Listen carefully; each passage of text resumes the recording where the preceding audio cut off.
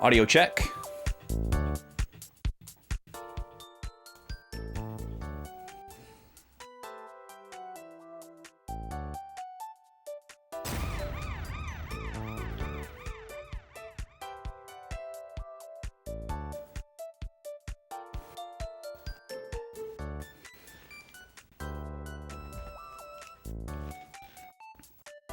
Alrighty. Welcome in, folks. Thursday.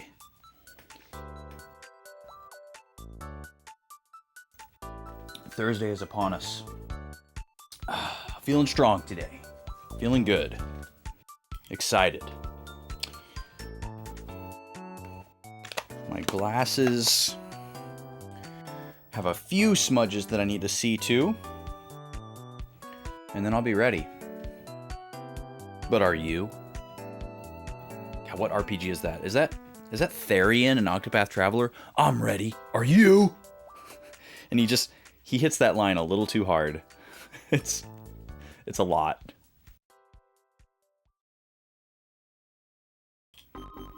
Oh, and we just got out of ads. Wow, I'm so ahead of time today. So rare. Usually I'm rushing and running and late, and today we're good, we're golden, we're Gucci. We're right on time.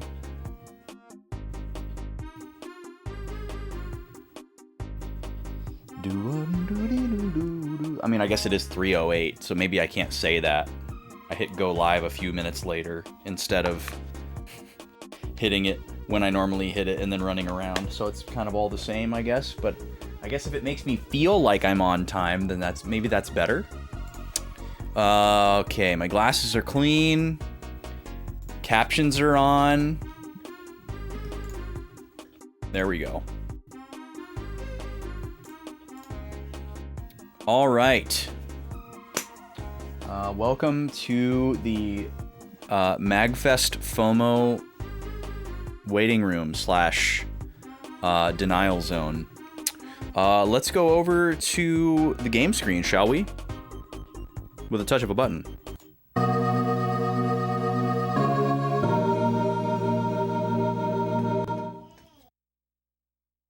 Welcome in, folks. Howdy doody. Nice to see ya. Don't know why I said howdy doody. Broken Quest, welcome in. Ready for dragons? I'm glad you're ready for dragons. I'm also ready for dragons. Thank you for Drumville. I too can feel it calling. Despite the check me out channel trying to play us off, I can hear it. Yeah, let's see. Most important order of business is voting in the Tuesday poll. I'm sure most of you have already done so. But if for some reason you have not, or if you were thinking about changing your mind, your time is running out. The Pokemon comeback is continuing to mount. I will say, so if you looked at the poll like, last weekend or something, and you were like, oh, Plucky Squire's got it locked up, game's over. If you left the game after halftime because you thought you knew how the rest of it was going to go, let me tell you, some things are happening in the fourth quarter. And you might want to tune back in. Because the power of the Discord despot is real. And Pokemon card GB2 is one vote away from clinching the tie against Plucky Squire, which would mean that it wins. So if at first glance it looks like Plucky Squire is still leading by 2 votes, it's actually only leading by 1. And the tie goes to the Discord despot. Our Discord despot has voted for Batman and Pokemon, but not Plucky Squire. So those underdogs have a bit of a spicy advantage. So if somehow Pokemon can pick up another vote by tomorrow, end of stream, that will be our new playthrough. Otherwise, it looks like we're going to be playing Plucky Squire. Now, for me, I win no matter what. That's the whole point. I structure these polls such that I am ecstatic to play any of the 3 games that win. I want to play all 3 of these games right now, but I'm limiting myself to one of them because my plate is already too full. I'm diligently working on finishing some off-stream playthroughs, and I feel like I'm doing a very good job of doing so.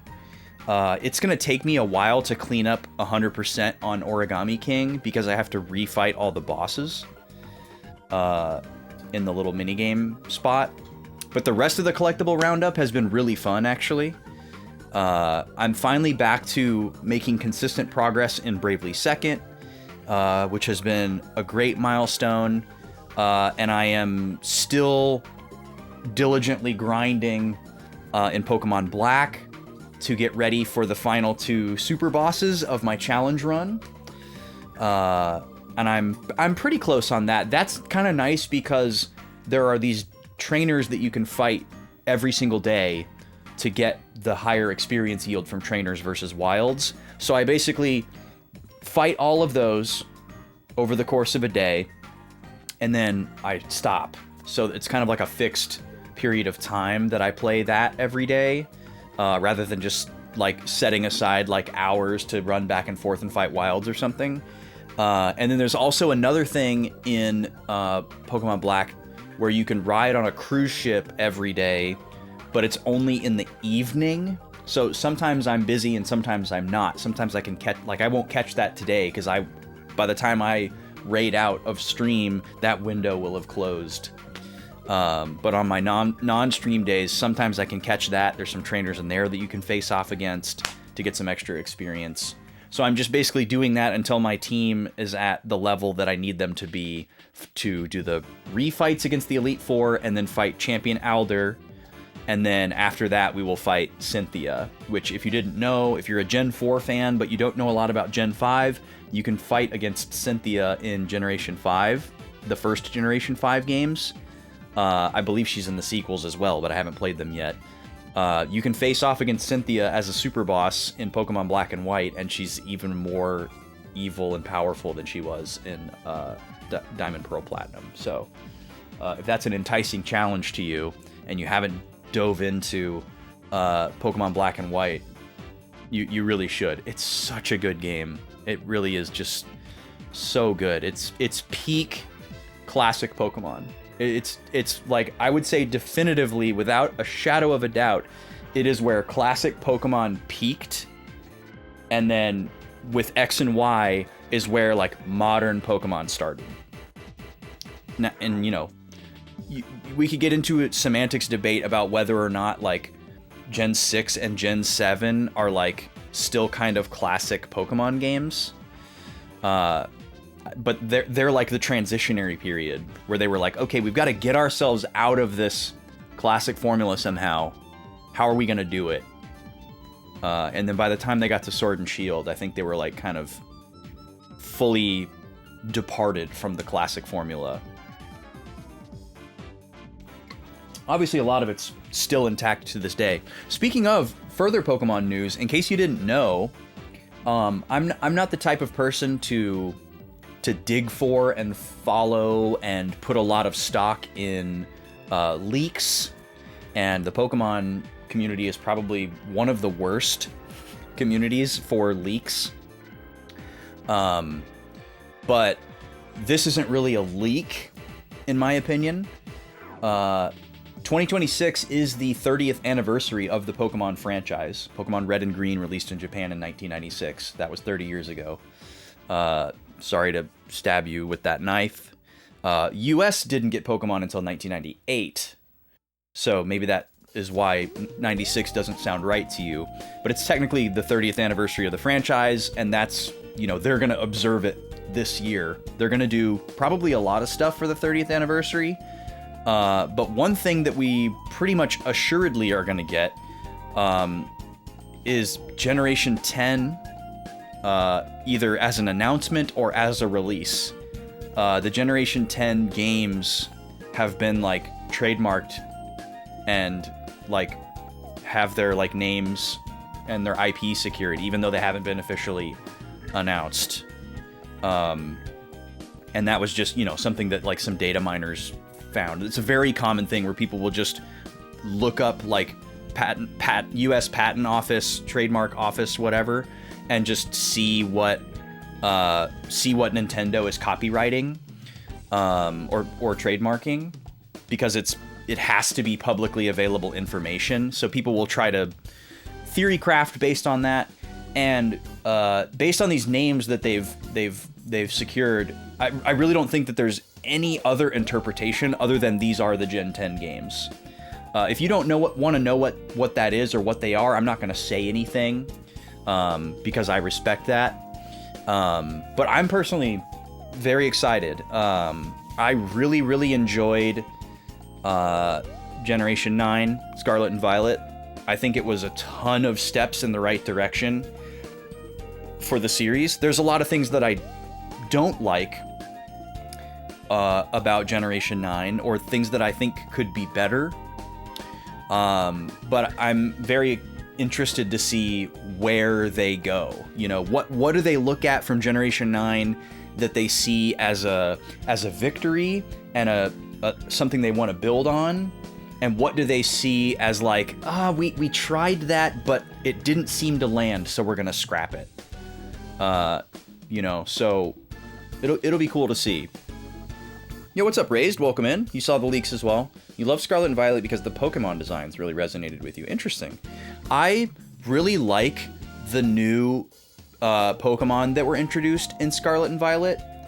I think something that I'm personally struggling with is the Paradox Pokemon. I think the idea of the Paradox Pokemon is really, really cool, and the way that it kind of like inflates the value of like the version exclusive experience. But I guess what I struggle with it is how much it expands the pool of total Pokemon. You know, we're over 1,000 now. While simultaneously kind of being the same thing in my brain as like a regional form change, except they are not. They're separate species, and I really don't like the naming scheme of the Paradox Pokemon. So I'm kind of like torn. Like I think the actual designs are really cool, and I think the idea is really cool, and like the lore reason for them and how they're implemented into the game and everything like that. But I don't like the naming scheme, and it feels like, you know, like I wish that Iron Hands was just a Paradox Makuhita or whatever, you know. Like that would be better for me. That would be better for my brain. Like that's, you know, I don't know.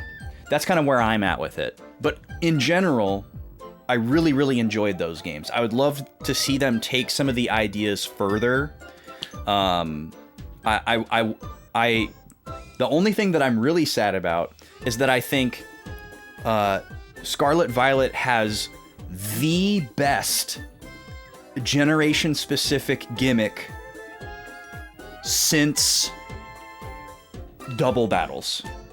Like, terastallization, the ability to change your Pokemon's type temporarily, is the best mechanic that they have introduced since, like, double battles and the fairy typing.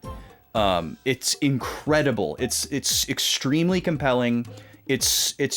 We've talked about this a lot with Blue Dragon, where like it's an extremely simple idea that opens up so many doors to complex possibilities and combinations. And that's my favorite kind of thing in a video game, where you have this incredibly like self-evident tool set that makes a lot of sense that you can take into the stratosphere strategically. And it is exactly that. And it feels a lot less like a gimmick to me than something like Mega Evolutions or Dynamaxing or whatever.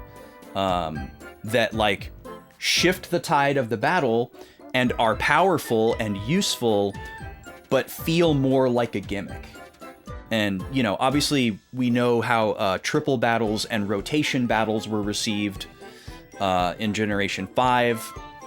We never saw those again. You know, that despite Generation 5 being probably overall the strongest, most tightly designed generation, it has probably the unanimously most least popular mechanic. But it doesn't force you to engage with it, so that really sets it apart from the others. You have to use Megas in Gen 6, and you have to use Dynamaxing in Sword and Shield. So there's something to be said for that too. And now they're bringing back Megas, which I never liked Megas. Mega Evolution is kind of where the generation-specific gimmick fell off for me. It ruined the card game. It ruined the pacing of the video game. I really don't like Mega Evolutions. Like, they look cool. It could be cool as like a one-time scripted story thing or like a lore thing, but as an actual battle mechanic, I think it is a dud for me. I think it's really lame. But terastallization is incredible. Terratyping is incredible. And I'm really sad that it almost assuredly won't return because they never repeat the generation-specific gimmick mechanic that they come up with. So they're going to have some new thing for Generation 10, and it's inevitably not going to be as good, in my view, as terastallization. So I'm not looking forward to that, but I'm looking forward to everything else that they do. Maybe they'll shock the world, you know? Double battles was technically a gimmick in Generation 3, and it's been in every game since, and it's the most popular format for competitive. So who knows? Maybe they'll keep terastallization. Maybe they'll realize, wow, this is an incredible, super compelling mechanic. We should keep it. Who knows? Maybe we'll get lucky. I'll try to remain optimistic. Cautiously. One of your favorite things about Scarvio is how many Mons get signature moves. Yeah, I'm glad you brought that up, Broken Quest, because signature moves is something that's definitely a lost art in the series. Like, when they made the first Pokemon game, they actually thought really hard about signature moves, and there are so many Pokemon in Generation 1 that have signature moves, but they don't feel like signature moves in retrospect a lot of times, because people will just look at the Gen 1 learn sets, and they'll be like, oh, these move pools are so weird. Like, every Pokemon's move pool is so shallow, and like weird and stunted, and like there's so many moves where only one Pokemon learns them. And it's because they were meant to be signature moves, you know? Like, Cubone and Marowak are the only Pokemon that learn Bone Club, and Seaking is the only Pokemon that can learn Waterfall, and what's the other? Oh, like one of the there's a fire type move that's a signature move, I believe. I'm pretty sure the only Pokemon that can learn like I think it's Fire Blast via level up is Moltres, and everyone else has to do it via TM or something like that. There's so many moves like that in Gen 1, and then they like kind of slowly just over the years have widened and deepened every Pokemon's move pool, which I think is overall a good thing. And then signature moves became more of a thing for legendary Pokemon. Like, oh, Ho-Oh learns Sacred Fire, and no other Pokemon learns that. And Lugia learns Aeroblast, and no other Pokemon learns that. And I think that's cool, too, to have signature moves for like a legendary or a mythical Pokemon. But it's really cool for individual, like, regular, quote-unquote, regular species of Pokemon to have signature moves, too. And I'm glad you brought that up, because it is cool to see that return for Scarvio. It's like we have so many Pokemon, we have so many moves. Like, we can afford to give some Pokemon like a signature move, and at least for my taste, signature move doesn't have to mean that this is the only Pokemon that can learn it. It just is like heavily associated with them. Or maybe they're the only ones that learn it via level up, and other Pokemon can learn it from TMs or TRs or whatever. What's up, Halo Killer? Welcome in. You miss avatars? What made you say that? Was Paris the only one with Spore in Gen 1? Yes, Spore is the signature move of Paris and Parasect. Another great example. Nobody else learned Spore in Gen 1. Yeah, I would maybe, like, I need to look at the list before I make this argument probably, but I feel like if I were to go and dig into the learn sets of red and blue and look for this specifically, I feel like more Pokemon species than not in Generation 1 have a signature move associated with them. And some of them I can't think of right now. Like Pinsir has Guillotine, which I can't remember if Guillotine is a TM or not.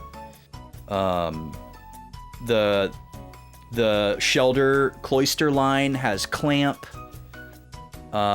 which I don't think anybody else learns. Kangaskhan has a signature move. Obviously, Chansey has Soft Boiled, which that's a weird one because it's a TM.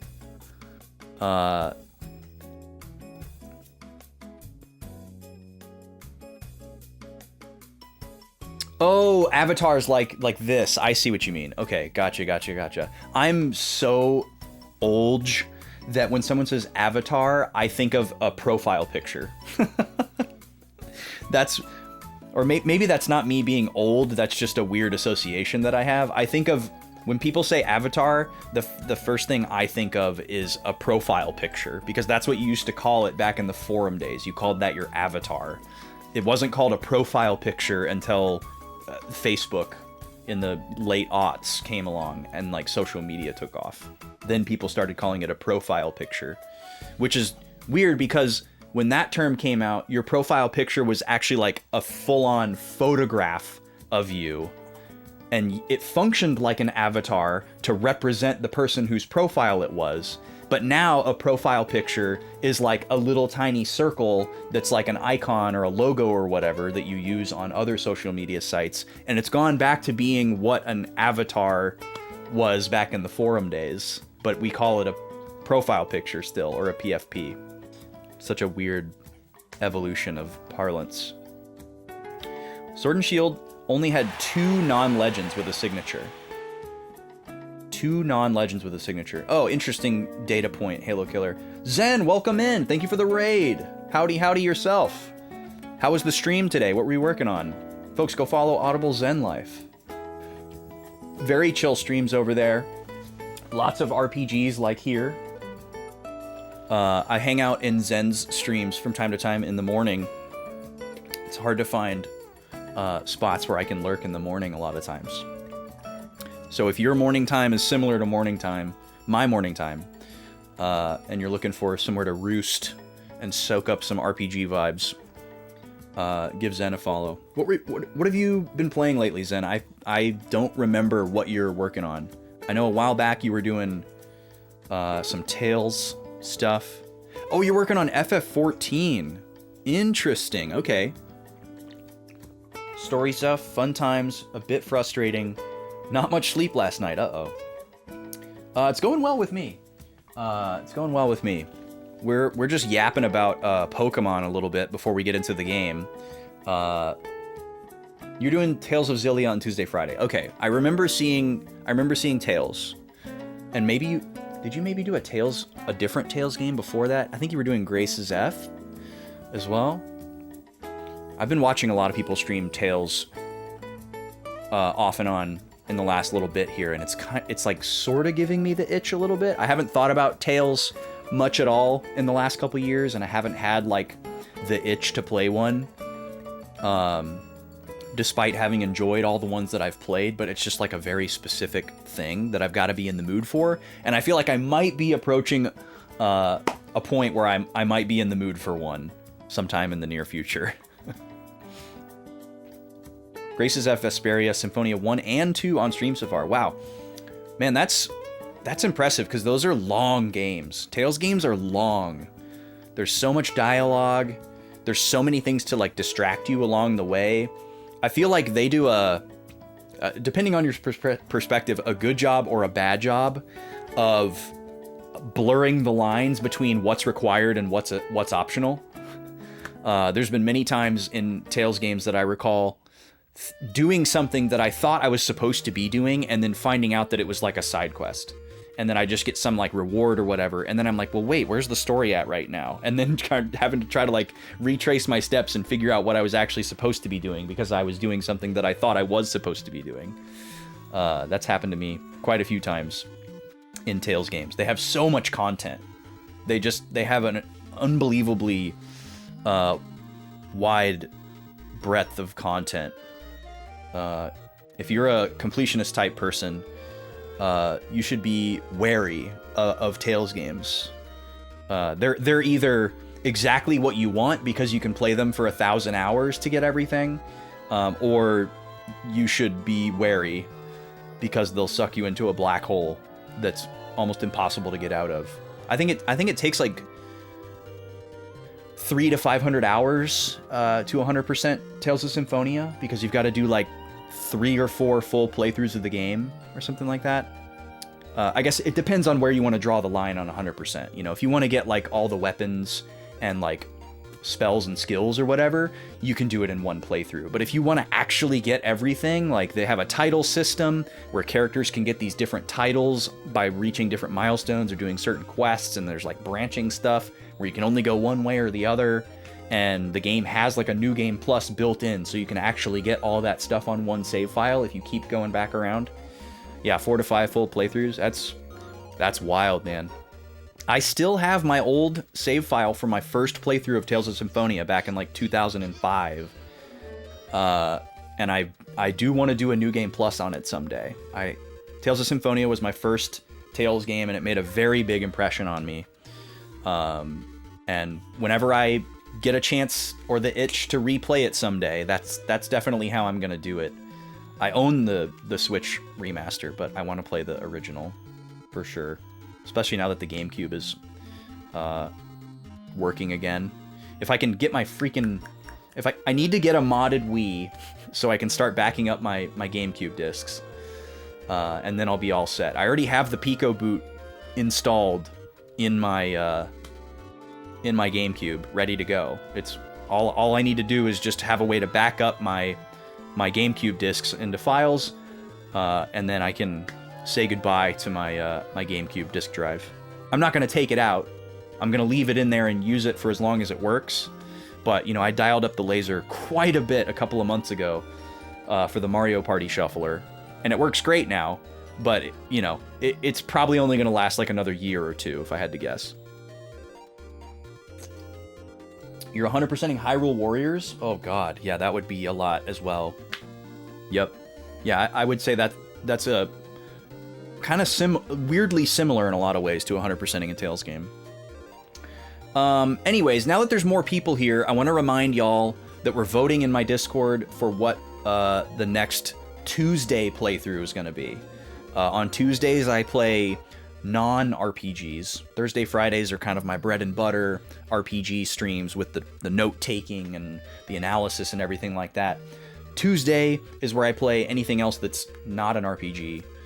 Could be a platformer, could be a brawler, an adventure game, could be a shooter, could be story-focused, could be an action game, could be just a straight-up side-scrolling platformer, could be retro, could be modern. Anything goes as long as it's not an RPG.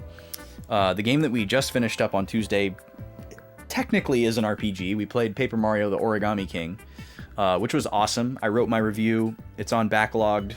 I had a lot of very pointed and important thoughts to share about it. I really, really enjoyed the game overall. But the 3 games that we have on the poll right now are definitively not RPGs. And they're very different from each other as well. All different systems, different eras. But they're 3 games that I really personally want to play right now. And I'm having y'all help me narrow down which one we're going to play. The 3 candidates are the second Pokemon card game. Thank you, Halo Killer. So there was a game released on the Game Boy Color called Pokemon Trading Card Game, which is very confusing to look for in SEO now in 2026. But it was a game where you, instead of training a team of Pokemon and fighting 8 gym leaders, you built a deck of Pokemon cards and faced off against 8 other Pokemon card players, and kind of went on a similar journey, but it was Pokemon cards instead of Pokemon. And it's just super cozy, great vibes. I never got to play it as a kid, so it was like weirdly new and nostalgic at the same time. And they made a Japan-only sequel that has been fan-translated, that I have a way to play on hardware, which would be very exciting. It's called Pokemon Card GB2. And then the second game on the poll is Batman Arkham City.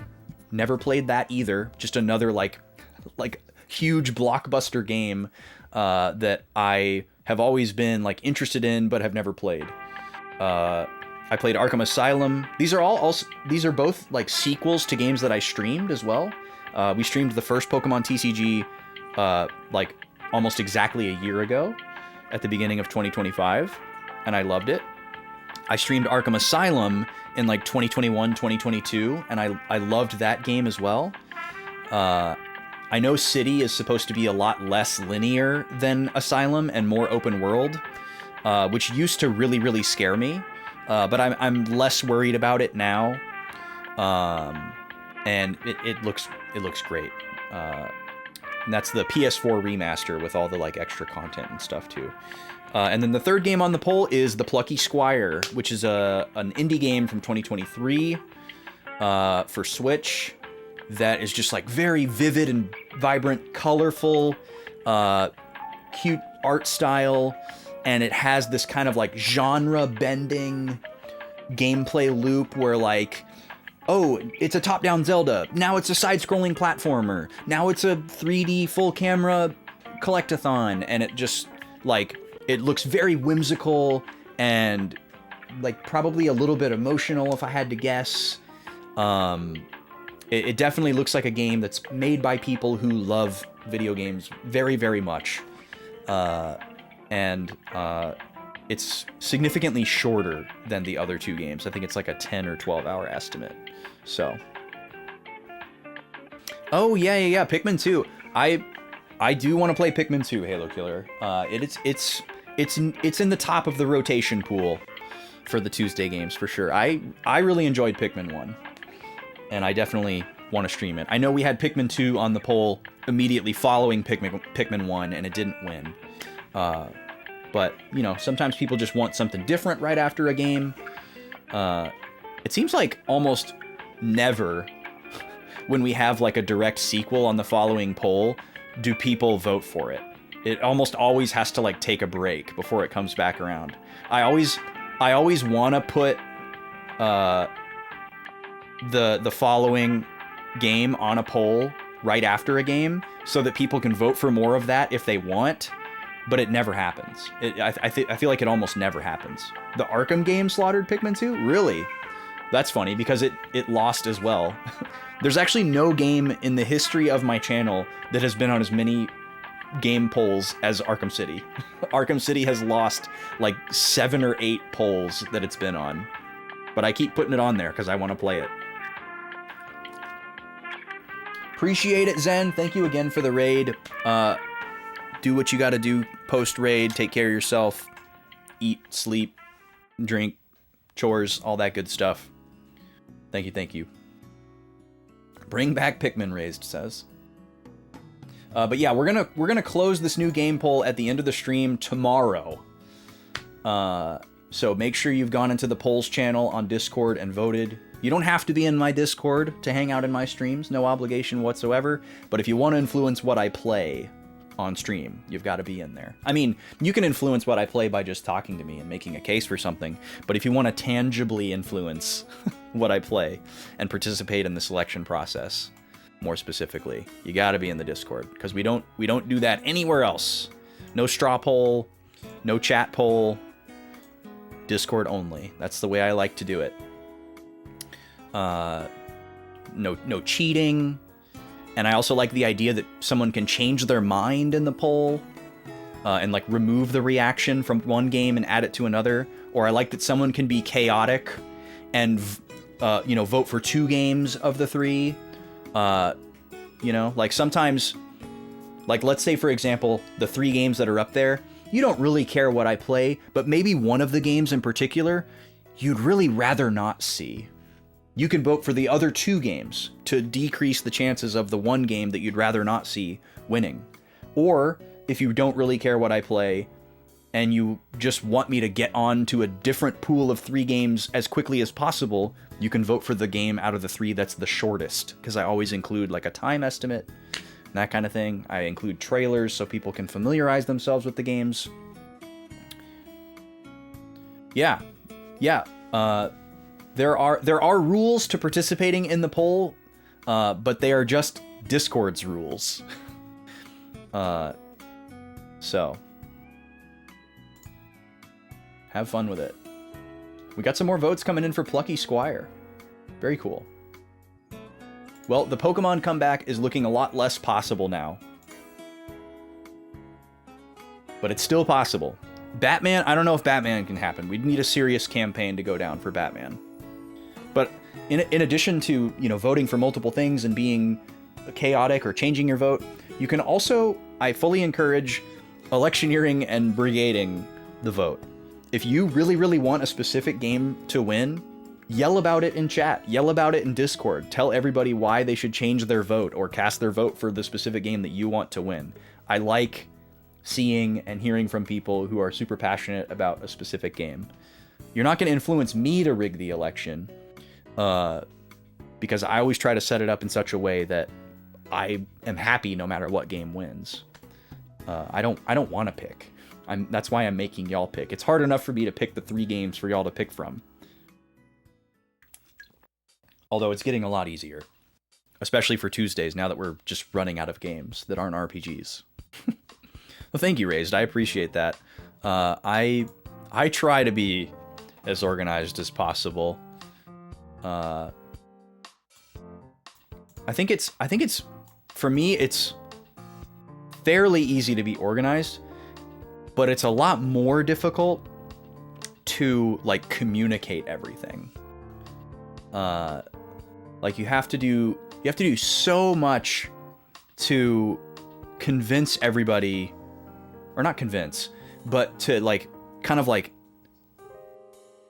educate everybody, which that's not really the right word either. That makes it sound like I'm teaching people something that they wouldn't otherwise know. But just like to make people aware of like everything is just so much. Like, I've been sitting here talking for 45 minutes about this poll. But it like, you really have to like, just like run your mouth so much to like really break through, so that the people know like, oh, there is a poll and I can vote in it. And oh, that's how I can participate. And oh, this is what the games are. And this is how the selection process works. And oh, and this is when it ends. And it like, you can't just like say something one time or write something one time and expect it to be completely understood. And that's a big struggle for me, because obviously I want it to be that way. It would be great if I could just post the poll in the Discord and I never have to say anything else, and everybody just knows what to do and where to go and where to find it, and they get the notification. But it doesn't work like that. Okay, the other big announcement is that I'm going to be streaming on Sunday with the lady. The lady will be joining me at noon Central Time. So not the weekday stream time of 3 p.m. Central, noon Central, afternoon stream. We will come on and we will continue our first playthrough of our current point-and-click game together, which is, at the moment, Grim Fandango. We're a little over halfway through the game, I believe. We've been struggling a lot. We've had to look up a lot of things. There's some pretty wild moon logic and expectations in that game, but we're still really enjoying it. We'll keep looking things up if we have to. We're going to get through it. And when we beat it, y'all will get to vote on what point-and-click game we play next. So I'm excited for that. We do one of those Sunday streams every time the sub goal gets met. I keep a rolling sub goal of 25 subs. It doesn't refresh like week to week. It just sits there until it fills up. So we're currently at 16 out of 25. Whenever that pops again, it'll unlock another Sunday stream the following week. And those can just get stacked up into the future as many as you want. You don't have to wait for the bar to refresh. Those bonus streams can also be unlocked via the spin wheel over here, which I need to press the button on my camera so that we don't have a black circle there. That's supposed to be a close-up. It's admittedly extremely difficult to unlock it via the wheel, but there's more than one way to unlock a bonus stream. You gotta black out the whole wheel to get it. All right, let me hit that button and let's get into the game, shall we? Rexy, thank you for the lurk. Welcome in. All right, camera, come to life. There we go. There's that wheel. The wheel gets spun every time we get a sub, whether it's a prime, a resub, a gift sub, whatever it may be. Multi-subs or multi-spins. And then also every 500 bits milestone. All kinds of goofy shenanigans on there. All kinds of stuff. I'm not going to go into it all right now. I will if I might touch on it if we get a spin, but... and my resub doesn't count, in case anybody was here at the top of the stream. I did put in my own resub at the top of the stream, but that doesn't move the wheel. It does technically count towards the sub goal, which I don't always have. Oh, no, I don't want to connect to Wi-Fi. I just want to play the video game. Modern consoles, am I right?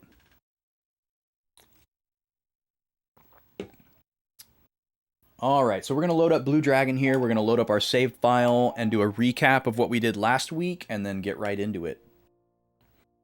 The recaps for this game have been pretty short, so...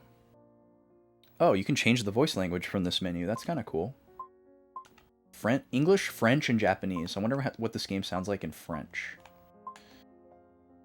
All right, we're going to load slot 3. And apparently we're right in front of a boss.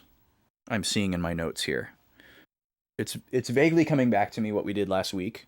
But I forget stuff pretty easily, which is a big part of why I take my notes. Metaphor Refantasio is probably your next game. That's 120 hour, 100%. One of those with, oops, there are a bunch of missable achievements. Oh, that's right, you're an achievement person. God, that sounds terrifying. I don't envy that at all, Halo Killer. Yeah, like, there's definitely something that can be very, very fun about, like, planning out a playthrough and then executing it. But that's just not the experience that I want from a lot of games. Okay, I can't hear the game. I think you can, though.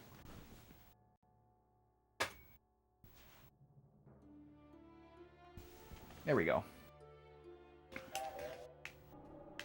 Okay, so I've already done this dungeon. That's right, that's world map only. I've already done this dungeon. I just backtracked out to the world map to save, because there wasn't a save point in front of the thing that I am perceiving to be the boss.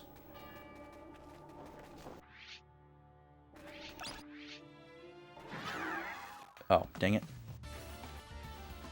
You don't remember this area at all? We were in the Forest of the Dead. I guess I'm playing before doing the recap. I'm gonna hoof it back over to the specific spot that I want to be in before I do the recap.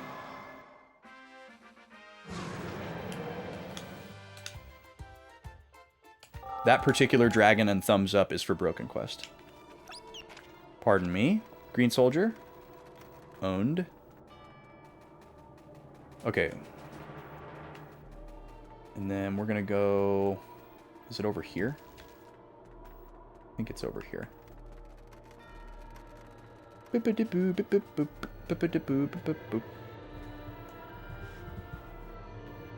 Yeah, I think it's over here. Well, we'll just do the recap right here. I'm getting ahead of myself. Let's do a quick recap of what we did last week. There's not that many notes. Not that many. From day 4. I'm gonna choose not to recap day 3. But yeah, last week we did a whole dungeon before this to get to, we went literally under the ocean and crossed from one little piece of the continent to another. And that's where we are now. We're going to the Forest of the Dead to find a cure for the Devi tribe, of whom Marumaru, our new party member, is a member. He's kind of like the, or at least sees himself as like the chosen child, poster child, golden boy, what have you, you know, of the Devi tribe. He comes from a large family. He feels responsible for taking care of his parents and his younger siblings and the larger populace of the tribe in Lago Village. We fought a Hydra boss in the undersea caverns that was a little bit sketchy because I didn't prepare by buying resources, but we still made it through no problem.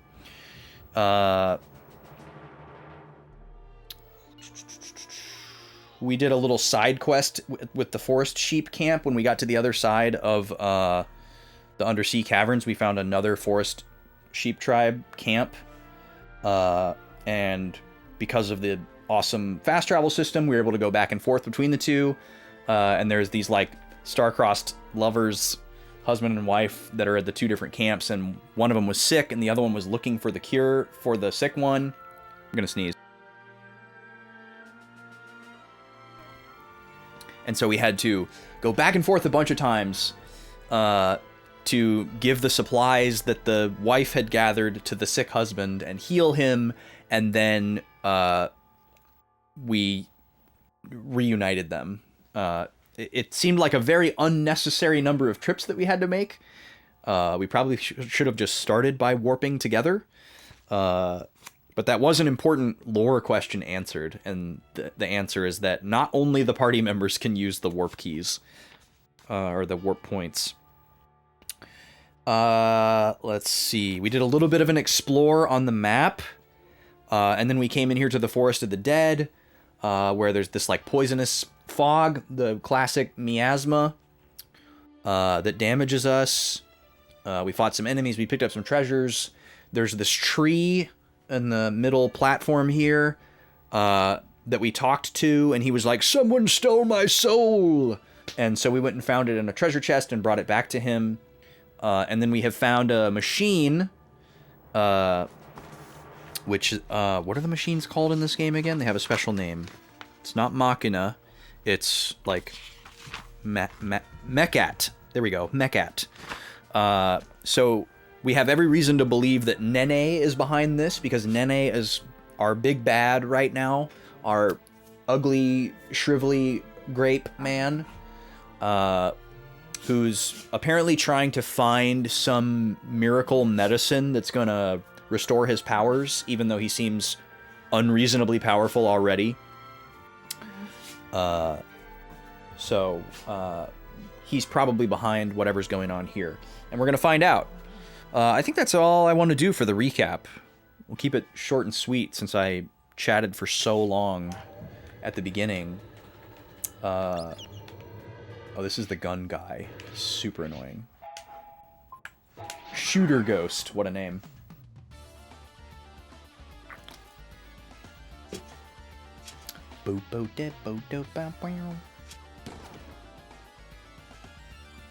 So, I guess I don't know with certainty that this is going to be a boss fight.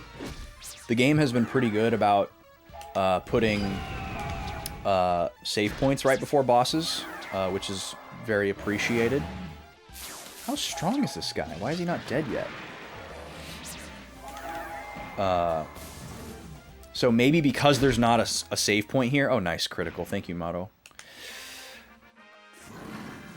Maybe because there's not a save point here, I should assume that it's not a boss fight. You know, I don't know. Also, I think I'm going the right way. But I'm not certain. Kind of just trusting my instincts here. Yeah, this is it. Alright, this guy is quite strong. I should probably heal really quick first. I'll have Jiro top us off before we go in. We'll do this again before the... Oh, no you don't.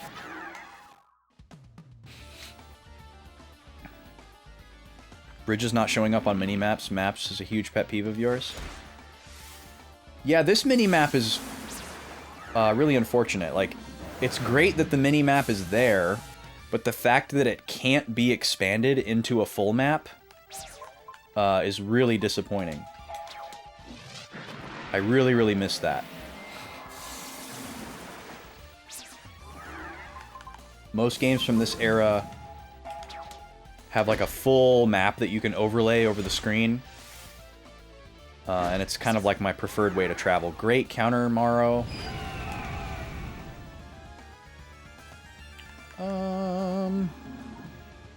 Wow, I just realized how much max MP Kluk has. That's pretty amazing.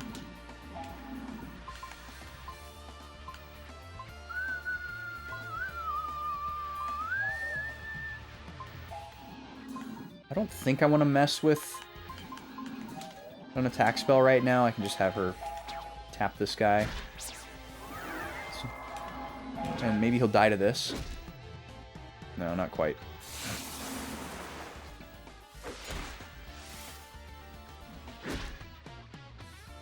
Man, this guy has so much health. The guys in back are nothing to worry about, but we can't attack him until the guy in front's gone. Please die. Thank you. There we go. Get out of here. Okay, apparently 37 is not enough to do the job. Okay, apparently 74 is not enough to do the job. 99. And a backhand for 104.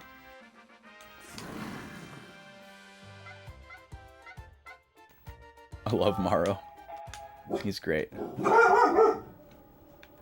Nima. Please. Okay, so yeah, there's like this machine here that looks to be the source of the miasma. I am gonna treat it as if this is a boss fight, but it might not be. What are you so excited by, huh, Neem? Alright, she's given up already. Alright, let's do that, and then... Oh, she changed her mind. She's activated again.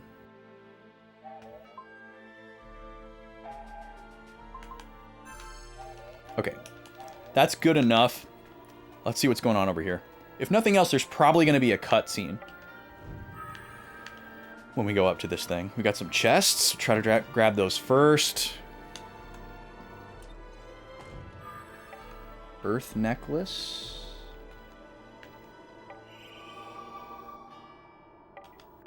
MP recovery. And a mega magical medicine. Okay, let's see here.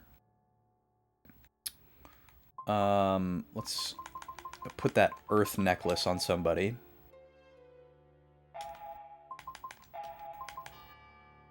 It's better than magic crystal. Okay. Good to know. HP and both defenses up.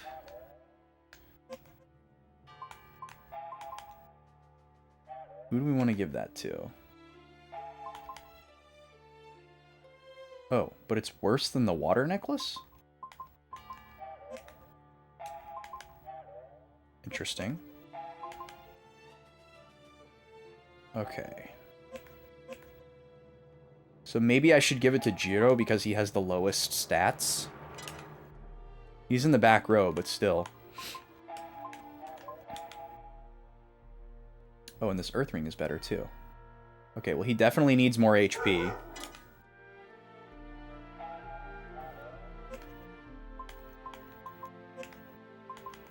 I like the way they do the elemental affinity here with the accessories too.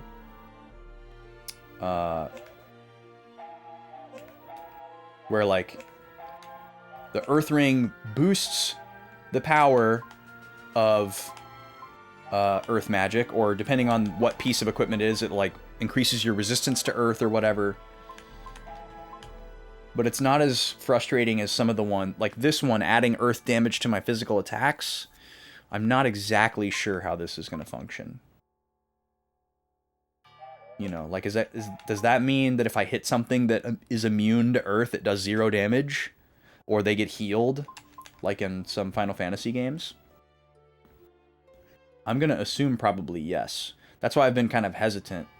But see, this might be more worthwhile, because Jiro doesn't physically attack as much as Maro and Shu. So that might be worth it. Just for the extra HP. We know that elemental affinity is a thing in this game, which I'm happy about. I just don't know how deep it's going to go yet. Hasn't been long enough. Okay, equipment is touched up. I'm not worried about Jiro's MP. Oh, there's another chest over here.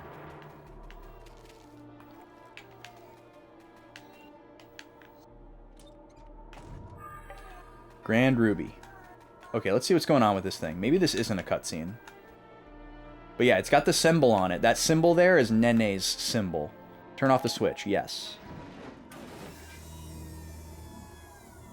So is that just going to immediately dissipate all of the miasma? Oh, nice. Okay, cool. The poisonous mist cleared up. Sweet. I got to run an ad, and I need to use the restroom as well. So I'm going to just do that right now. But real quickly, let me get my notes set up for today. Today is the 8th. And it is day 5. We turned off Nene's machine and cleared the poisonous mist from the... This looks more like a swamp or a marsh to me, but they call it a forest, so I'll write it as it is intended. Forest of the Dead. I don't know if we're done here story-wise. Well, I guess not, because we haven't found the plant yet. Alright, I'll be back in about 3 minutes.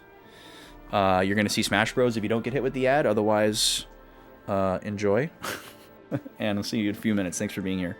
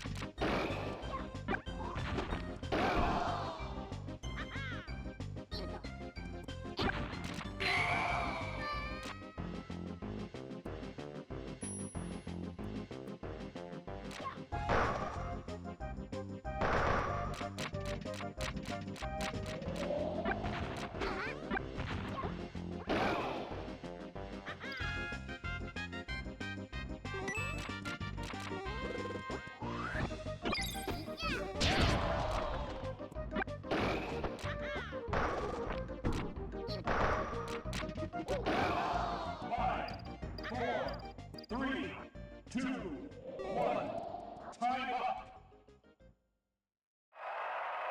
This game's winner is Luigi!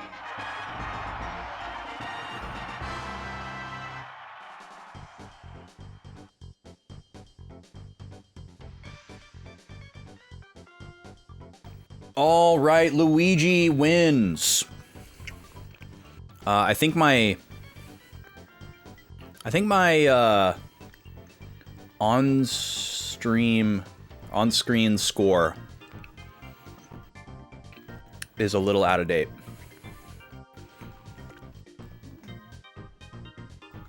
Let's see here.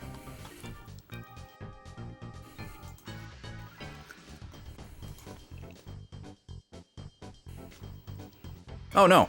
Okay. I was thinking we were further along in this matchup than we were.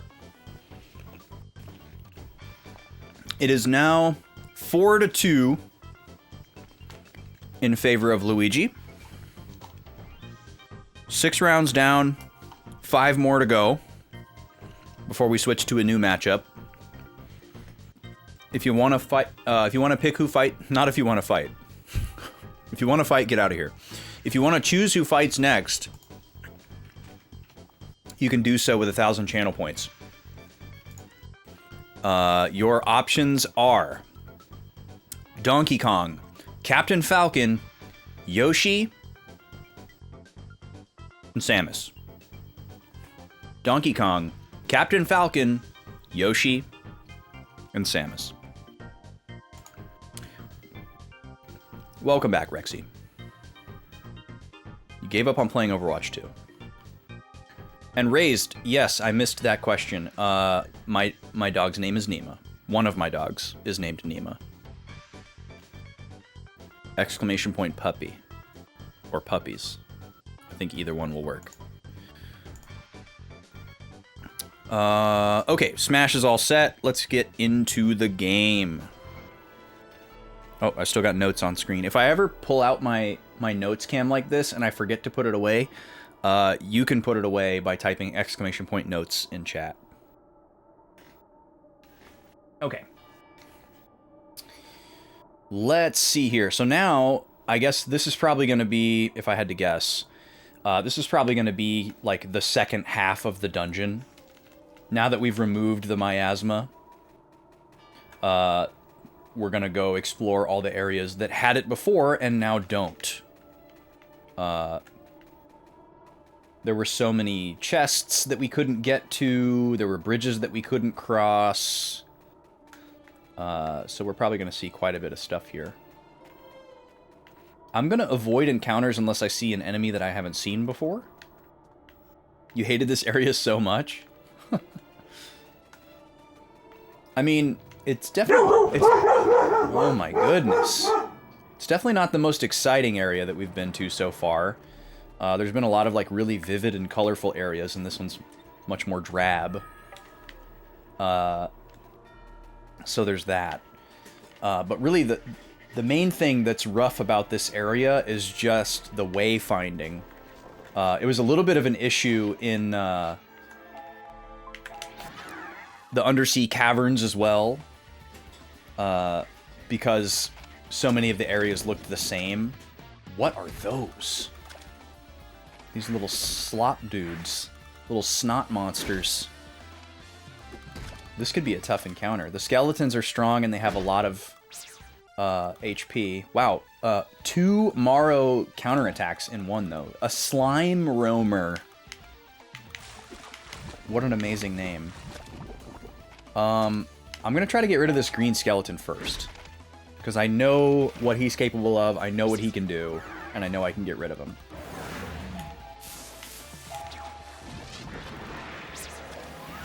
And then let's also scan one of these guys. We can use the creature compendium as a consumable item to scan enemies, which is a little bit strange and obtuse, but I like it. Demon from Toxic Marsh Mud dries out and turns to rock when exposed to fire. Oh, that's very cool. I like that. So we want to use fire on it. It sucks that that uses up my turn, but it's okay. It is what it is. All right, they don't have very much HP, about $150. Oh, and they run away as well. Okay.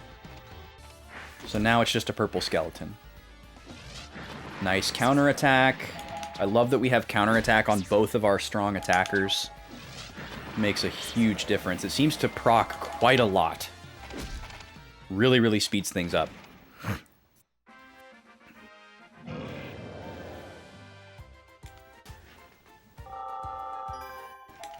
Yeah, we're loving the counterattacks.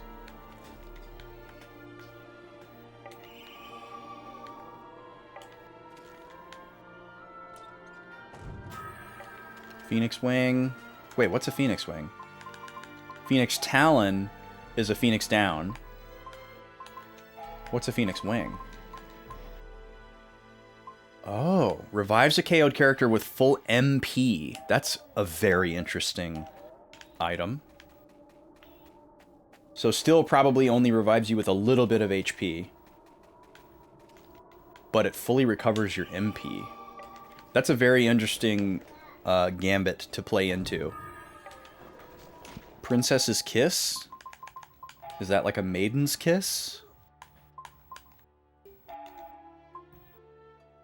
Oh my goodness, puppies, please. They are on full alert right now. Lay down. Chill. Oh, cures Kellalon. Okay. So it is. So Kellalon is Frog. Nima's frustrated.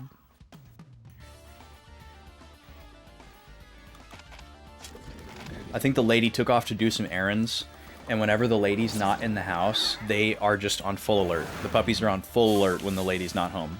She barks at they bark at everything when she's not home.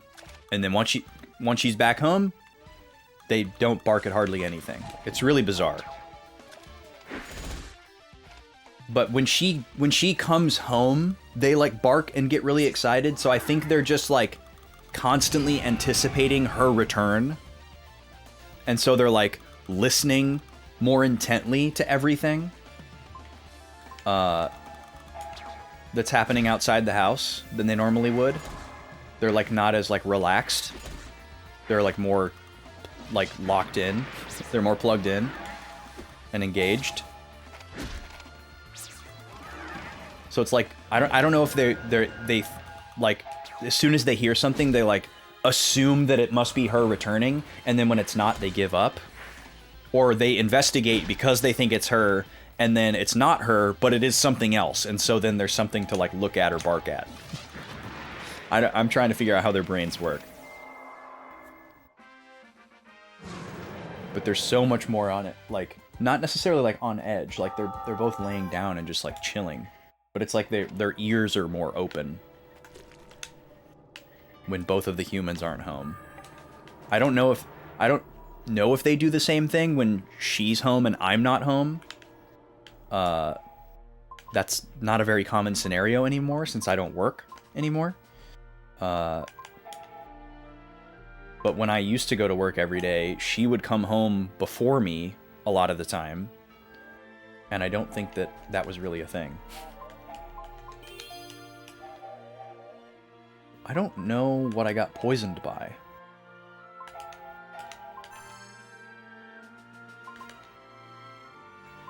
Really wish I could do a cure-all.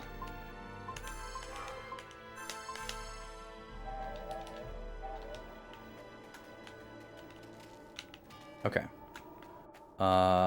So that's the end of this little area. It doesn't go anywhere else. Right? Yeah. Okay.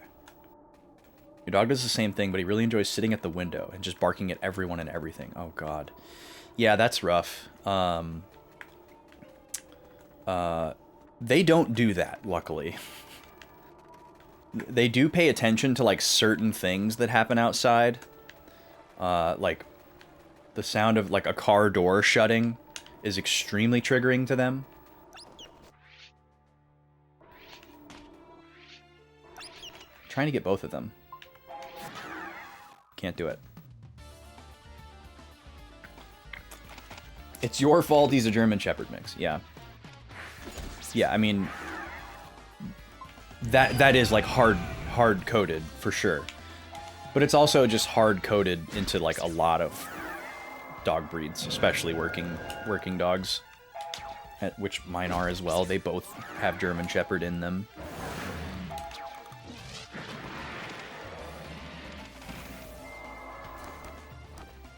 So yeah, like, obviously I don't want to completely discourage them from wanting to guard and protect. You know, that's an important part of their role and their function, is to deter potential threats to our home. It's not their primary function, but it's an important side effect that we wouldn't want to lose.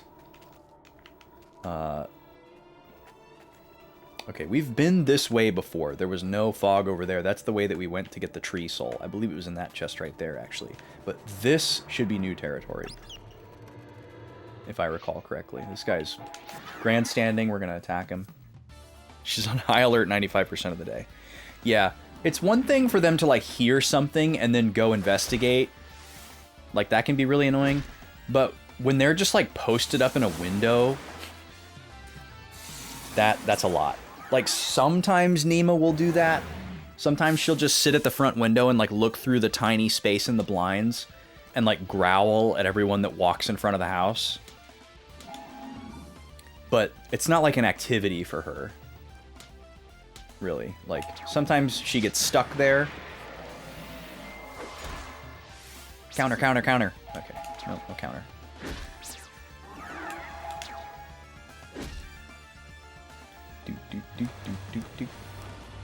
I should probably have Kluk use a spell on the back row,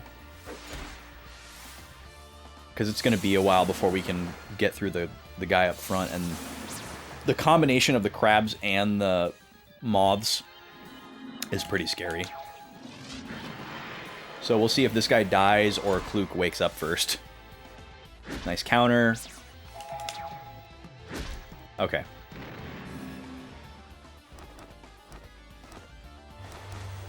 Gonna try to sleep me again.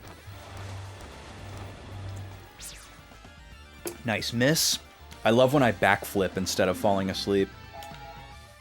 Very relatable. I can't do an AoE with Shine, can I?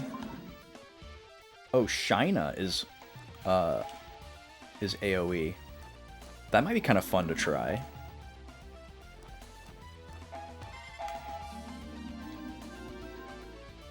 It's supposed to be a stun spell, so I don't know if this can even do damage, but... Oh, it does a ton of damage to the crabs. I guess because they're, like, undead, because they're ghosts. Well, that was kind of cool. But it did nothing to those guys. They just died. So that's kind of neat, actually. So that spell stuns regular enemies, but it also does damage to the undead. That's kind of neat.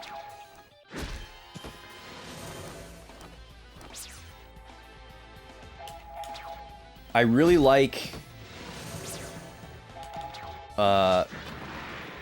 This comes back to the thing that I've brought up a bunch of times and that we talked about earlier when I was talking about Pokemon before we started. How, like, it's a very simple and easy to understand idea, but it opens up doors that lead to complex places. And it's also unique. Like, it's unique from other, like, white mage tropes, but it's like extremely familiar at the same time. Like, it's not super far removed from anything that you've seen a white mage do before, but it's like a nice little twist. And this game has just been full of that kind of stuff, and I've been really, really, really enjoying it. But yeah, having a white mage that gets some form of, like, offensive stuff not too late in the game is always welcome.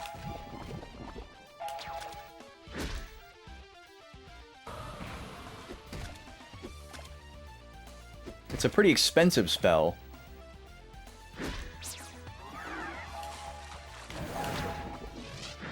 How did he not die to that?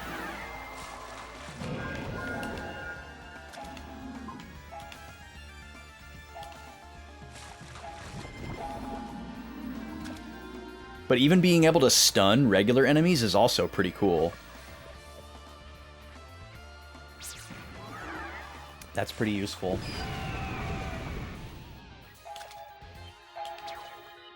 I want to use fire on one of these things to see if there's like a special animation, but I haven't done it yet.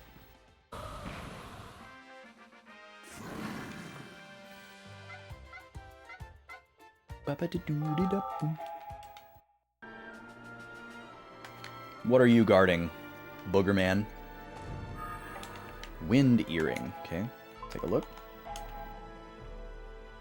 I need to get a copy of Booger Man someday. Okay, so wind is better than silver, but not better than water. Oh, it increases agility. Oh, okay. We haven't run into anything that increases agility yet. I see. Let's see. This would increase Morrow's defense a little bit. Or magic defense, I mean. Same for Shu. Do I want to make... Okay, so the question here is, do I want to make my fastest character even faster so that he can outspeed more things?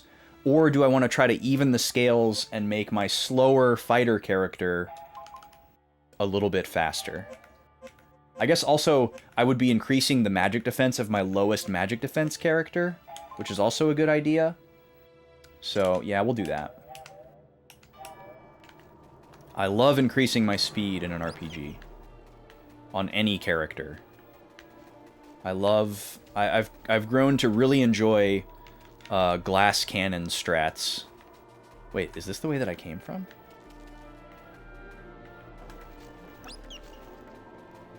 Or does it just connect to an area that I've been to before?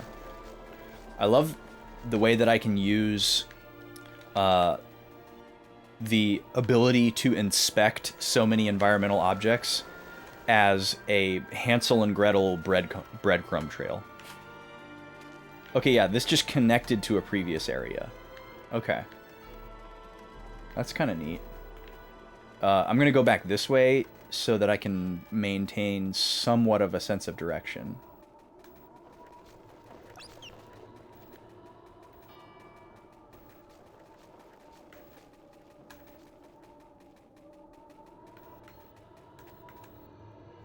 Oh, I think this is new territory. Yeah, this is new territory. I keep thinking these guys have pumpkins on their heads. Wait, did I add the thing where people can't steal from me? I think I did. Oh, no, I didn't. Okay, I need to add that. I can take away the regenerate MP for a second. These guys can steal your money and your items, and you get it back if you defeat them, but they can also run away. So I'm just going to temporarily equip this ability where they can't steal my stuff.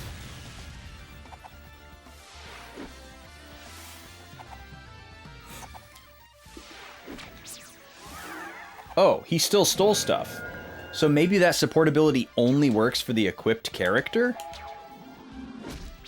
What is surrounding Morrow right now? Alright, we got our item back. That's important. Jiro had 0 mana when going through this area? Oh, that sounds awful.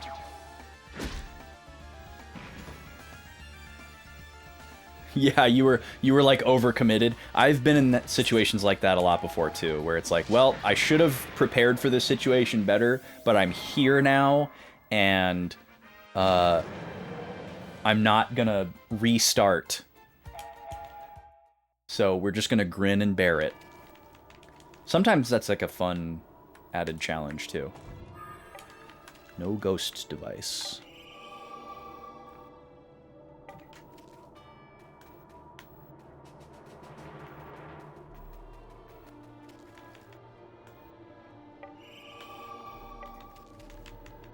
Ooh, that was close. That moth almost got me from behind.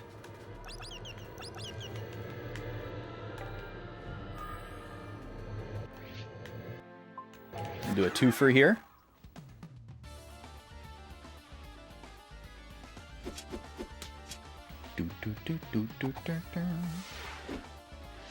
Oh, you think Morrow was hit with a status effect? Yeah, I whatever it was, I missed it.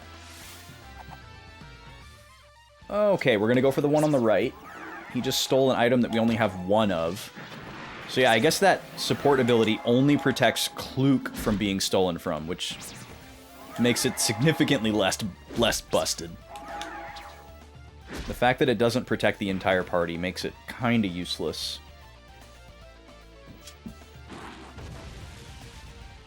Oh no, critical! 6 damage.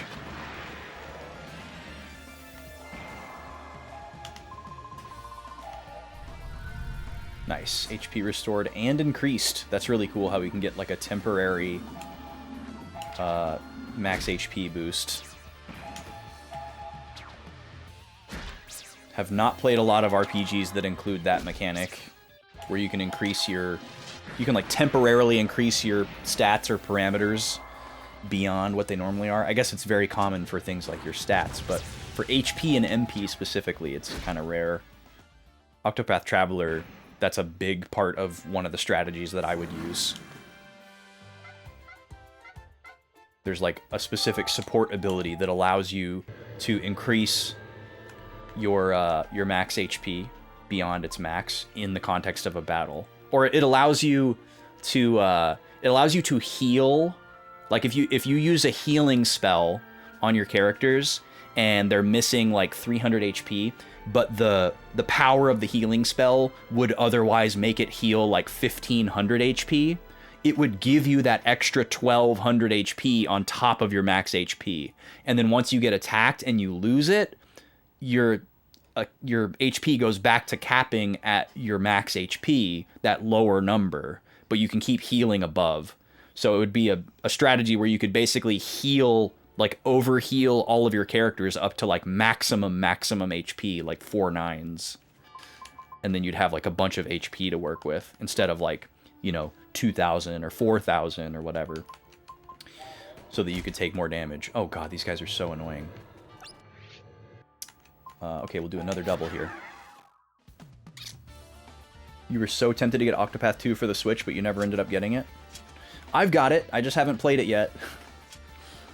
It took me, like, 5 years to 100% complete the first one.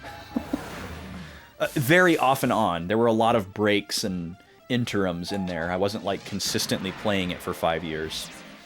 But it's something that I spent a lot of time playing, for sure. But I'm playing, No, we're not sad about that, Gat, I promise. Thank you for sad. I've had Majora's Mask on the brain, too, so it's nice to hear this melancholic song. I need to figure out a way... I need to see if I can figure out a way to have alerts that play music, like, temporarily duck the game audio and stuff. I know it's possible, I just need to figure out how to do it. I need to figure out if it's possible with my skill level. 2 skills learned. What was I talking about just before that? I don't remember. Ooh, SP plus 5. If I recall correctly, Jiro is still behind because he died for a boss battle. Nice, there's White Magic level 3. Alright, I'm going to consider him caught up now. I'm going to go ahead and step away really quick. This is not an ad break. I just need to put the little guy in his nap spot. I can tell he's ready. And I'll be right back.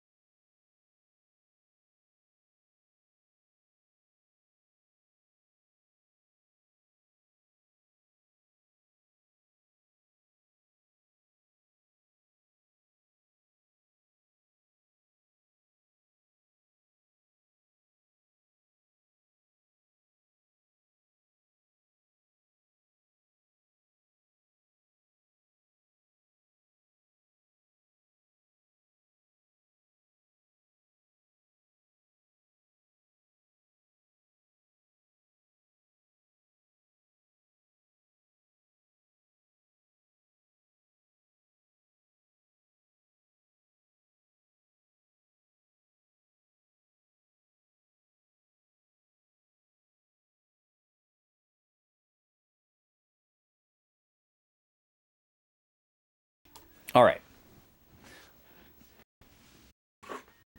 Nap mode engaged.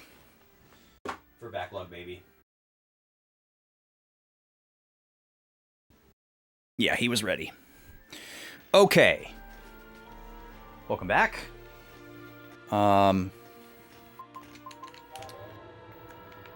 Let's see what you're guarding. Oh, after this battle, I need to look at everybody's class stuff, because I think we just hit some milestones that we were working towards, and we might want to shift gears. Prismatic Crystal. I don't remember what that does, but I want to keep it. These guys are so annoying. I gotta hand it to him, though. Like, an enemy that steals your stuff and you have to kill them to get it back before they run away. Yet another extremely simple but compelling mechanic.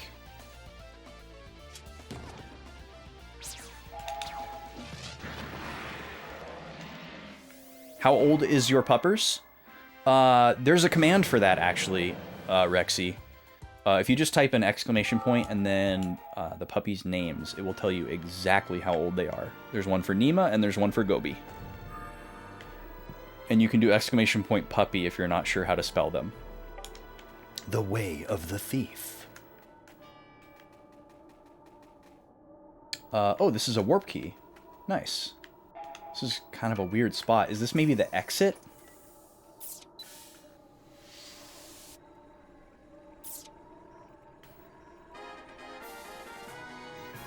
No. Hush.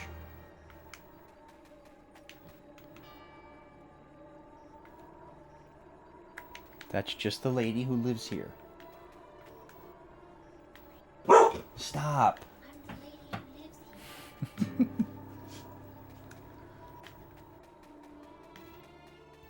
Classic Gobi barking at someone who lives in the house when they like come around the corner because she got spooked. Oh, this looks like a boss area. Whatever that is over there, that looks bossy. I'm bossy. There you go, you found him. Okay, so I'm gonna, now that we have a warp key here, I can warp out of here to go stock up and heal and save, more importantly, and then just come right back here. So that's what we'll do. Let's go back to Lago Village real quick. We're gonna look at our classes.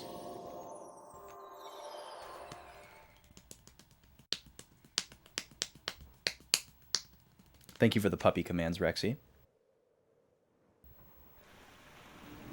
Yeah, I'm extremely partial to labs. My first dog that I grew up with was a lab. She was basically my older sister, or the closest thing that I had to a sibling as an only. And then the first dog that we got that was like my dog that I actually like trained and got to name and everything was also a lab mix. So I just like understand their temperament and their motivations and like how to train them and stuff like really, really well. They're just super familiar to me. And of course, they're also just like a classic friendly dog. So if somebody sees that kind of a dog with you, they're a lot more likely to assume that they're friendly than they might with something that's a little more stigmatized, like a pit or a German Shepherd, you know, as great of dogs as they are as well. A lot of people, especially non-dog people, might be a little more hesitant to engage with your dog than they would with a lab or a golden retriever. And that's just like, you know, public perception and stigma and stuff like that. And as great as it would be to combat that and break it down, it's also nice to just play into it by owning a dog that people assume is friendly. And they are both very friendly. You don't have any new scrolls, right? I have everything? Okay. Alright, so just a quick heal there. And then we need to save. Gotta lurk. I don't think I'll be back. That's totally fine, Rexy. Thank you for lurking. Thanks for joining us for a while. Appreciate you. Have a good. Let's save right here in slot 4. This is, you don't understand.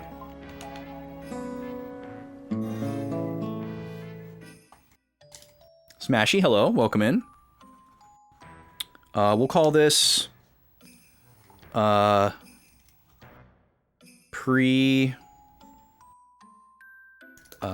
forest actual boss. My last save I wrote pre-boss, but it wasn't actually a boss. Pre-forest actual boss. Heal at Lago.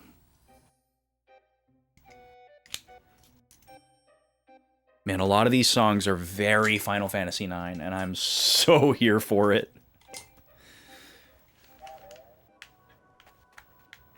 Okay, we've saved. I'd like to restock some of my items, I think, but maybe I don't need to. Yeah, this is like a combination of like Steiner's theme and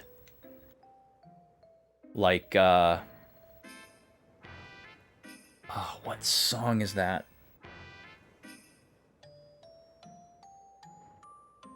It's one of the dungeon themes. I don't think I could figure it out without pulling up the soundtrack and skimming through it. Where am I going? I just need a warp. I can do that from here. I can do that from anywhere. Oh, we need to look at classes. Okay. So let's go to our shadow menu here. There they go again. Let's take a look at where everyone's at. So we were working towards... I know we were working towards black and white level 3. And we just hit those. I don't remember what we were working on with the boys up front. Let's see. Morrow just hit Guardian 15, which was... Caution to neutralize preemptive. Decreases damage by the charge-up amount of the defend command. Oh, okay. That's a weird way to write that description. I think it just means you can charge up your defend.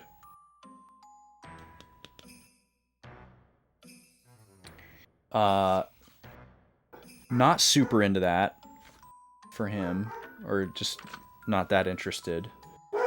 So let's see. Maybe we go back to, maybe we send him back to Monk so he can learn charged attack.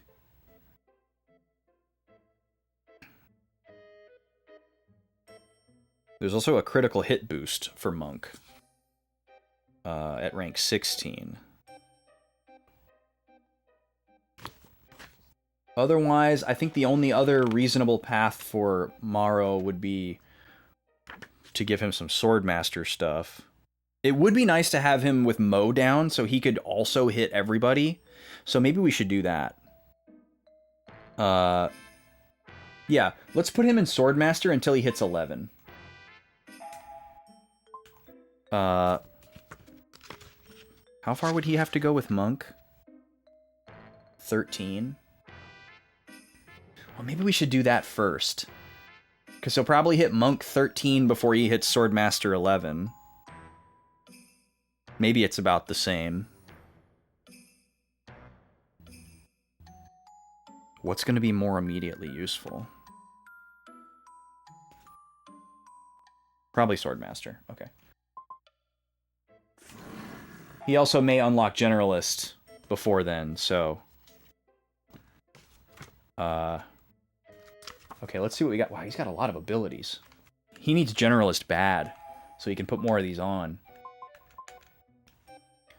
Defense will be the same as your Guardian class. 1 point. I'm assuming this will make a bigger difference later on.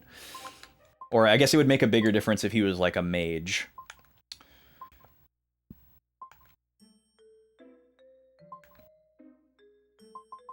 Let's see. We only get 3 of these, huh? I think we got to go with counterattack, the max HP,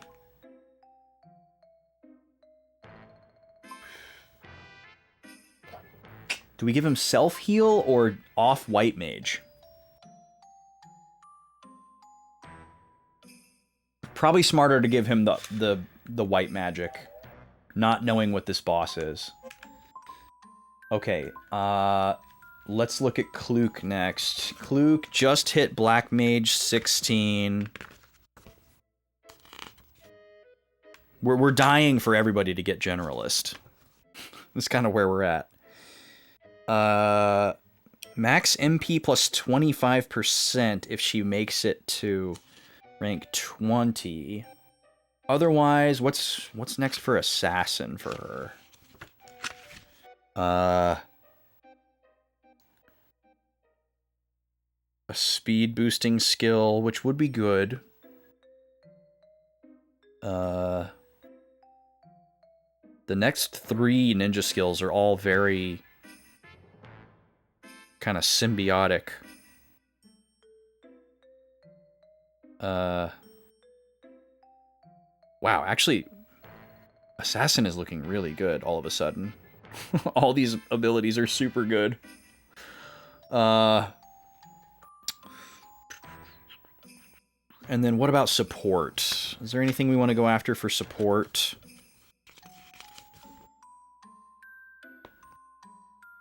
Probably won't see any level 3 skills for a while. So, yeah, that's not super attractive. So yeah, I think pretty clear with Kluk here. We either keep her on Black Mage or go Assassin. There's pretty much no other answer here. I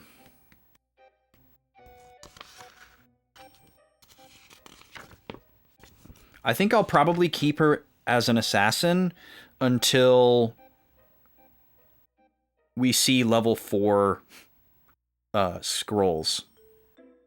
And then we can decide. That seems pretty sensible to me. Let's see here.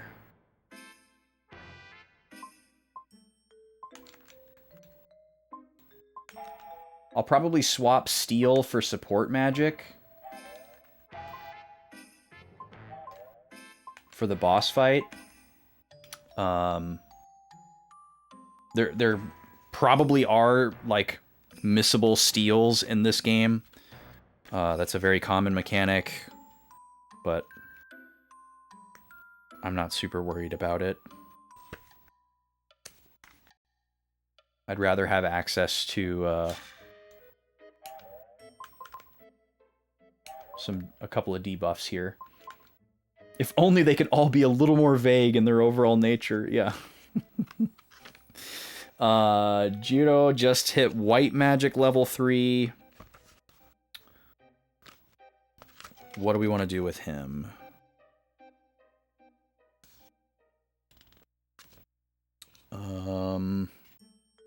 It's going to be either Barrier Mage or Generalist, so let's see how that looks. Barrier Mage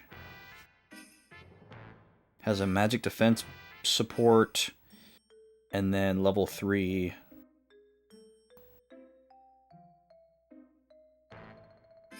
The level 3 spells are good.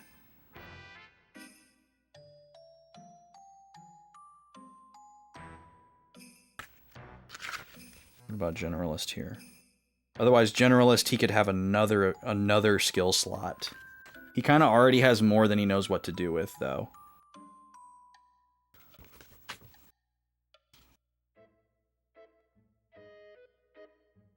So would we rather have recover HP while walking sooner, or the magic defense buff? I don't know. Probably magic defense buff. Although they both sound pretty low value. I think the only other play here would be just a complete pivot and throw him into Swordmaster to try to boost physical prowess. Let's look at the stat spread on Barrier Magic. little bit of defense.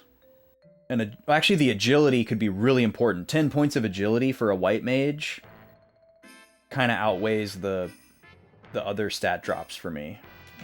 So let's do that. Double item is great. Alright, he literally has every ability equipped that he knows. Okay, and then finally, Shu. What do we want to do with Shu? He just... Oh, wait, one more level as Swordmaster and he gets Mow Down 2. And it just increases the power of Mow Down. That would be really good to get. So we should do that before we switch. But let's figure out where we want to go next, just to limit the number of times that I have to sit in the manual here. Is it going to be Monk? Probably.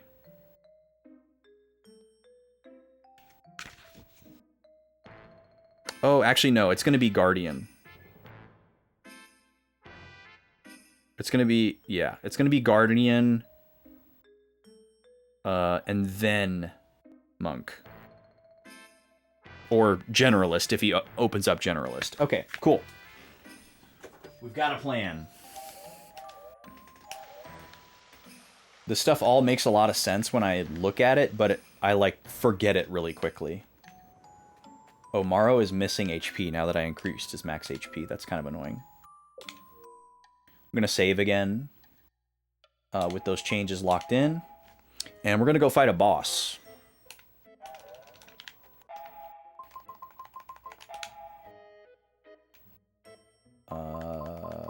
Forest of the Dead.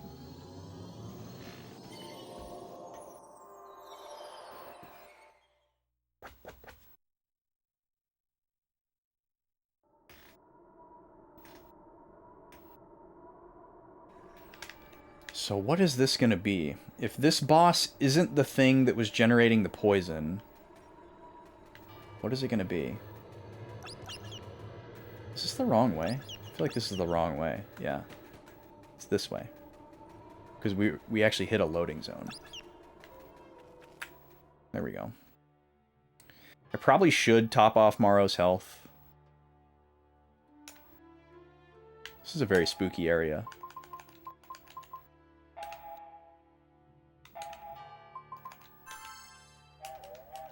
There we go. Okay, we'll try to search as much of this perimeter as we can before we start. Pick up some scraps. Oh. That's a checkpoint? I think that said checkpoint. That was like an autosave. It looks like this is a big cluster of these plants. My prediction is that some giant creature is going to bust out of the ground that has these things growing all over it.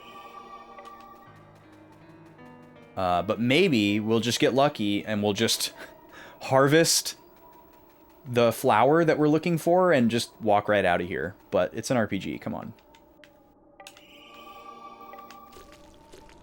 Oh, you poisoned me? Brother. Actually, let's do this the right way.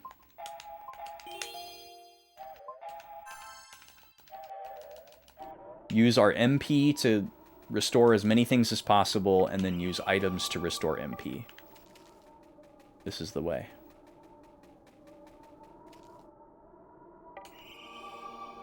Ooh, agility +1. Okay. Shu is my fastest character, and Morrow is my slowest character. So again, weighing those odds there. Or I guess I give it to, like, the white mage. We do love a fast white mage. We'll give it to Jiro. Okay, let's see what happens when we walk up to these plants. You dare covet the last gobbo plant in my forest. You miserable... Oh, is the tree gonna attack us? No!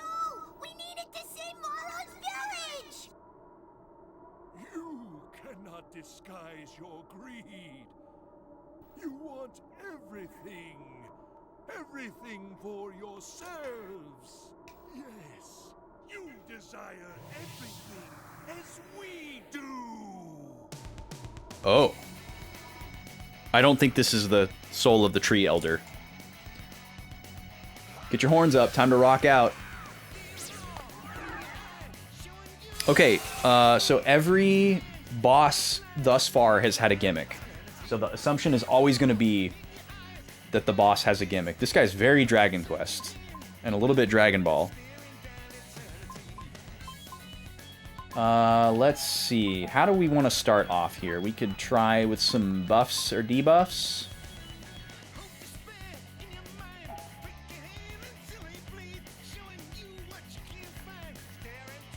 If I recall correctly, quick only restores my, or only increases my speed by like 9%, so that seems like so trash.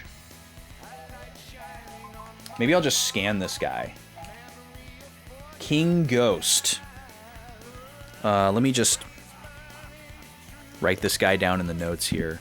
The King Ghost guards the Gabo plant.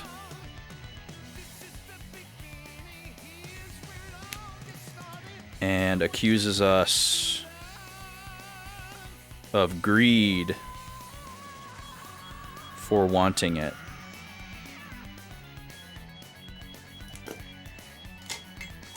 Alright, scan this guy.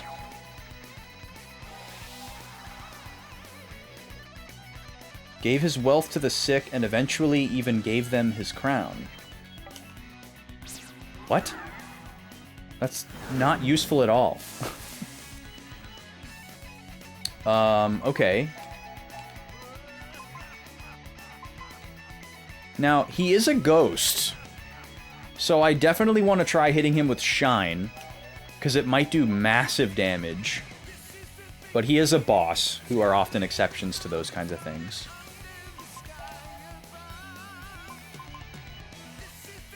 Maybe I should add Shine to my physical attack. Oh wait, he has a crown that's a separate target. Okay.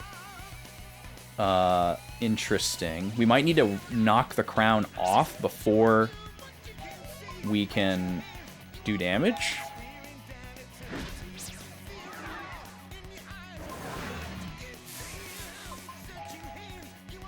Mowdown doesn't hit both targets. I was just curious. Let's try Shine Sword here. Yep, that's some big damage.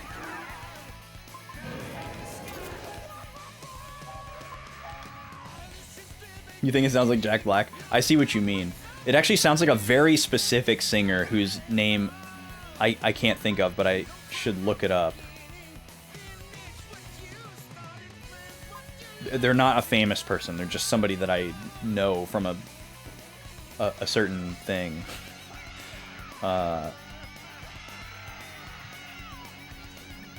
Okay. Okay. Sounds good. Yeah. Alright. I don't think I'm going to worry about any of the barrier magic stuff.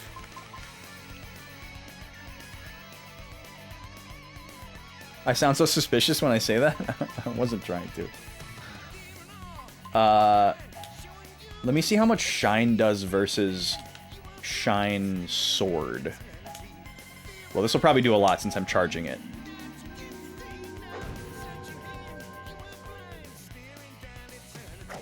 Oh, what does this do? Okay, this guy's really strong. Oh, that's about the same as Shine Sword. Interesting. Okay. I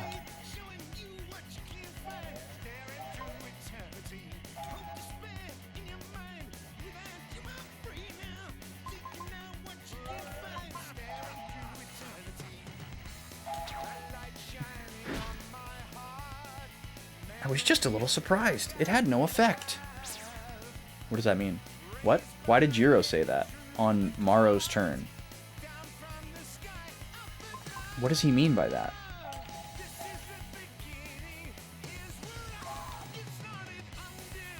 Let me try using fire on the crown. Just, I'm curious. And then let me see how much my regular attack does versus Shine Sword. Oh, okay, it's like double. Okay, that does nothing. Okay, let's heal Morrow.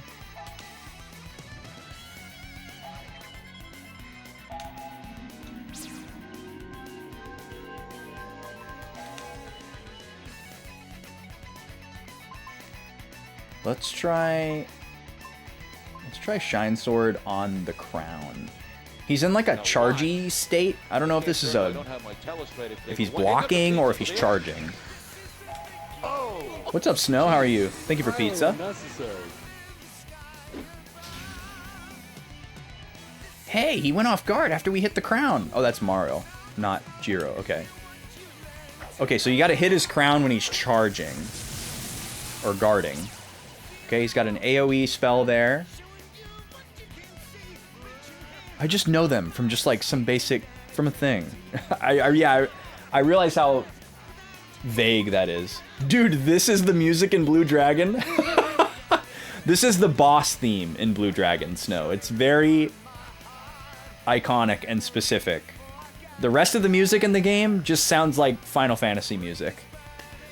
But the boss theme sounds like Deep Purple, and I think it's like a meme, like a well-known meme, but I had never heard it before playing the game.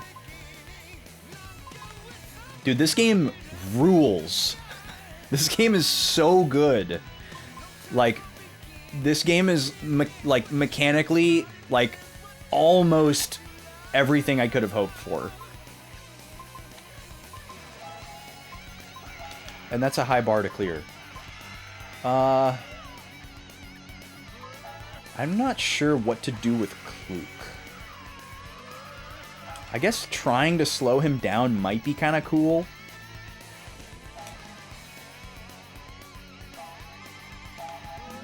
I went too far. You've mostly been lurking this game with no audio. Now I hear this. All right, full heal for Morrow. That's good. You bought DQ8 a few months back. You need to add to your Toriyama collection? Hell yeah, dude.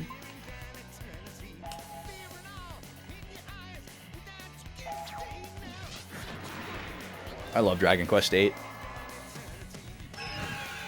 Despite how this game looks, though, it's definitely more Final Fantasy than Dragon Quest.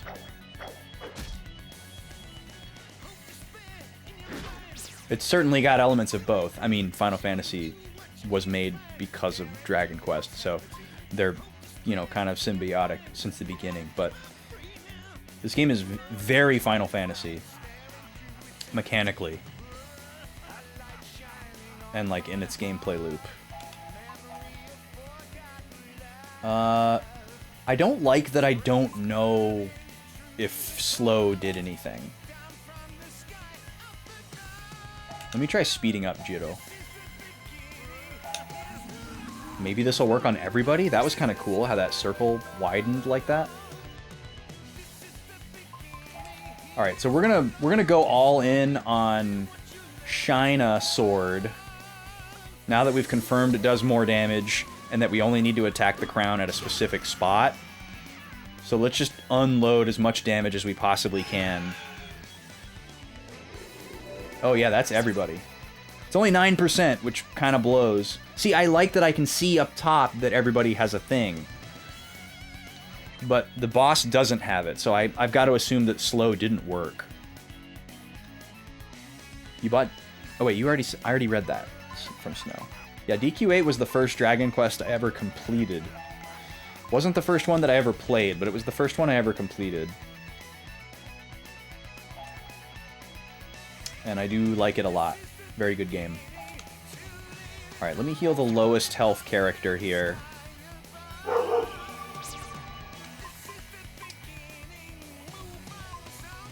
I'm very excited to play more Dragon Quest as well. I feel like I'm about ready and excited enough to like start my off-stream playthrough of Dragon Quest IV. Okay, he's charging, so we need to hit the crown. This is the perfect thing for Kluk to do because she can't really do that much otherwise. But just hitting this thing with a love tap to throw him off his groove is perfect. So I don't know, maybe... Oh, that said erase. Okay, so that removes all of our buffs. Good to know. So we don't want to focus on buffs too much then. 4 is the one you're interested in for one reason. Interesting.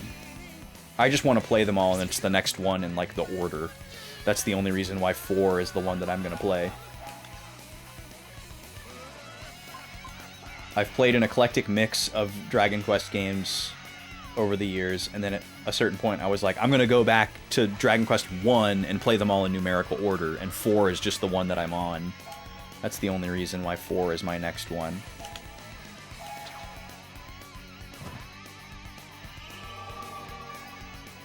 I've kind of been holding out, hoping that I would have a fully consoleized DS, 3DS solution.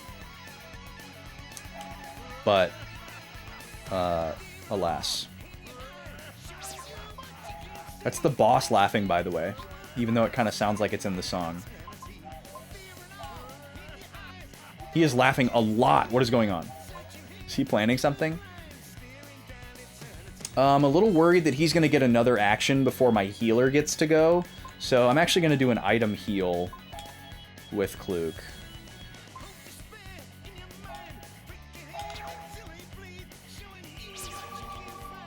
But yeah, I've got to play 4, 6, 9, and 11. Those are the Dragon Quest games that I have left to play. They're also kind of like on a pretty awesome warpath with remaking Dragon Quest games right now. So that's another thing that's made me think like, maybe I should just wait another decade. But if I want to play it, I'm going to play it. Oh, we're in an ad. Okay, I'll be right back.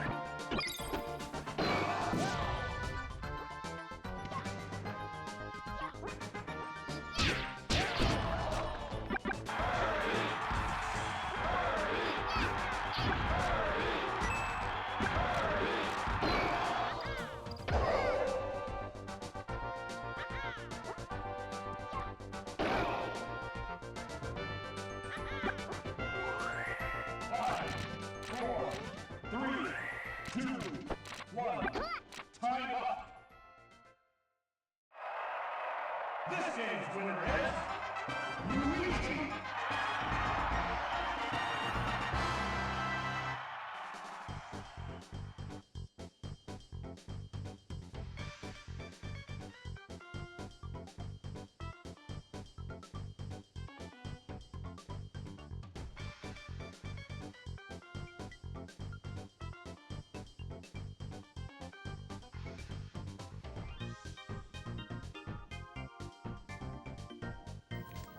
All right, I'm back.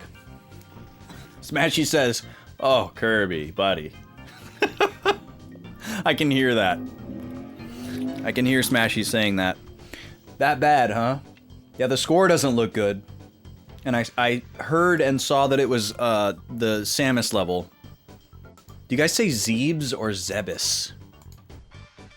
Are there any Metroid games where that is voiced and we know what the pronunciation is supposed to be? Coming from Japanese, I would assume that it's Zebus. Zebus. Instead of Zeeb. That just seems a little less likely. In like katakana or something. But I really don't know. Both are very strange. Okay, so Luigi goes up 5-2 here. This is game point for him. Not easy to make Luigi look good throughout this competition, but Kirby is doing it. Luigi has performed quite strongly against the two pink balls on the character roster, and just about nobody else.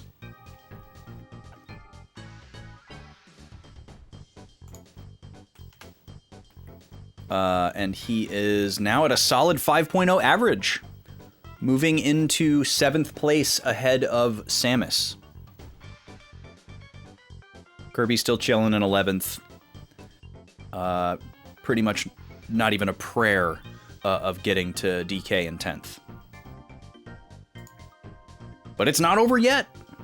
You need 6 to clinch the matchup, and there's 11 rounds. One way or the other, Kirby could certainly improve his score if he shows up for the second half.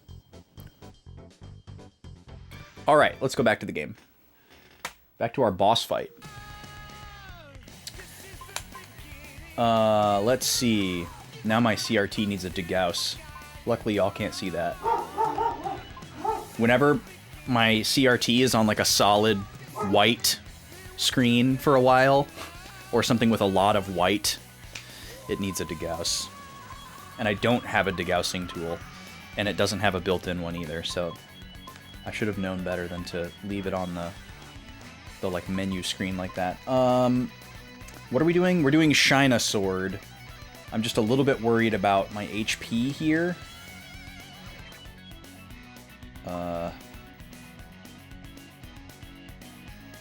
Let me just do meditation here. This way, at least, if he does some massive AoE, only one character dies. Oh, he used his turn to charge. Okay, well, I just need to give him a love tap before his next turn. That's perfect. So now Jiro can heal Maro. We'll give him a big one since we can afford to wait. Shina Sword. And we'll have Kluk be the one to do the love tap on the crown. Oh, or he's just dead from a critical Shina Sword. Okay. Beautiful.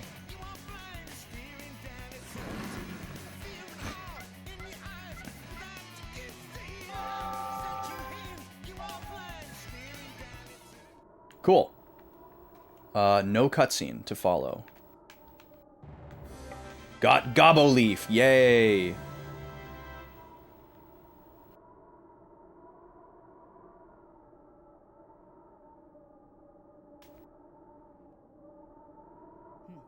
Okay, everyone. Let's go back. Okay. Why did we need a cutscene for that? Are we gonna get, like, auto-teleported? Is that why? No. Shoo, let's hurry back to Lago Village. Okay, we could warp there in a flash. We're coming, everyone! Hold on! Oh, and now there's a save point here. Why is there a save point here now? That's really strange.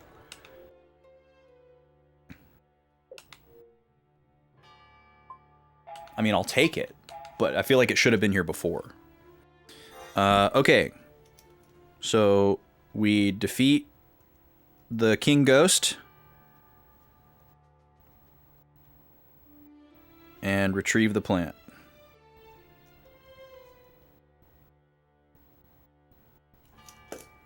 So that boss did have a gimmick, but it was a pretty straightforward one.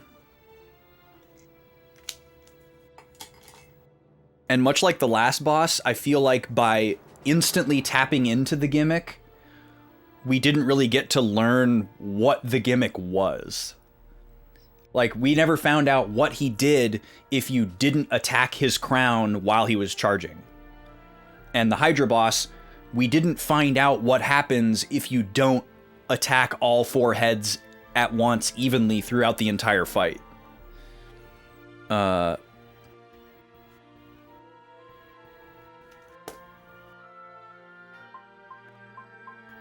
like, we kind of, like, weirdly miss out on some stuff. But, it's probably for the best. Okay, so we're gonna go back to Lago Village. And we're going to give the Devi tribe this Gabo plant so they can make a medicine that hopefully actually heals their plague or whatever it is. What did we call it? I guess they called it a rash. But it seems a lot worse than a rash. Because they're like coughing and bedridden and weak.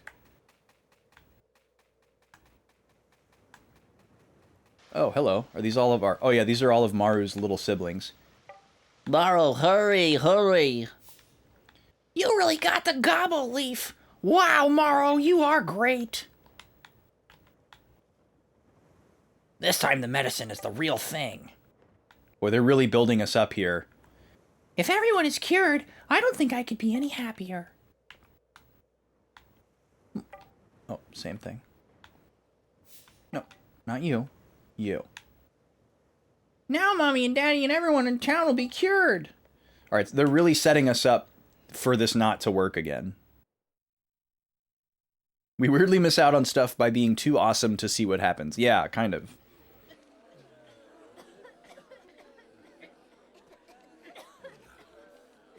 Daddy, Mommy, how do you feel? Any different? Any better? The medicine has been in their system for 1 second. Don't you remember what Klook said? It would take a good night's sleep for the medicine to work properly. I don't remember Klook saying that, so I'm glad that they reiterated it. Then everybody's gonna get well tomorrow morning, right? You're sure, right? Right? Maybe if everyone wasn't wearing cauldrons on their heads, their lives would be a little easier.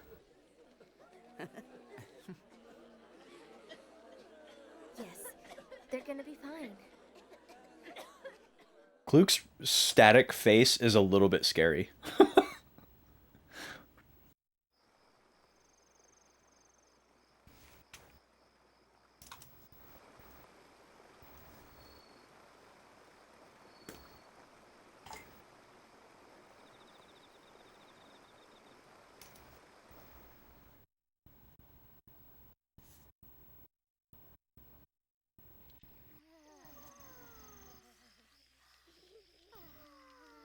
Oh, look at that Goku sleep. Classic. Maru. Oh man, that's gonna leave a mark. Klook? Jiro?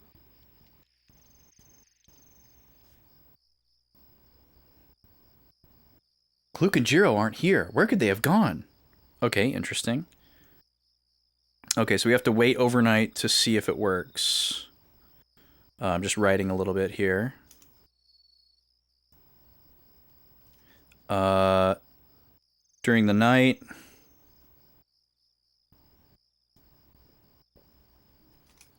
Shu is awakened by Morrow. Falling out of bed. And he notices Jiro and Kluk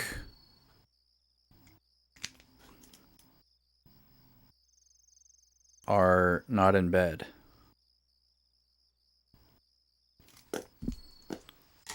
This is also like a classic RPG moment.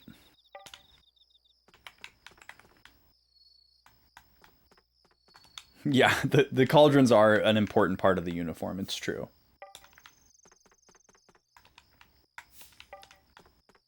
I want to hear, like, the lore reason.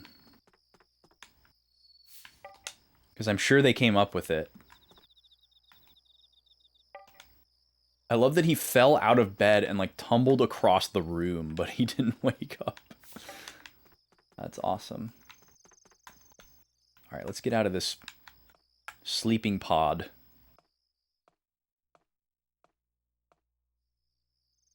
Oh, this is Maru's house. We haven't been in here before.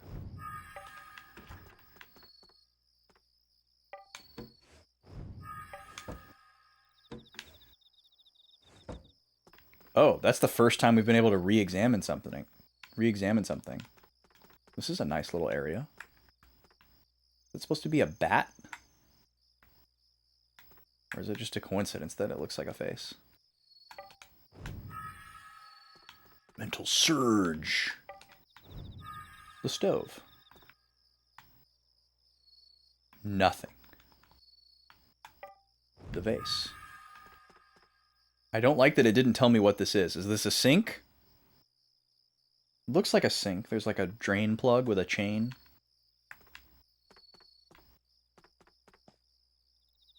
I also appreciate the rug on the ground to tell me which side of the ladder is the right one. That's so annoying in a lot of games that have ladders, where there's only one side of the ladder that you can interact with and climb, but it's hard to tell because you can't see what's at the top of the ladder. I can't fall asleep no matter how I try.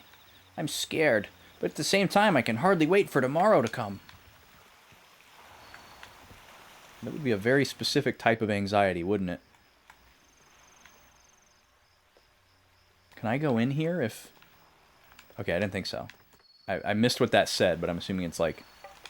Yeah. The man named Accessory Shop is not in the Accessory Shop, so I can't go in there. Same thing with Item Shop. Are you Item Shop? Oh, this is the Hermit. The evening's nice. Not many people around. It's been too long since I breathed fresh air. You're asking about your friends? No one's come here for the time being. Wouldn't they be over at the town hall? Okay, so he's telling me that they're not up here, but maybe I'll go explore anyways. Maybe there's something cool I can find up here. Ah, I did not examine that candle before. Also, don't think I ever went this way. Classic AS? What?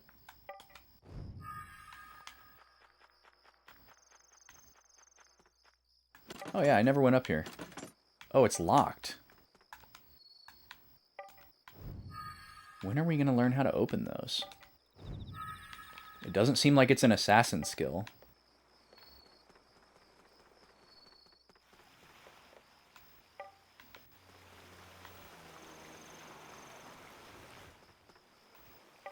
We're going to have to come back up here in the daytime. Oh, does this go over to the other side? Oh, accessory shop. I see. Oh, no, this doesn't go over there. The guy named Accessory Shop. I see. This one-way gondola system is really something.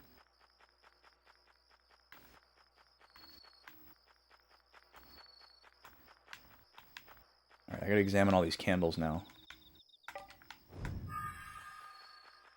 No 10 gold left behind.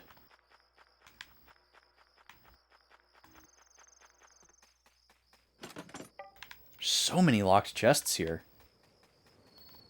I think we've maybe seen one up to this point in the game, and there's 3 in this town. It's really strange that their appearance is exactly the same as other treasure chests, too. Not sure what to make of that.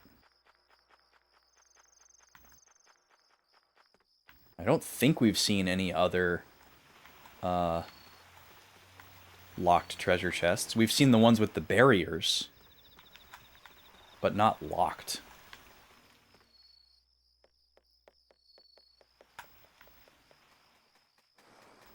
Alright, well, he thinks that they're in the town hall. I don't know why he thinks that. I guess I could see Kluk, like, wanting to check on the villagers in the middle of the night or something. Because she's, like, the concerned, empathetic type.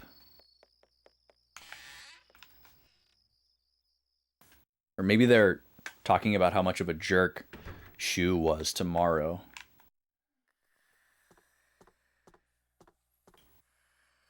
Kluk, I've mixed the medicine for tomorrow. Thank you.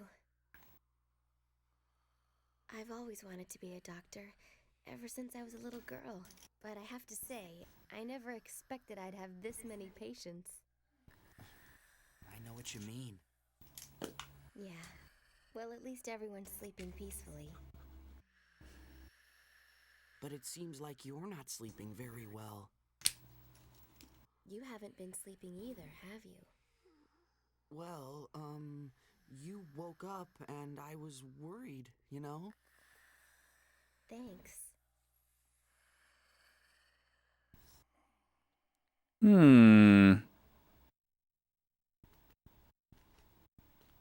Okay, some good little character building there. The truth is, I'm really scared Scared? of when morning comes. Because we'll know if the medicine worked or not? Yes. When Dad treated the victims of that sickness, I was maybe 8 years old. I can't help wondering, what if I remembered it wrong, you know? It'll be all right. When Marumato begged me to tell him if the medicine would work, all I could think about was, what if it doesn't? I mean, that's when it really dawned on me. I have all of these lives in my hands. The thought of it makes me too scared to even sleep. But you have to get at least a little sleep. They'll still need help tomorrow, after the worst is over. That's so sweet of you, Jiro. I'm just worried about you, you know? Thank you. You do everything by yourself. You try so hard.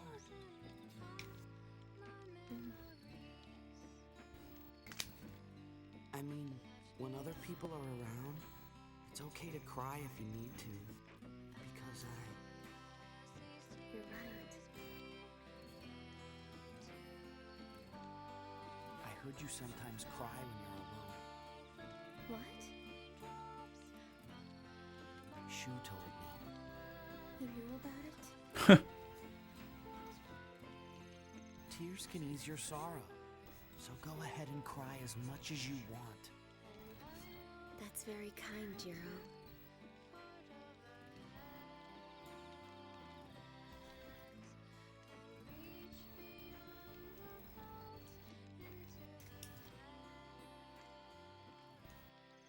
Weird choice for a vocal theme at that particular time, in my opinion. But at least it was mixed low.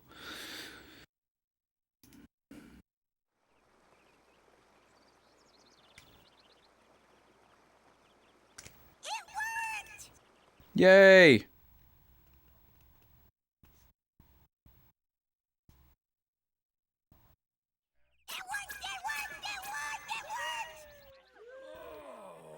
I'm cured!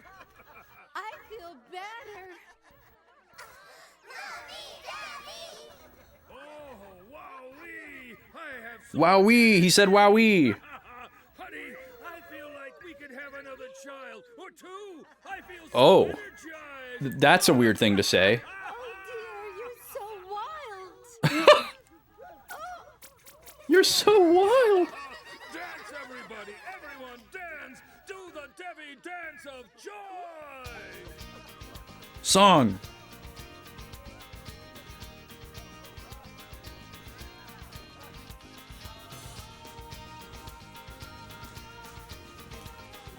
Look at him go.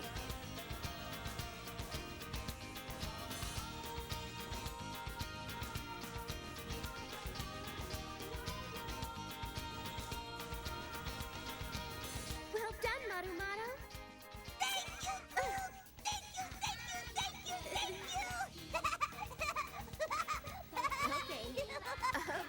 you! Okay. Okay. Would you stop screaming in my ear? Thank you so very much. Dance, my people. Show your gratitude.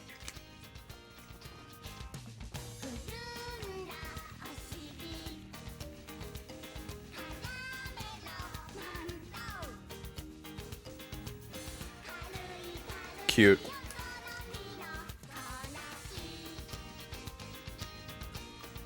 These sound like Japanese lyrics.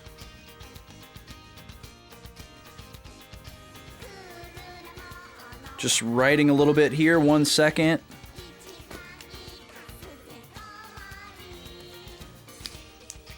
All right. Wow, the vibe has really lifted in here, hasn't it? The beds are cleared out. No more coughing. Thank you very, very much. All of you are truly the saviors of the Devi tribe. If you're ever in need, please call on us. We will do everything in our power to help. I like how the chief has the biggest cauldron on his head out of everybody. If only I were 10 years younger. I was once the best dancer in town. That Kloop girl is fantastic. She would make a great doctor. Such joy to be able to see the broad sky and earth once more. You guys are awesome.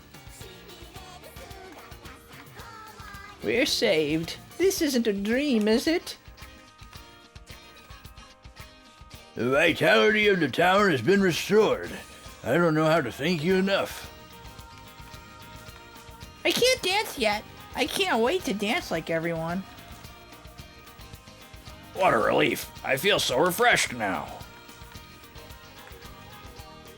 That's huge. What is this statue of?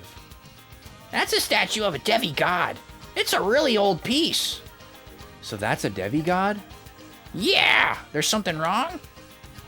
Well, not particularly, but you guys really worship some strange things. It looks more like a devil than a god. So what? Are you making fun of Maro's god? Marumaros, I'm sorry, we were wrong. Each of our cultures has its own values. Yeah, that's right. Sorry, Marumaro. But now that you mention it, this god is a little scary looking. Okay, I think we probably could have got that text before and I just never got it, so I'm glad we got it now. It feels really great to see everyone smiling again. To be able to dance with everyone again is a dream come true. Thanks. You guys are truly great. Enjoy our dance. Thank you so much for saving the town. You'll always be welcome in my shop, except when I'm not in it. So the gods did not forsake our village. I knew it. So this is how good it feels to be healthy. It's all thanks to you. A whole village of accents. Maro's amazing. I want to be strong just like him. I like how they all move as a unit, so when I talk to one of them and they stop, they all stop together. Oh, just kidding. Only the ones in back. That's funny. Tell us all about your adventures later. How do you like my dance? Not bad, right? It's pretty bad, but you're a child, so. Mommy and Daddy are all better now. Good thing I don't have to cook and clean anymore. My hands were getting rough. We can play together again a lot, right? Of course, we'll still need to help Mommy, too. Come dance with us. I'm truly grateful for all the help you gave to Marumaro. Is that everybody? Yeah. Oh god, I'm trapped. Okay. Well, we helped the town. Yay! So, let me guess. Now we're gonna have the moment where Maro is like... where Maro has to decide if he's gonna stay here with his people because he's fulfilled his purpose, or if he's gonna go with us on our adventure because he wants to stop Nene. We're gonna have a party member moment. Okay, they want us to go out the front door. That probably means there's an event trigger there. This song is pumping. I like how these are all like the collapsible cots in the little storage room off to the side. They like have a lore place for them to be stored at for when they're needed again. It's like that one room in the church that just has all the folding chairs and tables in it. It has a very specific smell. Marumaro! Oh my gosh, come with me! What is it? What's happened? I hear you did well, Marumaro. Yeah, thanks to them. Marumaro, look at this vase. Uh-oh. Yeah, what about it? I just pulled it out of the bottom of that fountain. Oh no. Just look closely, Marumaro. It's got the same exact mark as the one that's on the drill machine that old man gave you. Mm-hmm. What?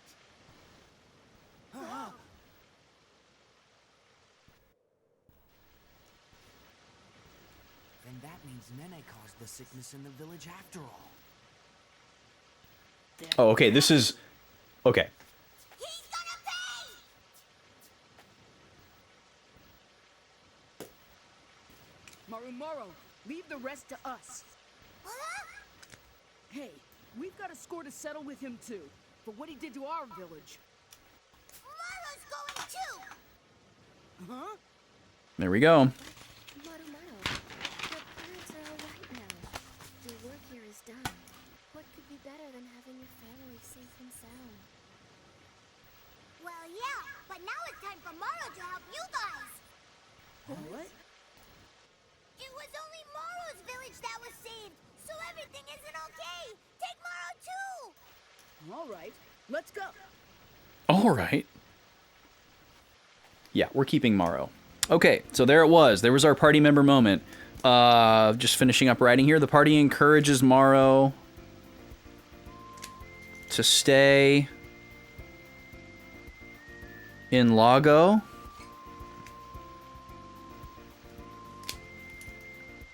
But he has a score to settle with Nene.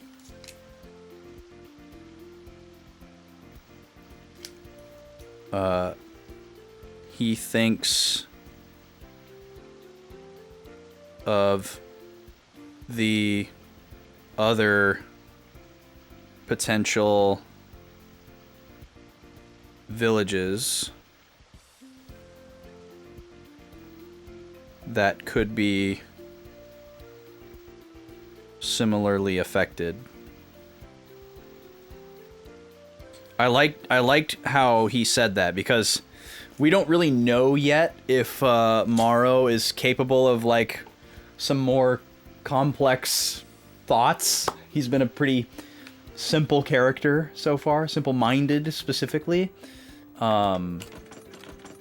So it's nice to hear him kind of extrapolate his own situation to others and be like, well, if this happened to my village, what else is Nene doing? We need to stop him at every turn. So that was cool. I need to step away really quick because Gobi hasn't eaten yet.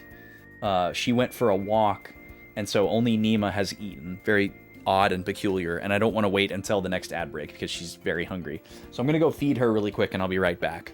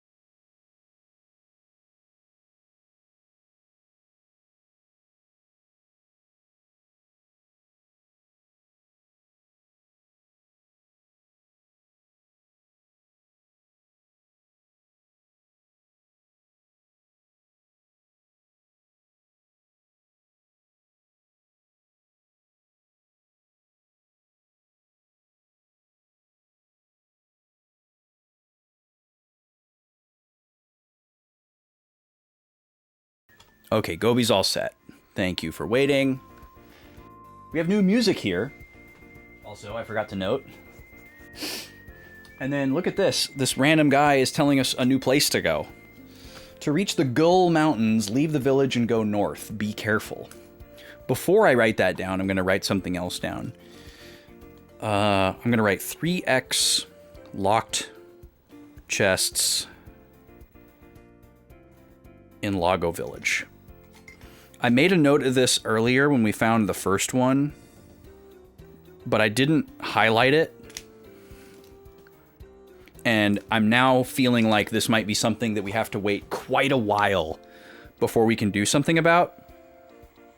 So I'm going to make it an easy find. And then another thing is this. Gull Mountains north of Lago.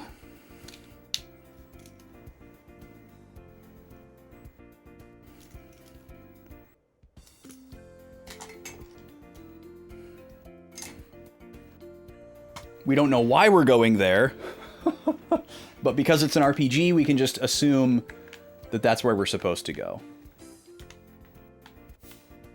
I feel fine if I run all day. I'm not even breathing hard. These guys must have the strongest necks. Even if I fall, it doesn't hurt. Boy, those synth vocals. Oh, that's the same person. The Gull Mountains are far, far away. You should be completely prepared before you go. Except you can warp wherever you want, so I guess it's not that big a deal. I'll never forgive that jerk Nene. Why would he do something like that? That's a good question, actually. Like, why do Nene be doing what he be doing? Your families must be worried about you. Hurry home so they can see you're okay. That's actually another good point. We have not been back to Talta yet. Everyone in the village must be home right now, celebrating with family. Maybe that's the way back to Talta, is through the Gull Mountains. There are all kinds of magic words in this village. I'll teach you magic words that will get Mommy to compliment you. Rainix Coolioi. So that's you look skinnier backwards? That's really awkward. Don't tell anybody about this. Thanks. It doesn't seem very useful. Okay, this is a different character. Are you going to teach us? Oh, this is to make girls like us. You be beautiful. So it's like you are beautiful with some weird stuff added into it. Beautiful.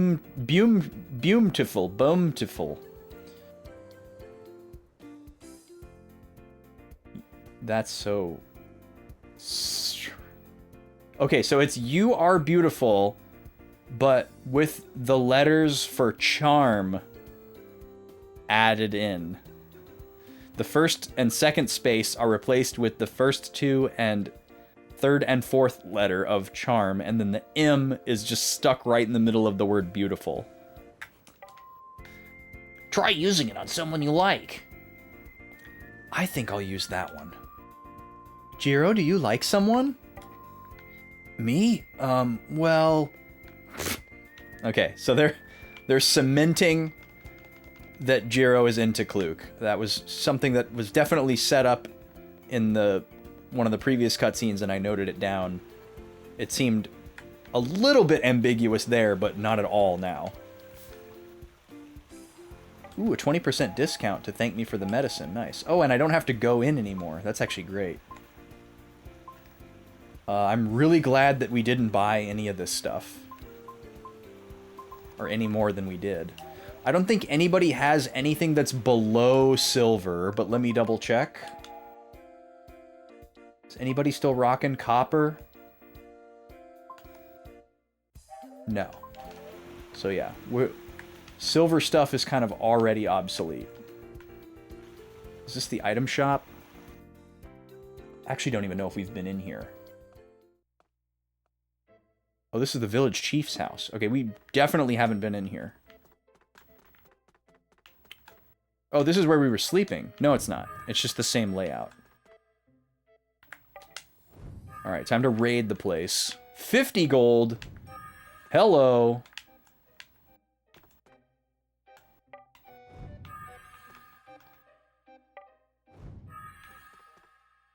Big money.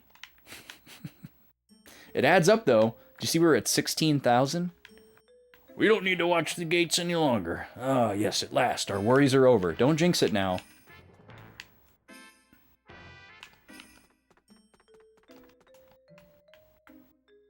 Nice little weapon rack there. Now, where does this go? Does this go down into the town hall? Oh, no, they have their own basement. There's a chest. Allow me to rob you.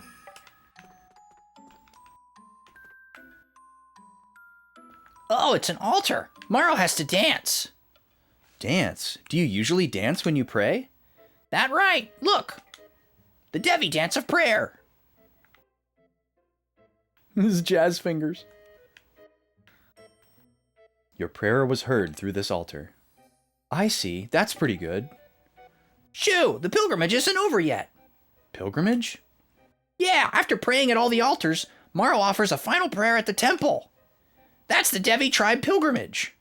Once the pilgrimage is all complete, a good thing will happen. Okay, let's try it. Oh, okay, so we need to find all of these and interact with all of them. Oh, book time. Chronicle of the Killer Bandit, the Pirate Maiden, Volume 2.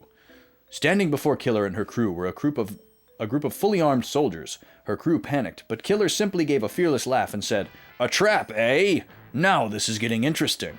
"His Majesty has personally ordered your capture," barked a sergeant. "You're ours now." How funny, we'll see about that. And with those words from Killer, a fierce melee broke out on board. I think we already read part 2? Or, we definitely read part 1. Oh no, we read this story. The Tale of Valen the Wizard, Part 3. He was finally home, but... "Look at this village, it hasn't changed at all in 10 years, groaned Valen, with a trace of contempt. He had once been a poor sheep herder, but he had thought long and hard about how he'd be able to do anything if he were to become a wizard, and he'd gone out and made his dream come true. Now he'd returned to find the village the same tranquil, idyllic world. Passers-by paid him no notice. Coming home from college be like... Wizard college. Ooh, SP plus 2. Let me think about this. Shoo.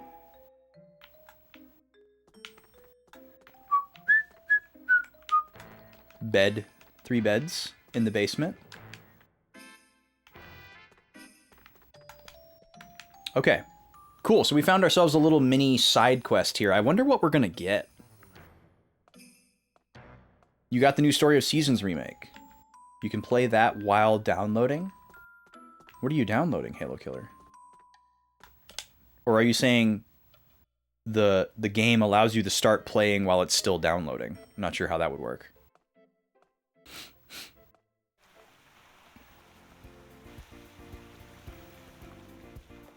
Oh, Metaphor. You're downloading Metaphor. That's right. Alright, here's the item shop. Let's see. Do we need to restock anything? I should probably buy some of these while we have some money. I can get 5 more of those. Paralyze is a little bit scary. Maybe I'll double up on those. They're really cheap. We haven't seen Dizzy yet, but take some. I can afford to do that much. A 2-hour download. Dang. Oh god, that scared me. The sickness in the town has been cured. Wow, you guys are great. He just yells that up to us from inside. That's really funny. This music is very Mario Sunshine. Do you believe in magic words? I'll teach you one. These magic words let you eat food you normally hate. Cemento, Garrett, Preen Pea. Wait, so pimento, carrot, green pea? Now I can eat anything I normally hate. Can it help with foods I've never even tried? Probably not. I wonder if these are actually going to be used for something or if it's just funny dialogue. Shall I teach you the best magic words of all? If you chant this one, studying becomes a snap. One neth swigen revi starm. Okay, now what is this one supposed to be? Are these just anagrams? Now, then, something very smart? What is the third word supposed to be? Ing... using? No. Suing? Now then, something very smart.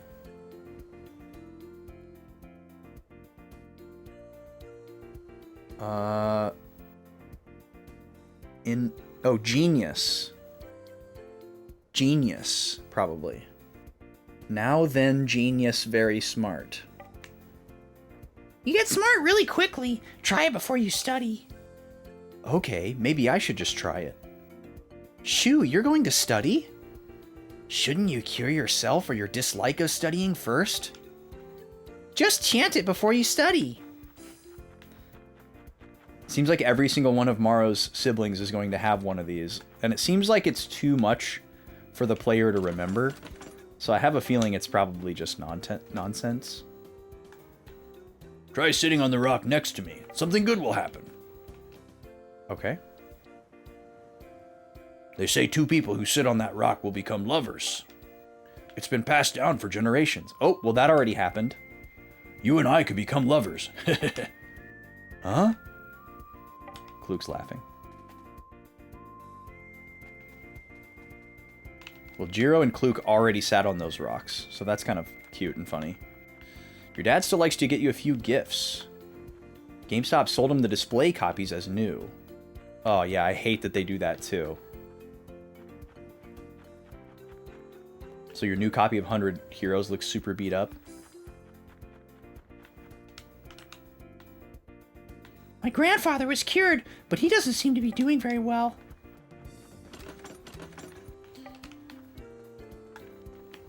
Yeah, they called that gutting back in the day. I'm sure they still do. We hated having to sell the guts copy. But it happened a lot with new releases. Where a bunch of people would come in on launch day for something and you'd actually run out, and so the poor last person would have to buy the, like, resealed, opened copy that had never been played. The underground plants are strangely potent. Take as many as you can. What? Okay, here's another shrine. Morrow hasn't prayed at this altar yet. The Devi Dance of Prayer!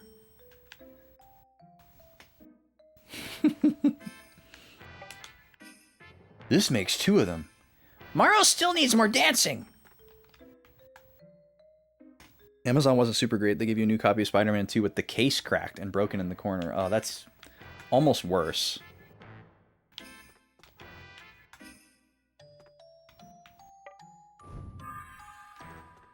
Yeah, I've always felt like the tricky technique with Amazon, buying a new game from Amazon, is to try and get it shipped with other things so that it's in a box and, like, maybe some padding.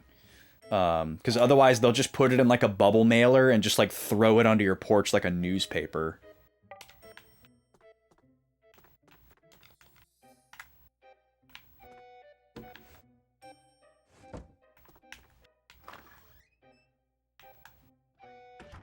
Nothing. It's interesting how sometimes it says nothing, and then other times just nothing happens. You don't normally care too much if the case is in good condition, but sometimes it's beat up from falling or people just messing with it on the shelf. Yeah, I'm not extremely obsessive about the condition of my games, but, like, for a brand new game, if I'm paying full price for a brand new game, I feel very upset if the case is, like, already cracked, you know? It's like, this kind of sucks. Like, you know, if I got this for a discount, I would be fine with it. But we owe you our lives. We'll never forget it.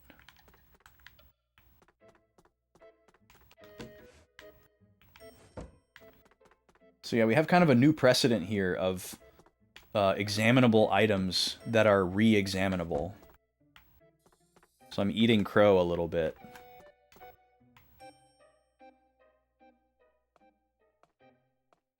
You order 3 games together and they come in the brown paper mailer without padding. Yeah, that's the other thing too, is, like, even just ordering multiple games at the same time isn't necessarily gonna... Whoa, look at this place. This is cool. So they're growing stuff down here. So these are antidotes. Since I was laid up in bed for so long, my plants are in a sorry state. Mobility balm. Princess's kiss. Steadiness salve. No ghost device. You figured 3 together would get you at least one of those tiny boxes, but nope, yeah. Yeah, it's always going to be cheaper for them to do a bubble mailer versus a box, so they'll do anything they can to avoid using a box.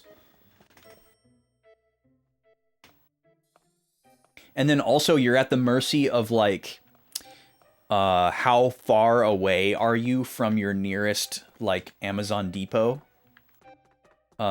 Which will determine how far the item has to travel and how many times it changes hands before it gets to you.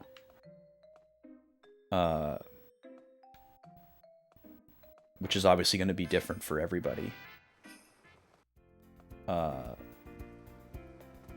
In addition to affecting the shipping time, of course.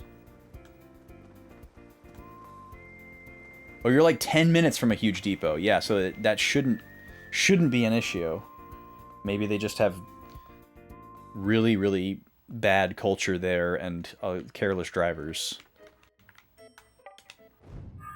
that are very, or I guess not necessarily that, might be someone other than the drivers, maybe just somebody's doing some very careless handling at that particular distro. All right, here's altar number 3. I think the 4th one is going to be in the house that we slept in. But I don't know if there's more than 4.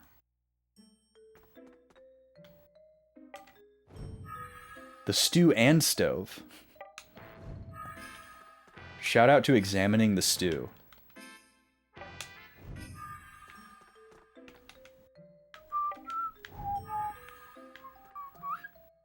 Oh, I thought they were making out.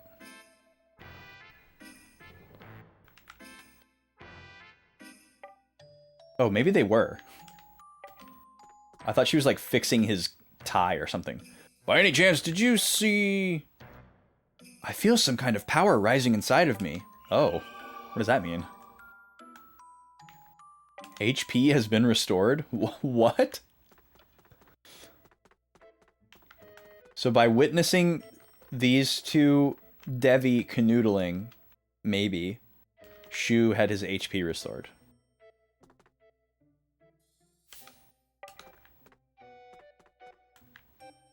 You have terrible luck with all shipping.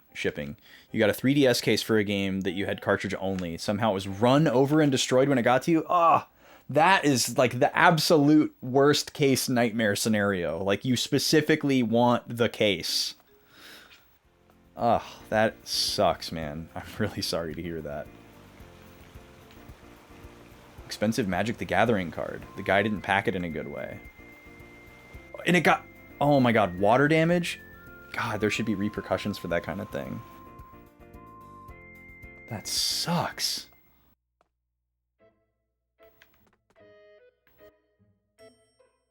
Thanks, Marumaru.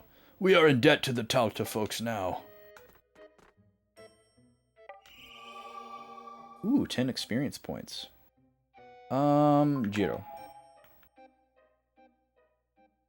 They look like the historical figures from the history of the Devi tribe. Cool. Man, there's a lot of missable stuff here. Like, maybe not truly missable, but just like stuff that you could easily walk out and head on your next adventure and forget about.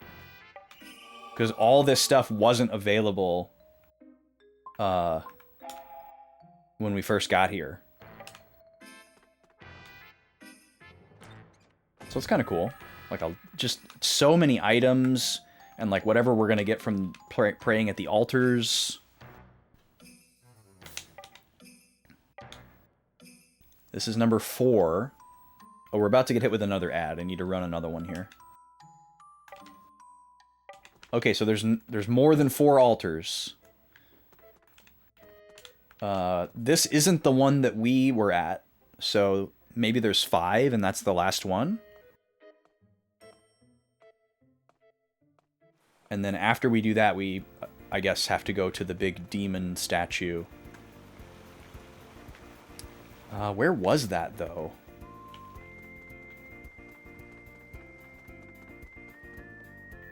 I thought that was one of the houses on the 2nd level. Oh, maybe the thing that we're gonna get from the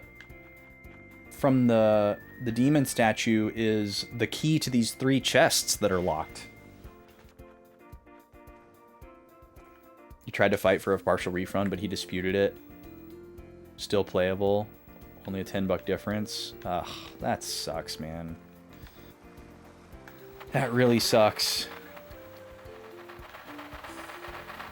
Was this eBay, Halo Killer? Or some other site? Oh, I think it's this. Maybe we haven't been back down here yet. Wrote down the seller's name, blacklisted them. Yeah, that makes sense. Well, this is Marumaru's house. Okay, we haven't been in here yet, I don't think. My village was saved, but things must be tough in other places. Hang in there. TCG player, okay. I was gonna say, because like eBay, the way eBay is set up now, you will lose every time if you are the seller. Like, you are completely at the mercy of the buyer when it comes to like disputes. Like, you pretty much can't win a dispute as the seller. Basically, if the buyer, it's set up in like a the customer is always right kind of way, where like if the buyer has anything bad to say about their experience with you as the seller or the item, they don't need to like prove that they're right or anything, and they will like automatically win the dispute. And it's set up, and they like warn you about this when you try to sell anything, to basically scare you into like, you need to make sure that anyone that buys something from you has the most perfect mystical experience ever, because if you screw up, they're going to win the dispute. It's an interesting way to set it up, but I guess it works. We're all doing fine here. Go and help the people who need it most. Do you want to stay today? Oh. I see. We can, like, sleep here. I wasn't expecting that. I've looked at TCG Player before for, like, prices of things, but I've never purchased anything from them. 3DS case was through eBay. That guy was very nice, instantly gave your money back and said he would get the money back from USPS. Yeah, see, and he did that because he has to. Because he's scared straight by the eBay seller policy.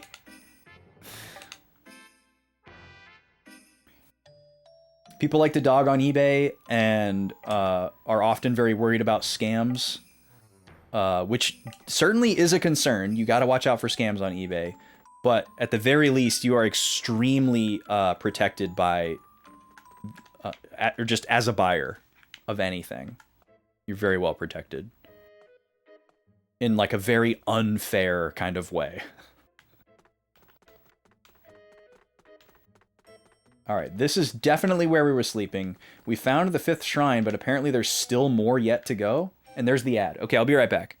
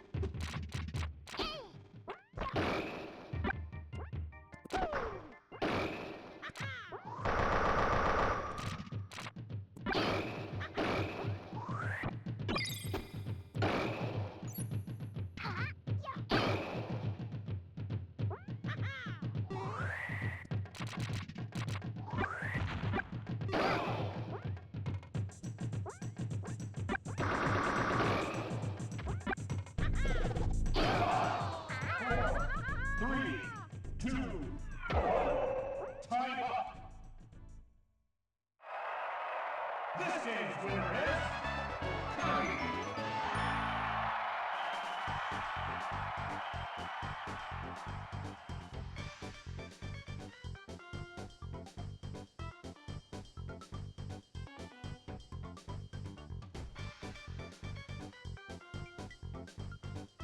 All right, I'm back. I had to fix up some liquid food here.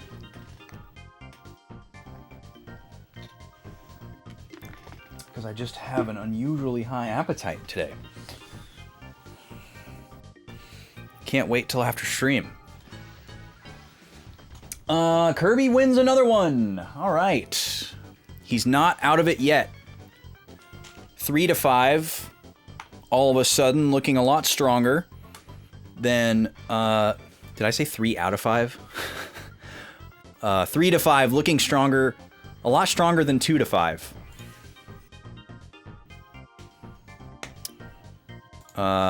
Staving off Luigi from the victory for one more round.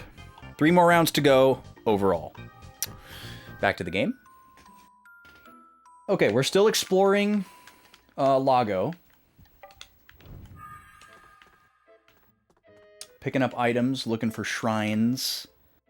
Side questing a little bit. You don't like to buy MTG cards through eBay because it's more likely to get a fake card, you feel like. Yeah, I couldn't speak to that. I'm scared of the idea of ordering a single trading card through the mail from anywhere. That's just really scary. It's such a volatile and easily damaged thing. I'm a little turned around now on which of these buildings I've been in, so I'm going to have to start repeating myself. Okay, thankfully they're named. I know that we went into the village chief's house. Maybe there's... Oh, we have not prayed at this one yet. Okay. How did I miss this one? Oh, there's 6 total. That's a weird number. Does this mean that the pilgrimage is over? No, last step is to pray in front of the town hall temple. Town hall it is. Let's do it.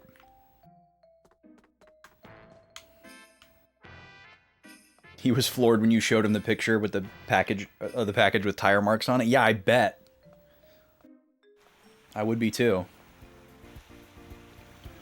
You started to use a site based in Italy where they group up 100 plus cards first and then ship it out to you in one huge order. So you don't have to pay like $2 to ship a 50-cent card. Yeah, that makes a lot of sense too. That's the other thing too, is people will try to skirt the shipping costs of a single card by sending it via like regular postage. You know, like if it's like a low value card, they'll try to ship it with like a postage stamp, and so they'll put it in like an envelope. And then there's no tracking. So like there's like a two-way risk there where like the recipient could be like, "Oh, I never got it. You got to send me another one." That's what the guy did to your expensive one? Yeah, that sucks, man. I mean, because while, yeah, it does feel really stupid to like package up a really small thing into like a big box, you kind of just have to. I don't know. It sounds like a nightmare. I'm glad I'm not in the business of trading card singles. I'm gonna go ahead and... Well, actually, no, I'm not gonna drop a save here yet. There's no threats to me currently. I kind of just compulsively walked to that save spot. Let's go talk to the big demon Chernobog looking shrine in the center here and see if if my theory is correct here. We finally made it. This is the last one. The Devi Dance of Prayer! That's what he did. Yeah. That sucks. He didn't sleeve it, and he taped 2 plastic top loaders around it. That's so weird. Why not put it in the top loader? That's crazy. Like, despite what I just said, I have shipped and sold some TCG singles over the years. and they were all in top loaders. Like, that's like the bare minimum. And I would actually tape the top loader shut at the top. And I would even fold one end of the Scotch tape so that you could easily remove it.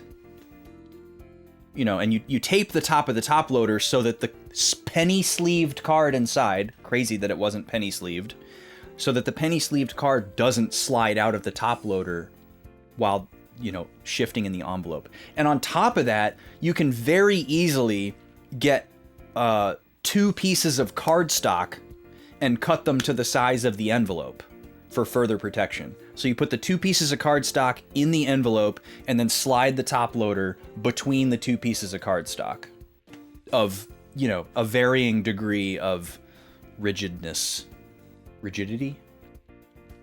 That should be like the bare minimum for shipping a TCG single. Because you should feel really good about sending that through basic postage.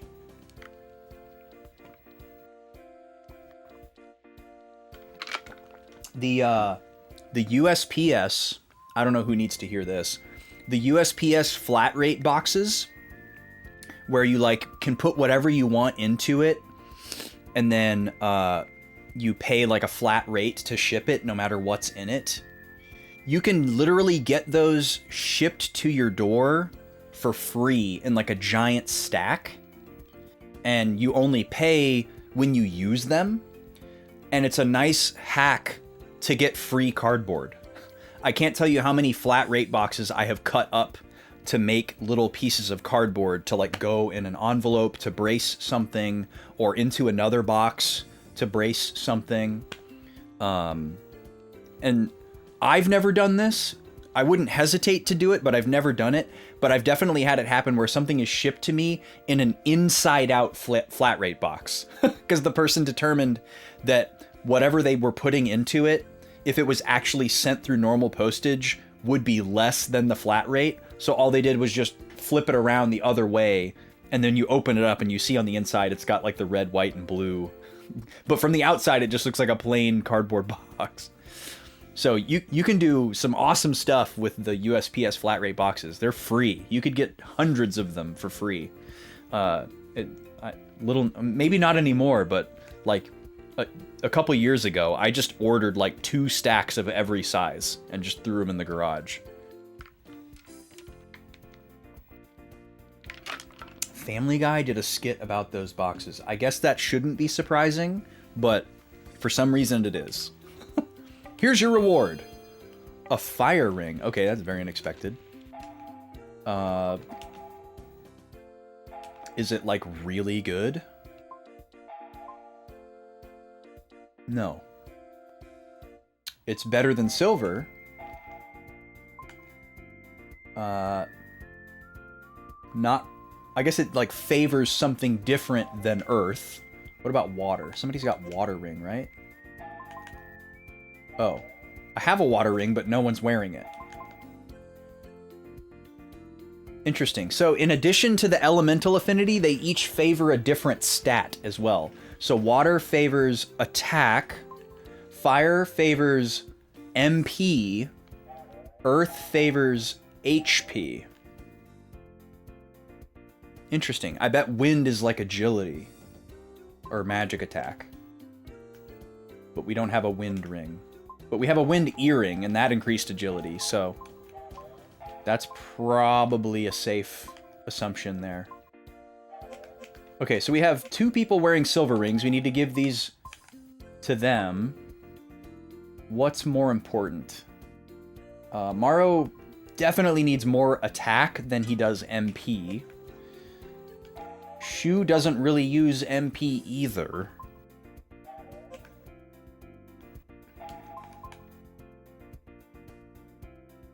So maybe we give Jiro the fire ring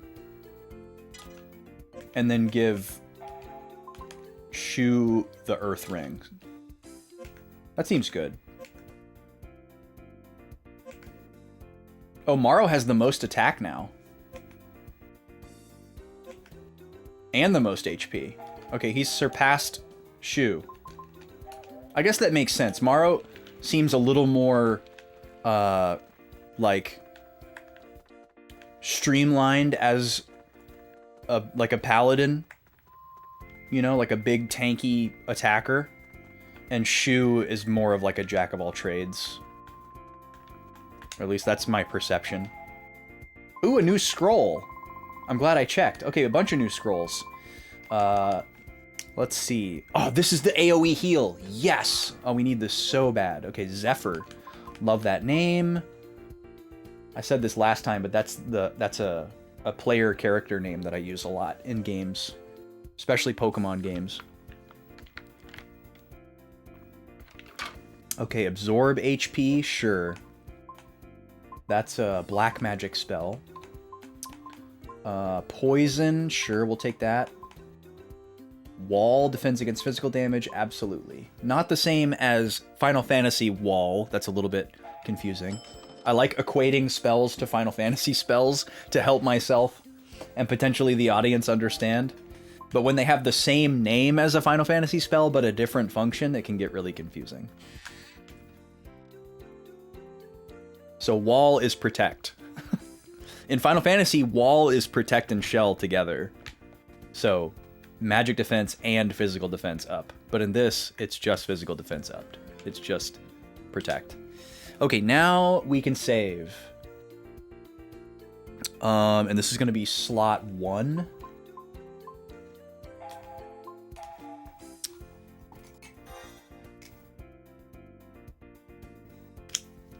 I'm walking on sunshine. That's what's going on with this song here. So we'll call this Lago Post Prayers and Shopping.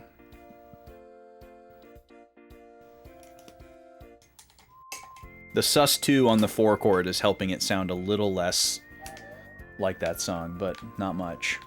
Alright, so we're heading back out into the overworld, and we're gonna go north. And where are we going? Oh. First, we go home. Good idea. To the village, right? Yes.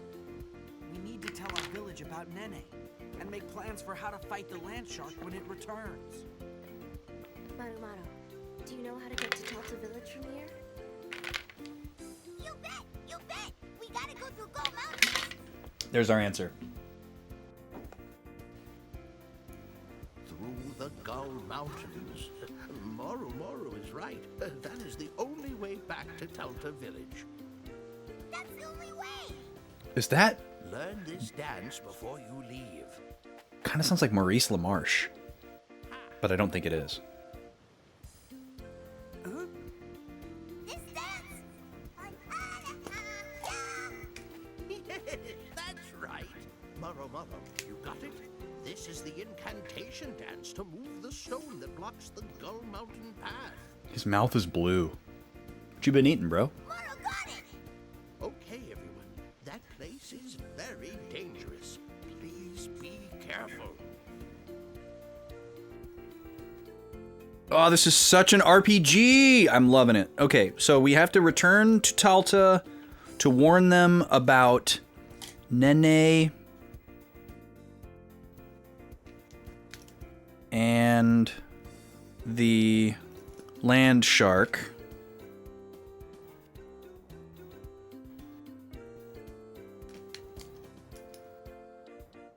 But to get there,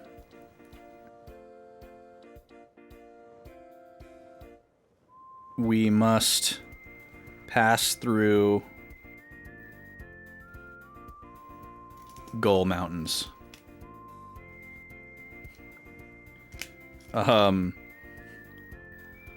The village elder, or the village chief, teaches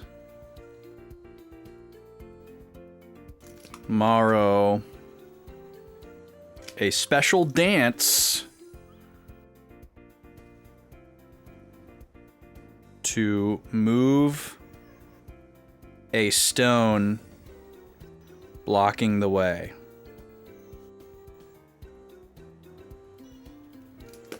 That's really funny.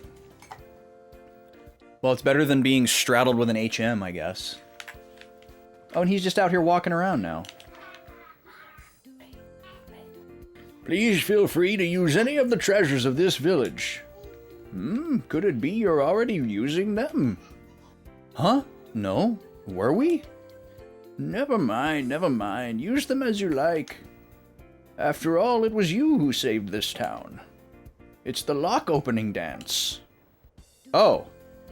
This is how we're gonna get the locked chests. Okay, finally. I don't like his little side view there where he's just naked.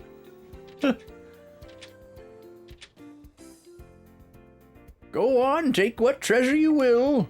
Wow, so we had to talk to him again to get these 3 treasure boxes unlocked. A lot of little sneaky things happening. The ordeal ring. Whoa. Okay. What is that? May poison a target that attacked physically. Ooh. Okay, so we get a little MP, little magic attack, and then a chance to poison the enemy that attacks you. Very cool.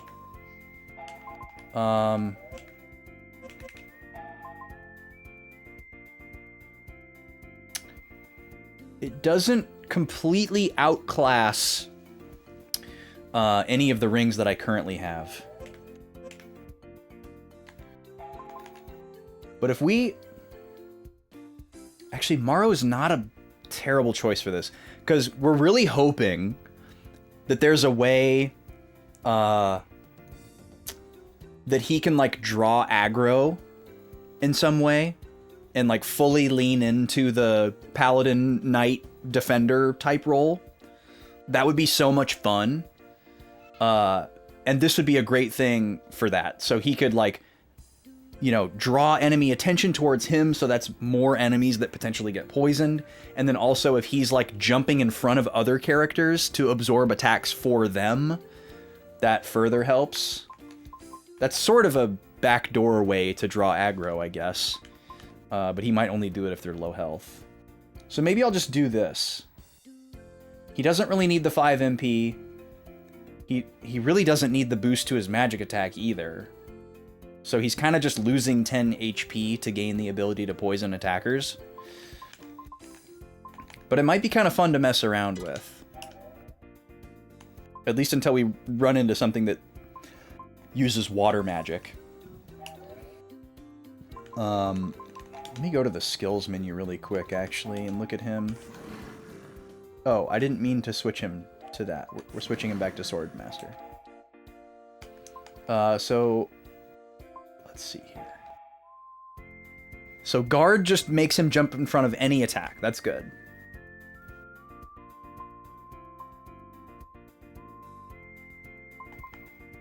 So yeah, that might be kind of fun to just fully lean into the Guardian thing with him.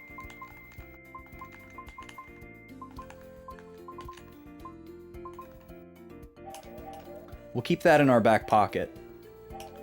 Let's go get these other 2 chests that were locked. They're going to show more of Game Freak's new game during the Xbox Dev Direct. That sentence just broke my brain, Halo Killer. I forgot that, oh, we're learning more magic words now that make us younger. Iga im gnikaf ma'i. I am faking my age. Ah, but you're still kids. If we get any younger, we'll be babies. Haha, baby shoe. Do you have magic words that'll make him quieter? No magic words for that.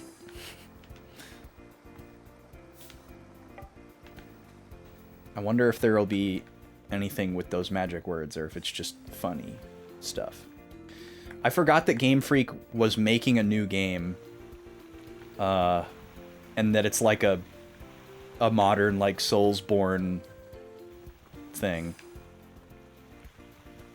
When I saw the reveal for it, I felt nothing. I felt absolutely nothing. It looked very, like, AI sus to me. And it just like that's just like one of the most least likely to appeal to me subgenres right now. And so it just came across very milquetoast for me. And I was just very like why? Like, why is Game Freak trying to make this kind of a game? Like, I like, it feels like, that there's no reason for them to say that it's Game Freak, if that makes sense. You know, like the fact that it's Game Freak isn't going to get anyone excited. Like they'd almost be better off just saying that they were like a new studio making a Souls-like or whatever. Beast of Annihilation. Yeah, I don't know. And like the fact that they're showing it off during an Xbox Direct is also just so strange. How far Game Freak has fallen. They're kind of like, it's like modern Square Enix versus the Squaresoft heyday, but worse. Which is really saying something. I'm gonna save again. I'm also gonna put a little check mark next to this thing that I wrote about the locked chests in case I forget that I got them. It's gonna be a lose-lose for them. Yeah, of course it will be. Like, why would a studio that has a legacy of producing a very specific type of game that really doesn't have legacy fans anymore try to enter the most competitive, oversaturated subgenre of gaming and try to compete with a bunch of big boys that have been doing it for like over a decade? It just seems like a really stupid idea for them. Like, it's like they're trying to like AI slop cash grab or something because they've got nothing else going on, and maybe they're trying to fund some other things. It feels like a get-rich-quick scheme or something that's definitely not going to work. I don't know, maybe I'm being really, really negative about it. Maybe it has some potential, but...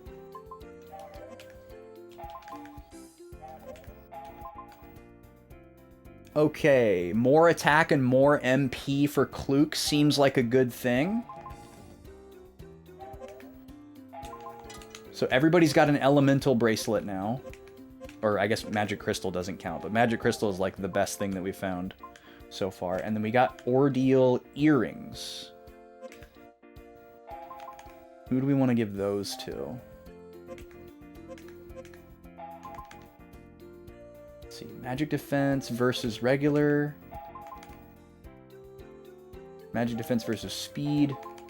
Oh, we give it to Shu. Perfect, because he's still got silver. Nice.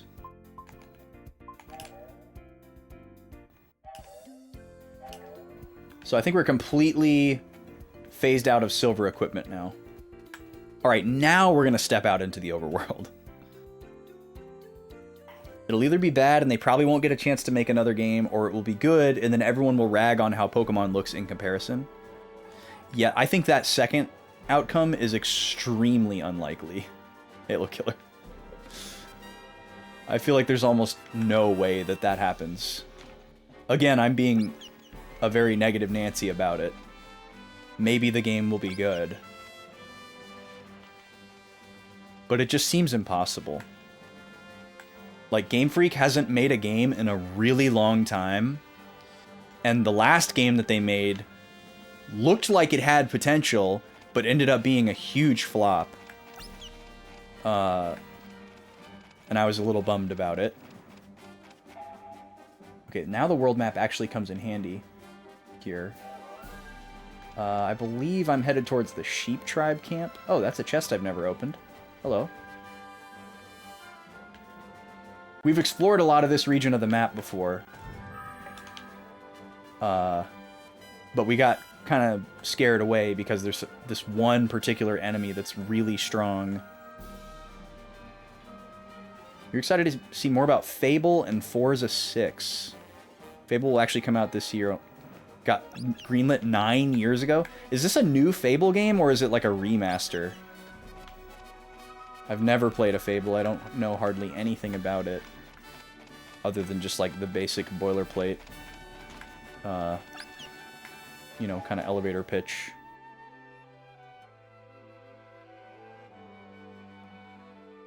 So those are warp devices. Oh, the destination is the swirly thing. Okay, perfect.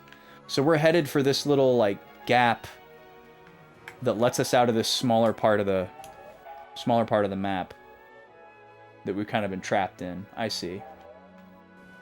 So that's going to be this way. Oh, okay, I remember. So this is the sheep tribe camp right here. And then we actually walked over this way and found some enemies that were a little bit too strong for us. And then there was an enemy blocking the way that we didn't want to mess with. But we did come over here to get these chests and fight some enemies. Have we fought you before? It's a brand new entry. Okay, cool. Gotcha.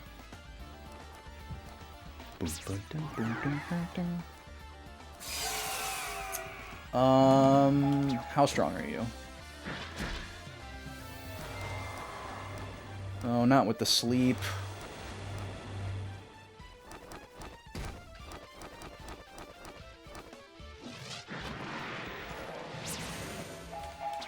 Alright, they're not that strong.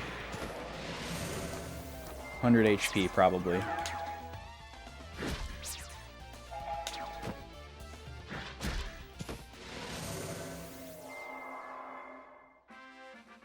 Do you have a favorite amongst the Fable games, Halo Killer? I didn't see the whole playthrough, but I watched Karkala play the original Fable, the original version of the original Fable, recently. And from what I saw, it was a little different than what I had imagined it would be like.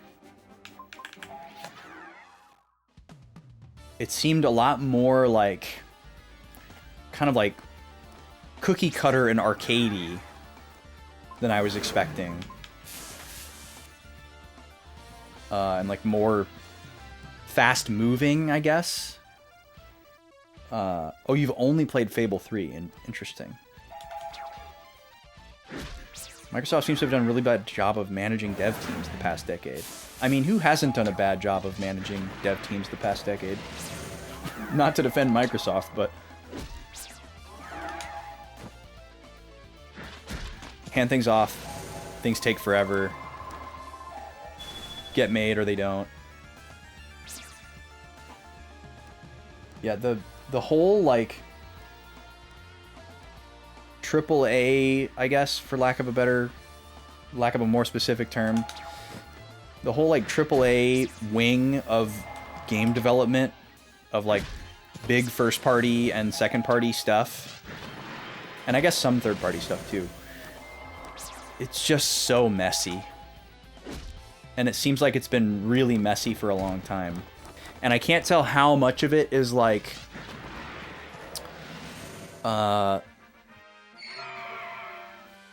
like the consumer just being more informed about what the environments are like versus the environments themselves changing. Okay, there's what we wanted from both Shu and Maro. So Shu is going to reclass now to Monk, I'm pretty sure.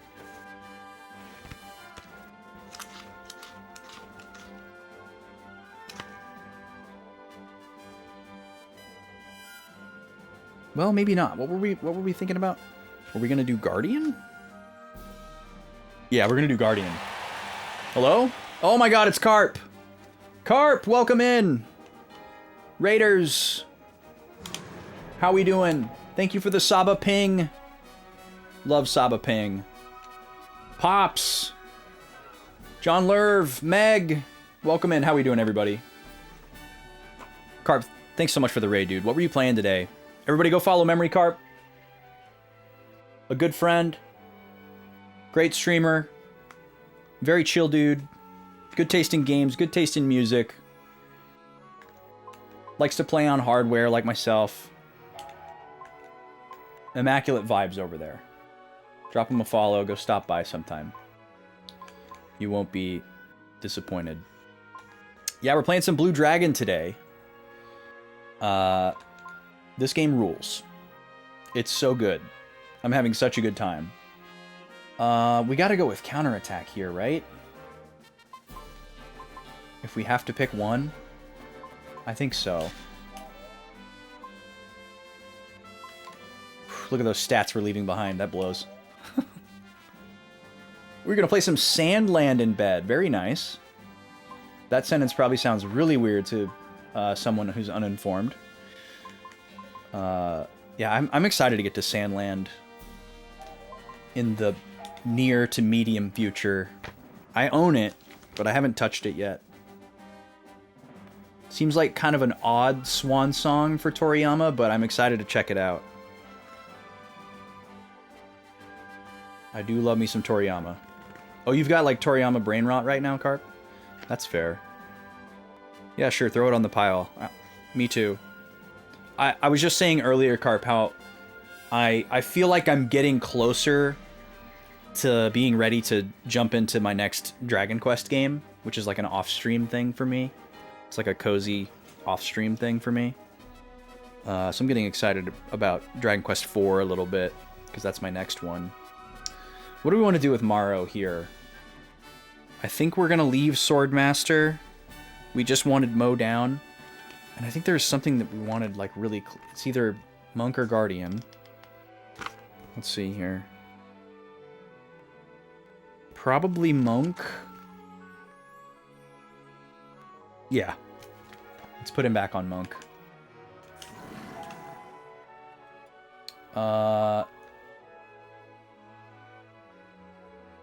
Let's see.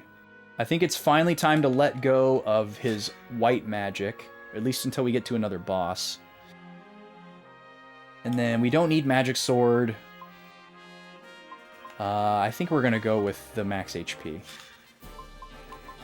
We broke the 200 barrier, heck yeah. Oh, you're hoping for the PS1 fan translation to get completed. That would be cool.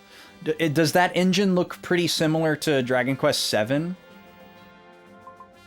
Or is it more like a 16-bit looking thing? Very similar? Okay, yeah, I like that engine a lot. I'm very partial to it. I'm going to play the DS version because it's the one that I have. Obviously, I'm still holding out that there's going to be some type of 3DS consoleizer at some point. But between like the added content and the quality of life and stuff, and the convenience, I'm just gonna go for the DS versions.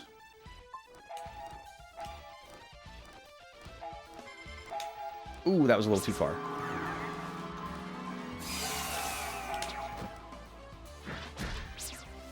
Okay, you tap this guy.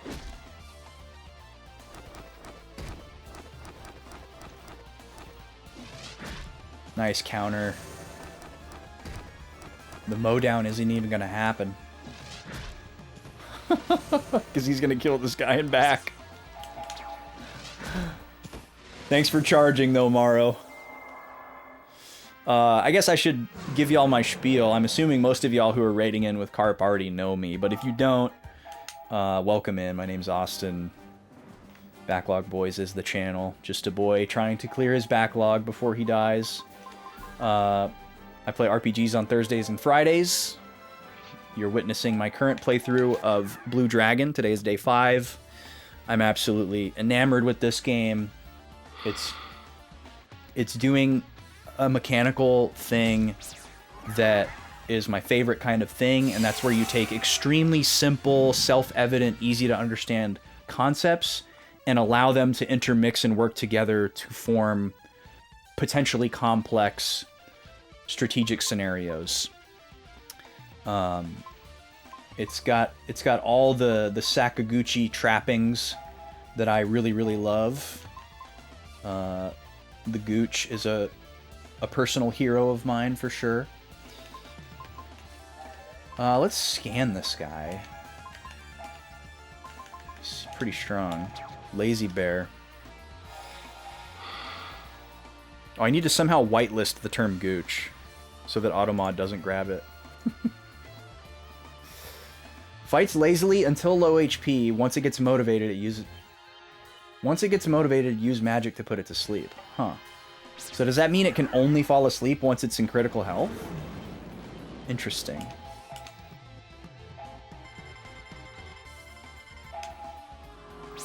But on Tuesdays, I just finished up Paper Mario Origami King, which was really, really great. I had a lot of things to say about it. I just finished my backlogged review last night, actually, if you're curious. Definitely a really great game that more people should play. But there's certainly some interesting things to comment on with it. So we're actually in the process of picking a new game for Tuesdays. We're going to be closing that poll tomorrow and starting the new game next week. If you're in my Discord, make sure that you've voted. And if you voted already, you might want to check in on the poll as well, because there's been a lot of movement in the last couple of days as we work our way down to the wire here. Let me see if I can stun this guy before his turn. Nice! He does a lot of damage. Nice counter. Oh, okay, I think he's mad now. So we need to try to put him to sleep. That's a support spell. We need it to go off before he does. Try to charge it just a hair. Hopefully he doesn't counter. But yeah, get those votes in Discord for that poll, because it's going to close tomorrow. I'll be playing more Blue Dragon tomorrow, if y'all are able to come by. Obviously, hope you can stick around tonight. We'll still be going for a little bit longer. Let's do a heal on... Oh, this is Maro's turn. I thought this was Jiro's turn. Whoops. I think I just attacked with Jiro. Well, hopefully he goes to sleep and doesn't kill Maro. We're gonna charge all the way up here. Yes, everyone has their own Blue Dragon, yes. I definitely was unclear on who the Blue Dragon was before starting this game, but I get it now. Bit of a generic title for this video game, I will say. Alright, there's what we wanted from Guardian. Now, do we want to immediately switch Shu back to something else, or do we want to keep him as Guardian for a bit longer?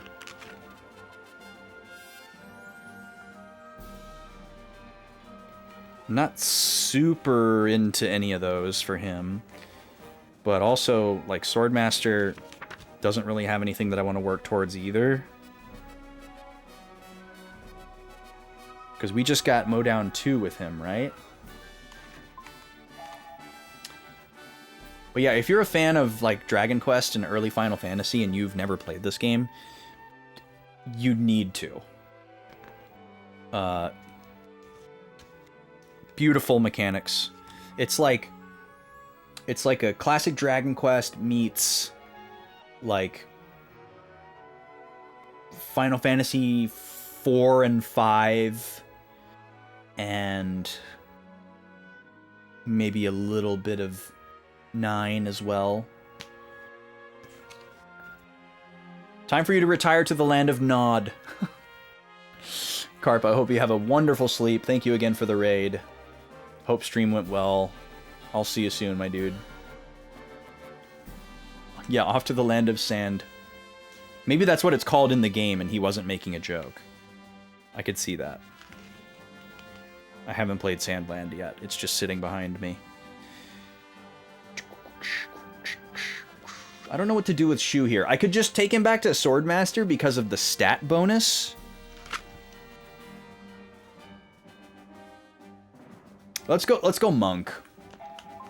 The next two skills for Monk are good. I don't think I can afford to drop Magic Sword for the HP, but maybe I should. Maybe I should. We haven't been using Magic Sword very much. And HP is obviously useful in every single fight. whereas Magic Sword is only going to be situational. Alright, we're in new territory now. Ooh, a Devi Elixir. What does that do? Sorry, I have this very frustrating playstyle where I'll move for 10 seconds and then menu for 3 minutes.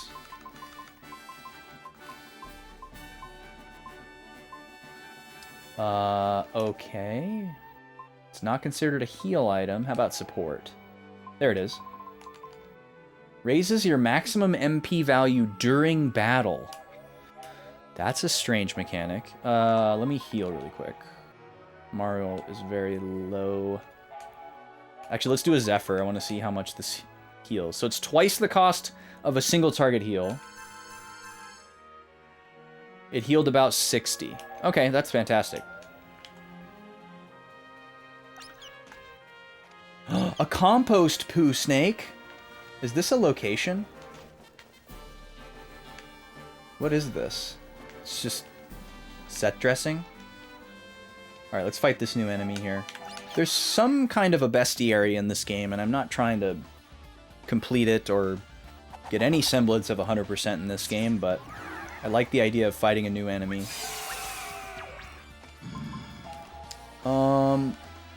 Let's see. I can hit the front row with water.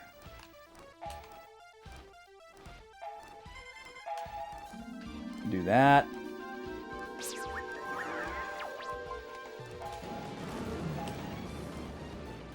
And then I can have this go off after Kluk. Potentially on the poo snakes. And then we'll just have Shu clean up whatever they don't kill.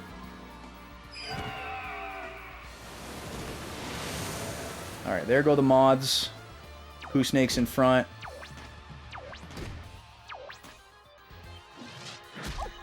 Oh, they're gonna die to counter first. So it looks like Mowdown 2 probably does the same damage as a regular attack, which is sick. Thanks for the follow. Welcome in.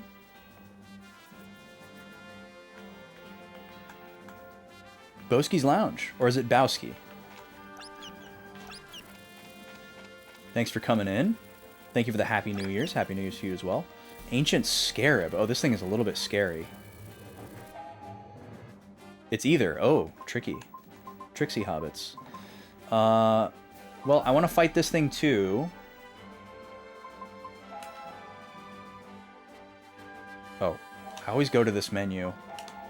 I see the word heal and my brain subliminally is like healing. That's what I came in the menu to do, but it's not the spell menu. It's like the item menu. Sure, we'll just do a 2-wave battle against an enemy we've never faced before. That's a good idea, right? These guys are cool looking, at least. Kind of Pokemon-y.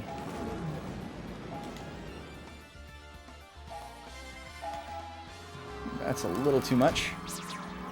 Okay, they don't hit very hard. I'm going to use Kluk's turn to do a little scanny scan. Thanks for the lurk. Have a good work. Constantly battling beetles for the title of King of the Forest. Okay. Sounds like a rough lot. He's defending him back.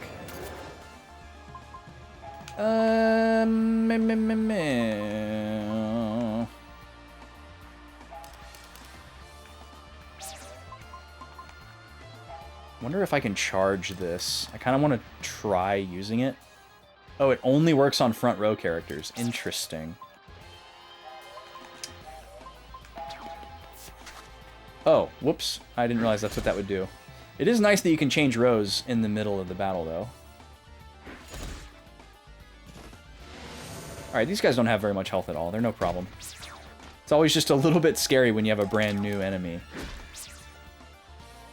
Oh, we got him with the poison thing. Okay.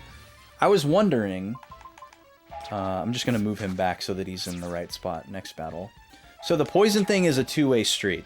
The item description made it sound like it might only happen when you're on the receiving end of an attack.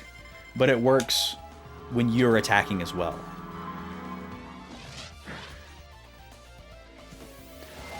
Hello, Mari. Welcome in.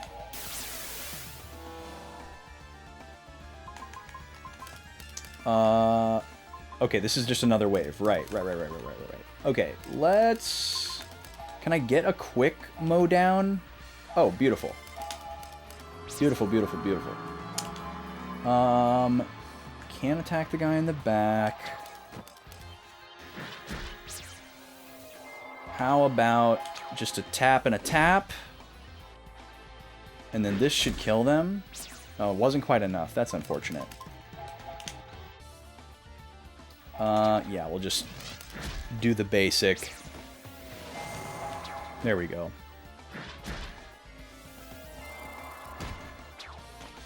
How is he? He must have like 1 HP. Okay.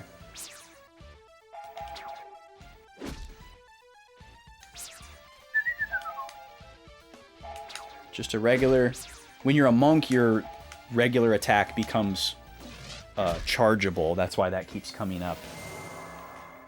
It was throwing me off for a second. I had to remind myself. That's why that was happening.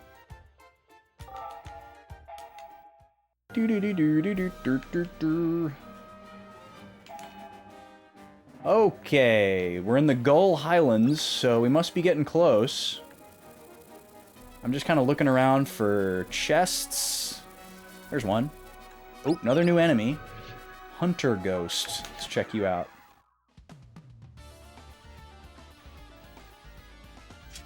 Oh, hunter like that kind of a hunter. Okay, like a Daniel Boone Hunter Ghost.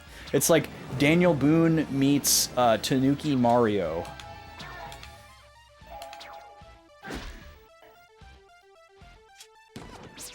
Oh, and they have sleep. Very annoying. I do want to get a scan on one of these before we're completely out of here. I don't know if it gets recorded anywhere that I've scanned them. Oh. Right. Okay. He has double item. Can smell weakness, puts to sleep those in the back row, and attacks those with the least HP. Oh. That's a pretty cool AI gambit. Very specific. And I guess good to know. So it'll always... Okay, well there it didn't target the character with the lowest HP. So, not sure what to make of that. Maybe it looks at the character with the lowest HP that's awake? Let me go look at the creature compendium really quick, actually. Where is that? I believe it is just in the items menu. Yeah, and then you go to encyclopedia. Let's see. Let's do a little test here. I guess they're considered undead because they're a ghost. So Hunter Ghost. Yeah, I don't think the information here is any different when you've scanned them or when you haven't. I also don't know, like, in the top left it shows their skills. Okay, that actually answers my question. Here's the boss that we just fought. There's skills up in the top left that we definitely didn't see. So I was wondering, like, does it record skills only that are used against you? And it looks like not. Magic monster.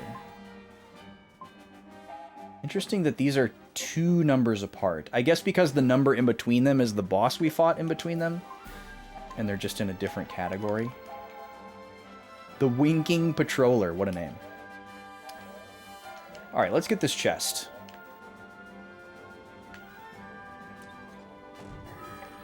Iridescent Wind. Don't remember what that does. So we should be getting pretty close to the mountain entrance.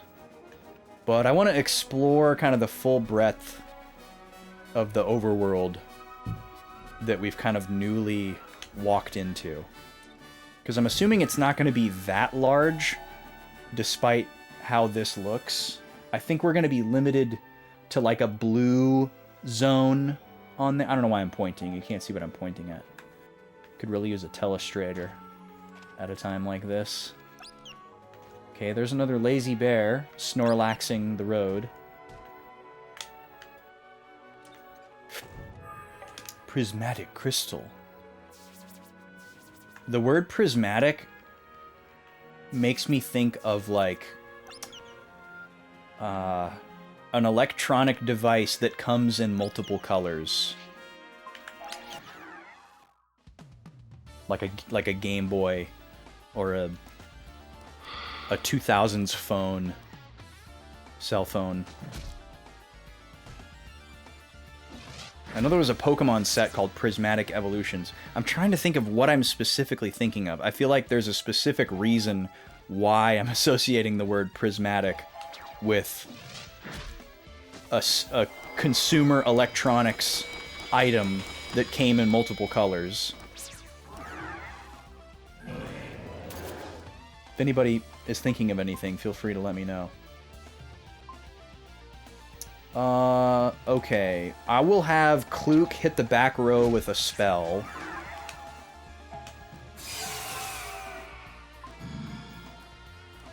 Can't use Earth. So I'll use Water. Charge it up a little bit, but make sure it goes off early. Morrow, you can attack the bear. Actually, let's just charge you all the way up. That's fine. I'm assuming that everything inside of the sweet spot zone is the same, and it's just giving you a margin for error, and not like the farthest to the right possible is the best.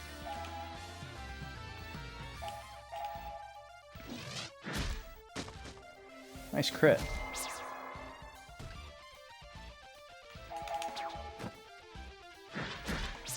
Alright, we just gotta watch out for this guy to go into low health. He puts his arms up in the air and roars.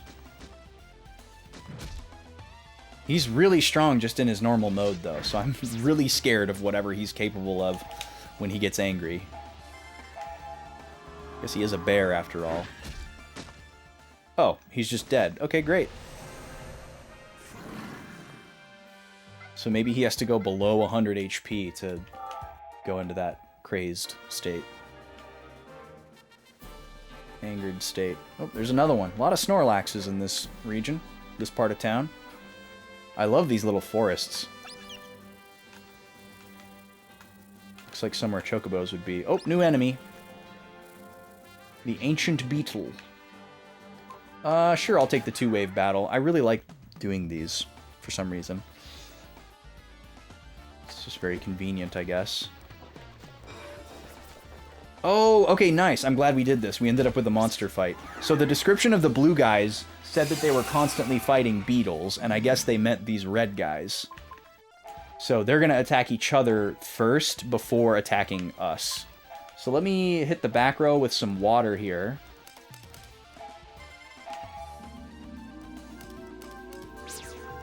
That'll wipe them out. You've been attacked once, so we'll go after you. They're just attacking each other.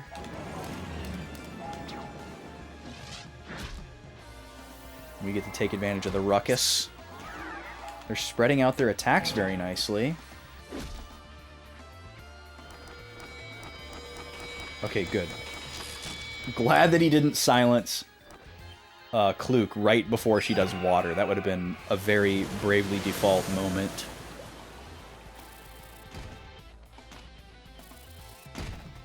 Alright, that's one down. Okay, so we can just count on this guy being dead. And then y'all can take out the two red guys.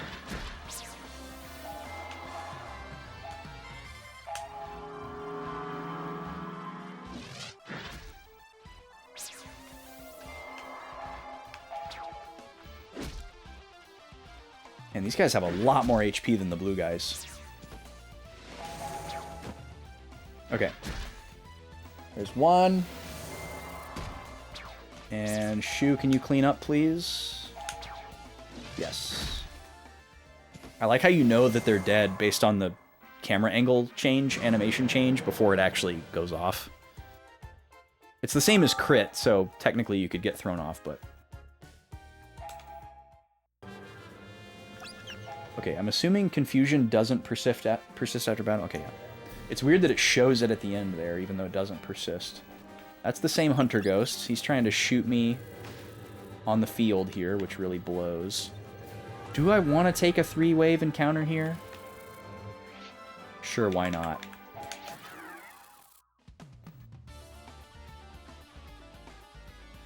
Why not?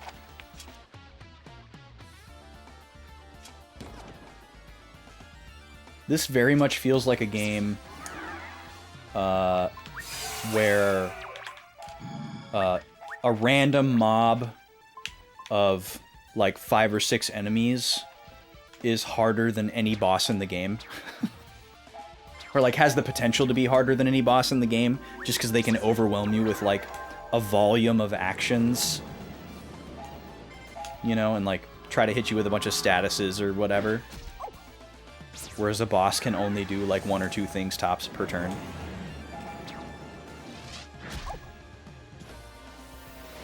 I don't know if I could say that's one of my least favorite things to encounter in a game, but it's definitely something that I always note when it happens. Hey, Nalani, how are you? Oh, and right as Nalani comes in, we get hit with an ad. Okay, I'll be right back, folks.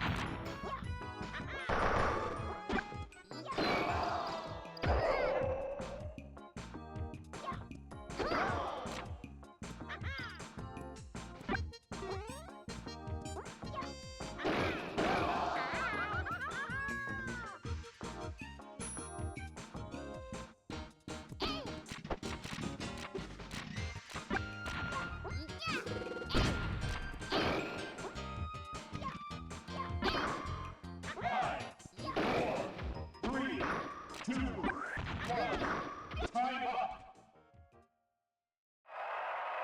This game's winner is Luigi.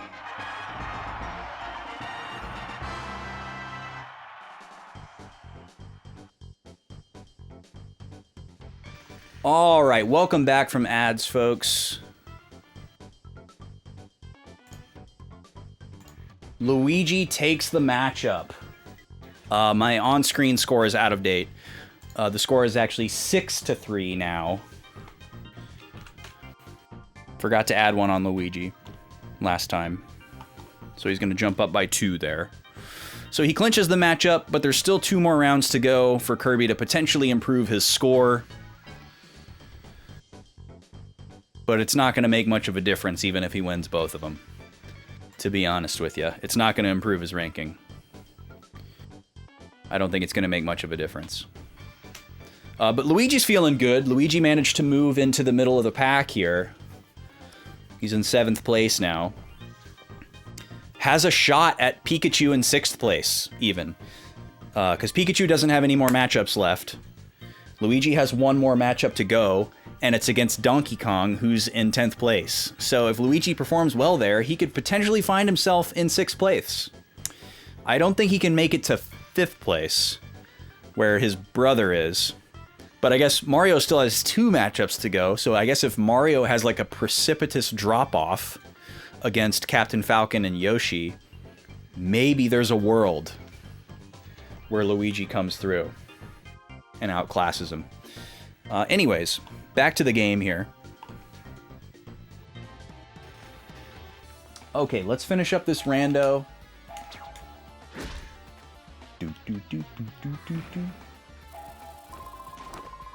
Oh, this is a 3-wave battle, that's right. So this is actually going to take a while.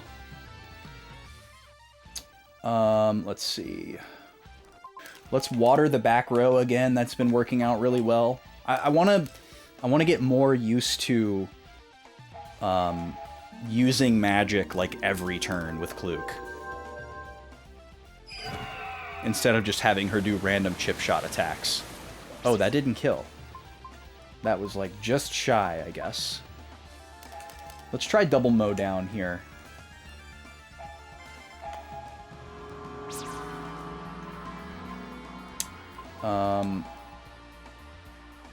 With Jiro, though, I think he's just going to have to keep doing love taps.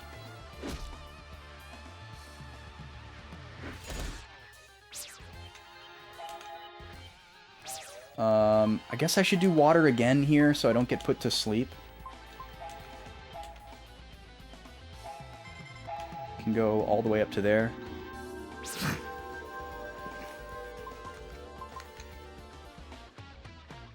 And then let's double up on mow down on the scarabs here. There we go. Oh, I wanted to call attention to something. So a few minutes ago, that random first-time chatter partnered streamer came in here and pinged me with a message that 2 messages in a row that didn't even make sense to me. I've never seen them before. I don't know who they are. I opened up their page while we were in the ad because I had a second, and they're currently live. And I just think that's such cringe behavior to just like go into a random person's stream and ping the streamer and you're like not even there. I don't understand like what they think they're going to get out of that. Like, are they just like thinking that like I'm gonna go to their page because they have a check mark and like maybe watch their stream or follow them? They did it to you too, Nalani? That's so stupid. Like, it's one thing, like, it doesn't excuse it, but, like, it's one thing when you see, like, a small streamer doing that, and they're just, like, you know, they perceive themselves as, like, grinding or whatever, you know? And so they're just, like, trying to get in front of as many eyeballs as possible, so they're going into all these random people's streams and, like, trying to make it seem like they're watching, or like, hey, drop an alert, you know, like that's super cringe too. Like it's not okay for anybody to do that. I think it's super dumb for anyone to do that. But it just seems especially weird for a 40k follower streamer to be doing that. Like, there's no way that they got to 40k followers by doing that. Yeah, Halo Killer. Do you know them? Like, are you like aware of them for some reason, or do you watch them? I have no idea who that person is. But I saw that they were live, and then first time chatter pinging me in my stream, and I thought it was really cringe.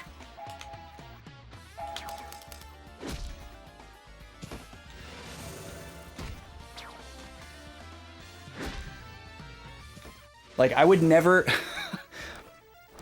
There's so many layers of I would never do this baked into that. Like, I would never ask somebody that I've never talked to before or ever met before, "You good?"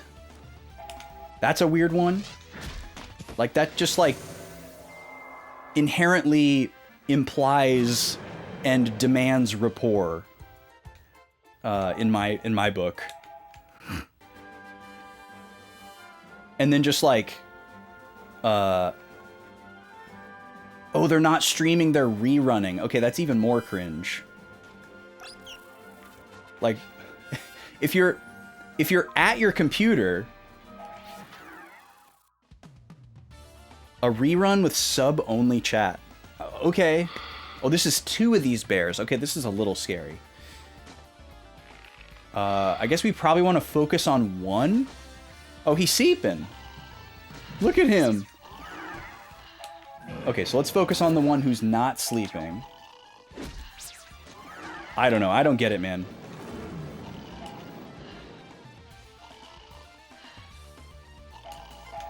I think it's really cringe to ping the streamer pretty much any time, especially in like a chat as small as mine, where like the chat is moving incredibly slow and like it's very unlikely that I'm gonna not see a message. So like, why ping me?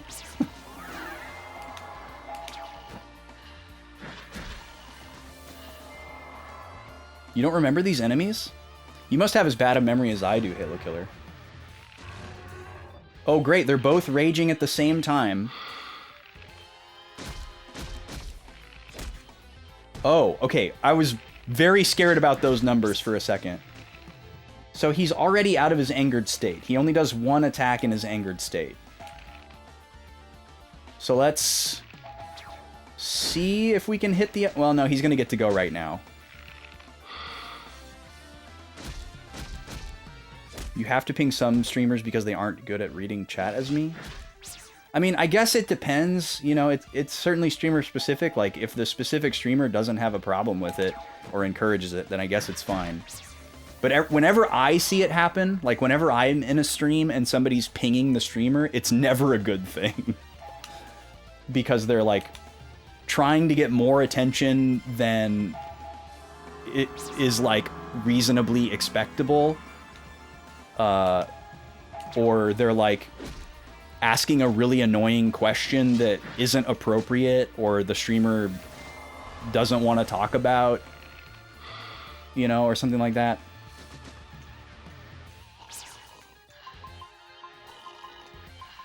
Maybe I should correct my statement to be, it's not an okay behavior unless it's explicitly encouraged or,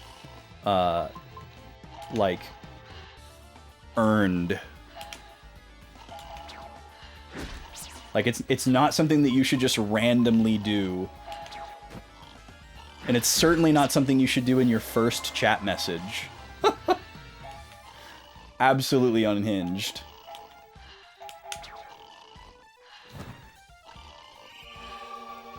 Yeah, I thought it was like 130 something as well, Halo Killer, and then he was hitting again, so I thought he was gonna hit me for 132 times, and it was gonna be like an insta-kill. But we're okay. These guys are strong, but they're not that crazy. Alright, I'll put him to sleep here just for mechanical satisfaction.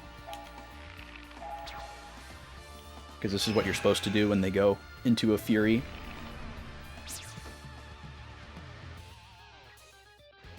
You're learning for your playthrough that it's really important to change the classes up. Oh, interesting. So you were kind of more like sticking people in a lane and just zooming.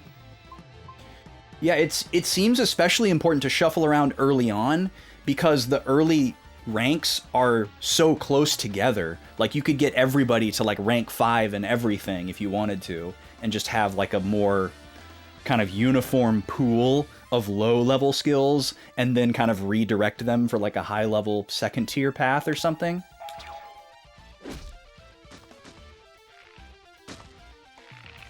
Oh, here he comes again with the Fury attack.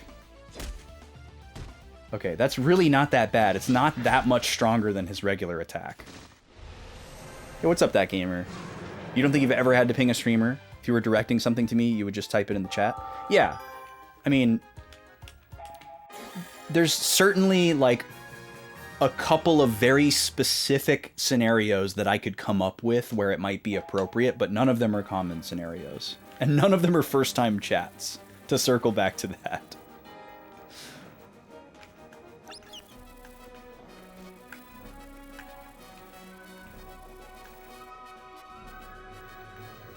Yeah, like, I go by my name on stream. Like, my name is on the screen. So it's almost like a little bit of a filter. You know? Like, if someone calls me Backlog or BB or something, it's a way for me to easily know, like, okay, I don't have any rapport with this person yet. Which is also kind of how I roll in real life, sort of by accident, because I go by my middle name. So if anybody like sends me an email or leaves me a voicemail or calls me and they ask for my first name, I'm always like, oh, okay, this person does not know me, and they probably want money or something. It's a great little filter to have set up. This must be what we're looking for. This must be the entrance to the Gull Mountains. Took the words right out of my mouth, Jiro. I'll allow it from you, Nalani. Pink Diamonds can call me BB. How about that? That's right. Do you still remember the dance the chief taught to you? Yeah, maybe. You can do it, Marumaro.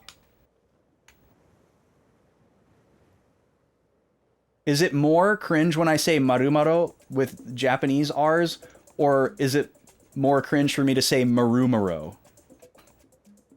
That music was awesome. Devin, Devira. Oh, and it just splits in two. Roll them really hard, Pop says. The stone artifact opened! Yes, it opened! You did it, Marumaro! Genius! Yay! Marumaro is a genius! Oh, is genius. Sorry. When you see BB, you think of baby. Yeah, I think so too. Like, I always feel a little bit uncomfy when people say, hey, BB, like when I'm chatting as BB Austin. Like, it totally makes sense that somebody would just jump to that. I don't fault it or hold it against them, but I'm always like, like, are you flirting with me? I know they're not, but that's just like, you know, the baked in response to BB. Oh, Gobi's dreaming. She made a spooky noise behind me. It kind of scared me.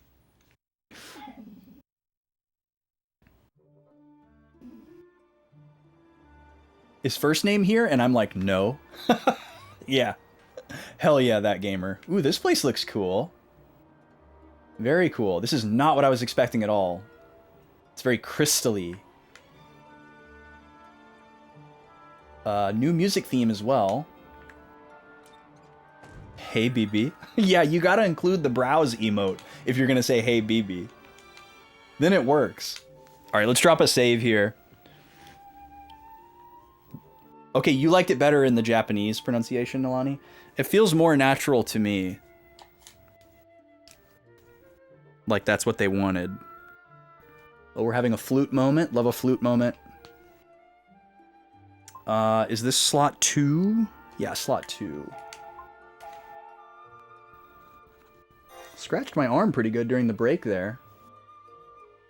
Doesn't look that bad on your side, but kind of gnarly, actually. Alright. We're gonna call this Gull Mountains entrance.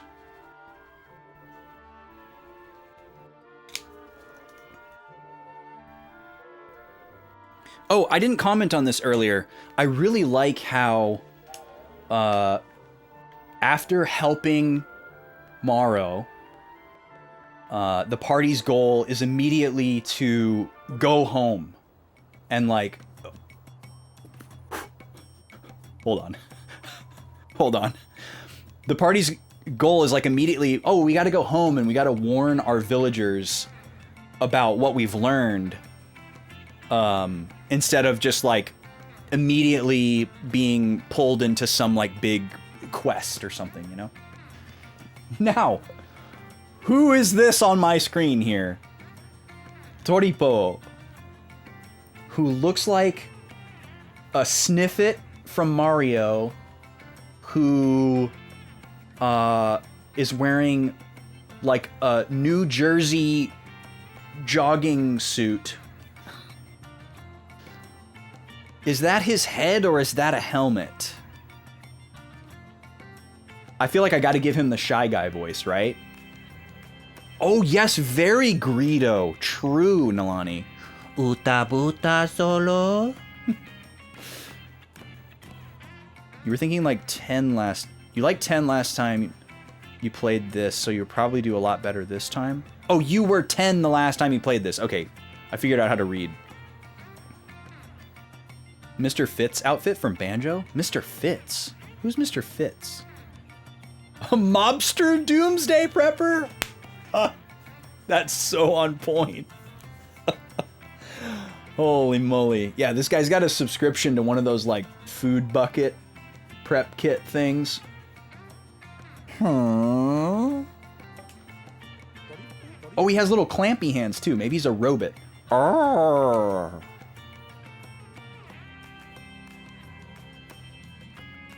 And he has a surf theme.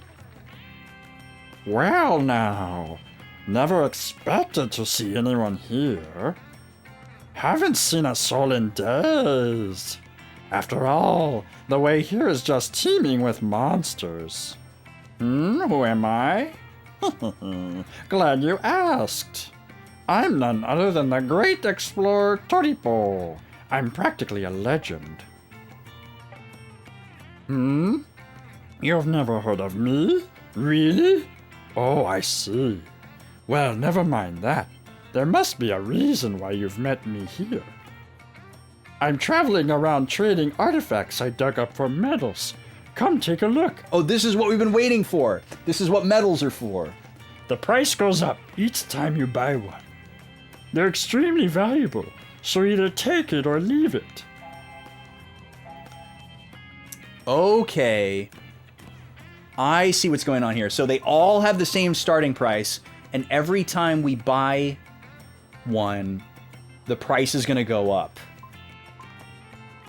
This is very interesting.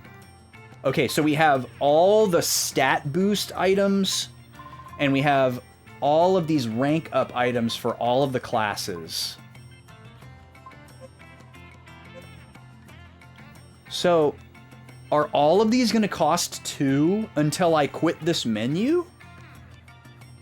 I was thinking after I bought one item for 2 medals, my next item that I bought would cost me 4.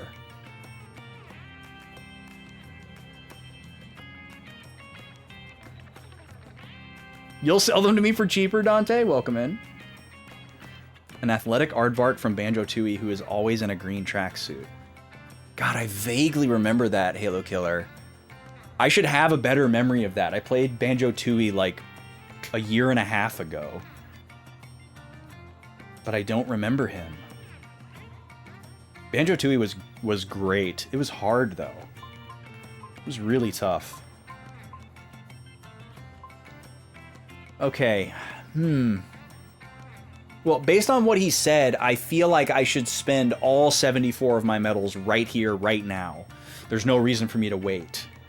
Especially if buying the next time, everything's going to cost 4.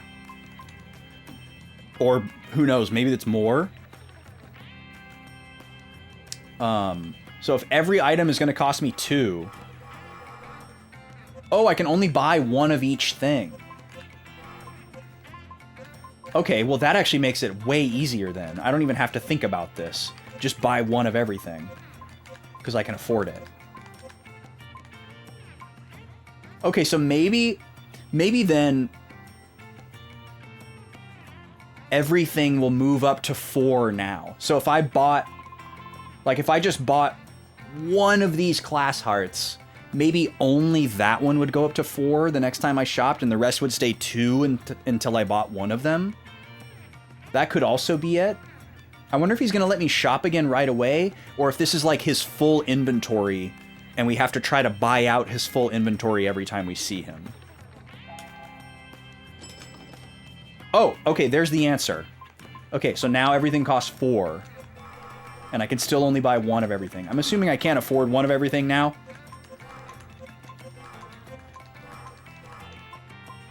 No. Very close, but I think the rank ones are much more valuable than the stat ones. So let me buy all the stat ones. Okay, we got all the stat ones. HP by 3, MP by 3. God, that's such a low number. And like 1 stat point is, you know, it's not nothing, especially right now, but this is going to be such a low value increase late in the game. Like 1 point, 1 stat point is so negligible. This is only going to exist for like, you know, stat maxing purposes and things like that for people who are trying to just go to the nth degree. Maybe agility is like the one exception because it's a much lower number than the rest of these. Like all the rest of these stats are in like the 100 point range already, but our speed stat is in like the teens and 20s. So 1 point is more valuable there, possibly.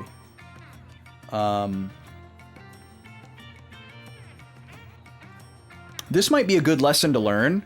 I can check out here with not 1 of everything and see if all the prices go up to 8 or just the ones that I bought. Ah, okay. So yes, all the ones that I bought, they didn't double, they went up by 2. So that's good. That means a lot less medals are needed to get everything. I'm assuming at some point you can't get any more because there's got to be a finite number of medals. It's a little bit concerning that you have to decide how you want to spend them. I guess if you were really trying to stat max, you wouldn't buy any of the rank up ones and you would only buy the stat up ones, and that would be the way to get the most stats as possible. But I don't care about that. The stat up ones are, from a casual standpoint, so much less valuable because the number of battles that you would have to do to grind the SP to get something from like rank 22 to rank 23 is probably like 100 skill points. So you're looking at, you know, at least a dozen, maybe 40 battles to be able to just do that with the click of a button is incredibly high value versus something like increasing my speed by 1, you know, which I could easily do by just going to the next town and buying equipment. And it really only becomes valuable once you have like the best stuff in the game and there's no other way to increase your stats. I guess you could still level up. Like a level up probably gives me more than 1 point in every stat. Yeah, he's got surf music for his theme, Dante. I want to make a note here because I might forget this. So Toripo is our new character. Toripo runs the metal shop. Metal with a D.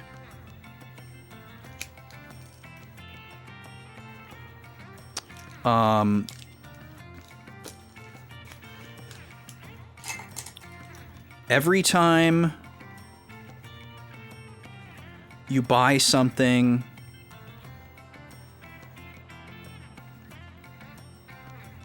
the price increases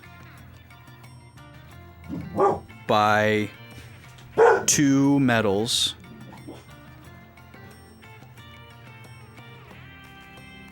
Things you don't buy don't increase. I just want to make sure that in case I forget that, I can reference it later. Just leave a little star in the margin for myself. Gobi's barking at the little guy. The little guy's capable of like making a lot of really loud noises that they probably don't think that he can, so they think it's something else. He's like throwing stuff around in his room or whatever.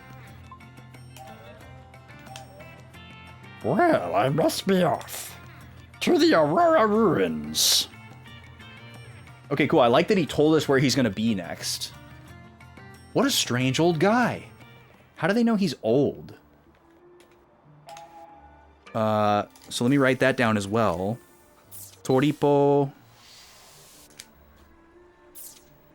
will be at Aurora Ruins next.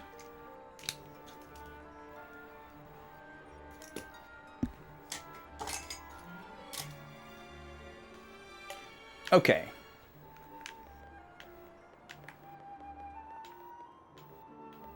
I'll wait to save again to commit all of that. Alright, let me check out this map here, try to get a lay of the land. Oh, I need to start inspecting everything. I'm assuming all these glowy trees and crystals and such can be explored. It's sparkling brightly, thank you. Okay, that's where the loading zone line is. This game could use the little glowing dots from the Xenoblade games, where you can see exactly where the loading zone is. Always appreciate that. There's a lot of other games that have that too. Yo, what's up, Space? How you doing? The Dagron goes well. The glowing sap. You feel strange when you look at the faintly glowing sap. Okay. So I can only examine the ones that have glowing sap. So the glowing sap is the new little red bobbers from the last dungeon. How are you doing, Space? What's going on? It seems there are many such crystals in this forest. I like that they're trying to patronize me for examining everything. So, okay, they're kind of making it seem like there's nothing to find here. It's just this kind of very similar bland flavor text every time. But see, that leads me to believe that they're trying to ward me off the trail. Okay, that one has HP recovery. We're calling him BB now, but only if we're flirting. That's right, that gamer. You got it. Oh, we've got a scorpion.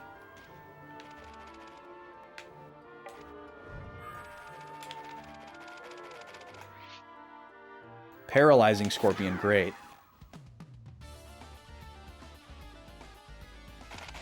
I'm the first person on Twitch who has ever read me type Dagron on purpose and not read it as dragon. Congratulations. Wow, I'm so proud. Thank you for not thinking that I was, like, bullying you or patronizing you for a spelling error.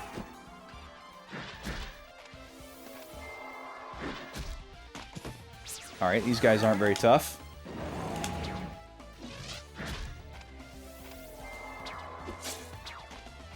Okay, they can inflict poison in addition to paralysis, presumably, with their name. When did you... Space, when did you... when did it come to pass that you made a concerted effort to intentionally type Dagron. Oh. This water hurts me. Okay. Wait.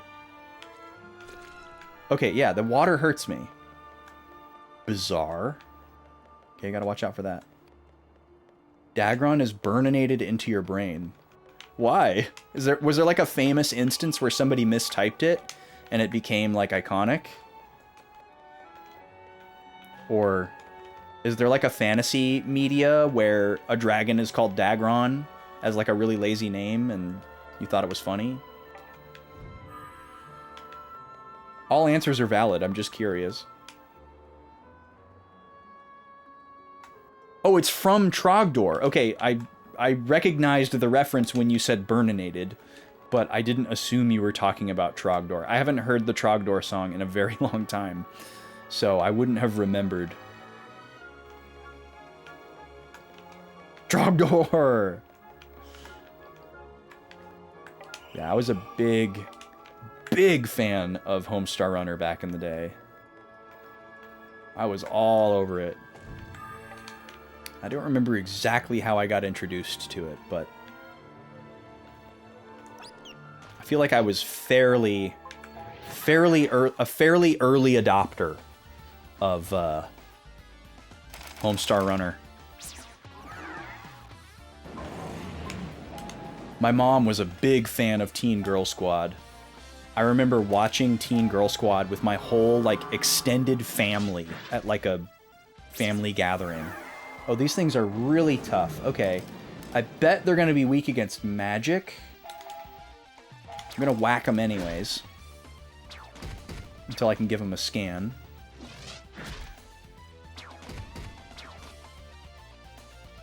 That's wild and you love it? Yeah. Let's see. Let me just guess a spell here.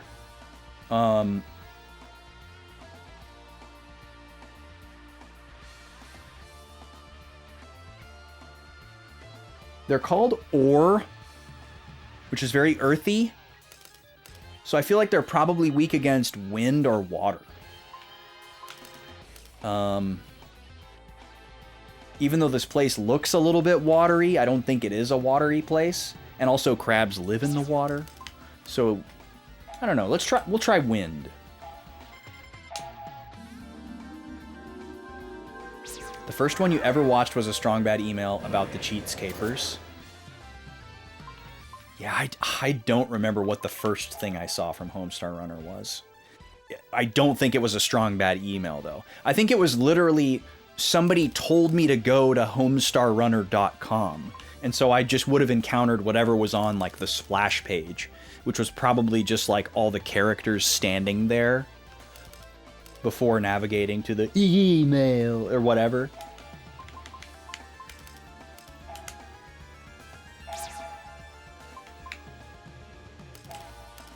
I remember showing it to a lot of people.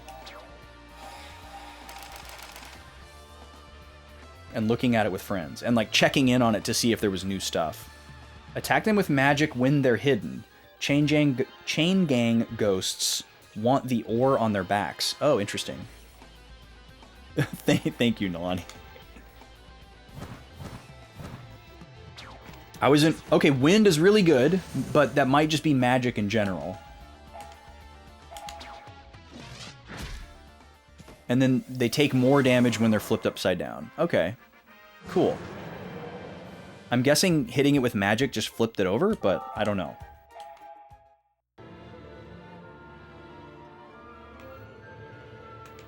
I remember being somewhere, like, in a public space, and I heard that soundbite come out of somebody's phone, and just knowing that, like, that was probably that person's email notification. Oh, that was very sneaky.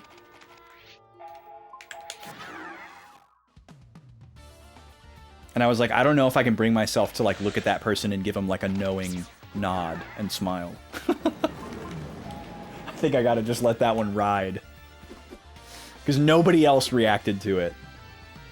was just I don't know where, I don't remember where I was. You know, I was in some like quiet public space like a bank or something and just heard email out of somebody's pocket and just kind of like snickered to myself.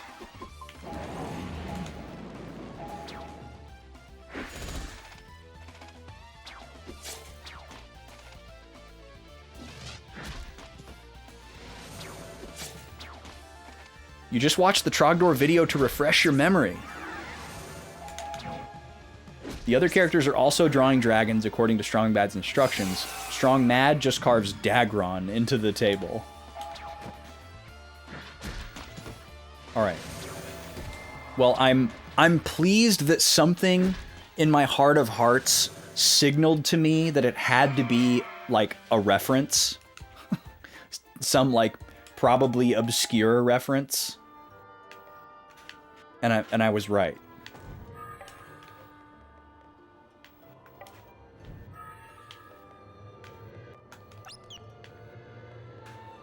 So that's a ghost version of the guy from the last dungeon that had like the halberd spear thing, poleaxe. So he's probably just as annoying. Oh, we've got a poo snake palette swap. Say that 5 times fast. He's running away from me.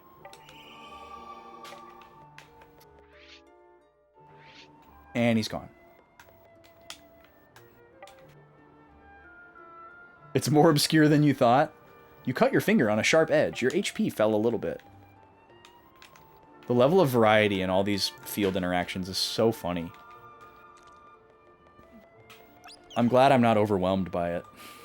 Because I think it would be totally reasonable to be.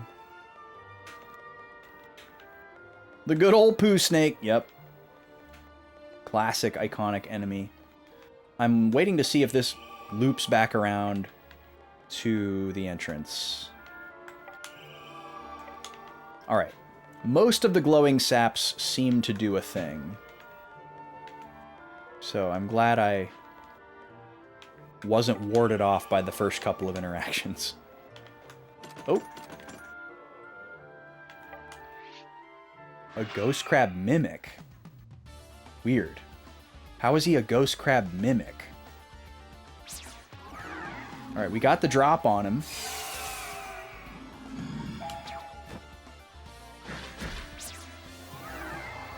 Alright, I feel confident now that we should only scan enemies... Oops, that was way too long. We should only scan enemies where we legitimately, like, sense or fear a gimmick that we want to know about. Because whether or not we use the compendium on them in battle doesn't seem to affect their out-of-battle compendium entry.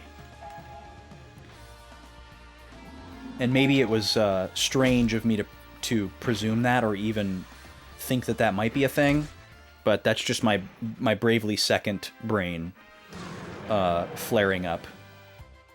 Because that is how it works in Bravely Second. Alright, Ninja Swiftness for Kluk. Ooh, another Earth Earring. Earth Earring, Earth Earring. Let's see. Is anyone wearing silver earrings? No. So this is just a trade-off at this point. HP versus agility. Or in Jiro's case, HP versus defense. 10 points of defense has got to be worth more than 10 points of HP. So, we're good there.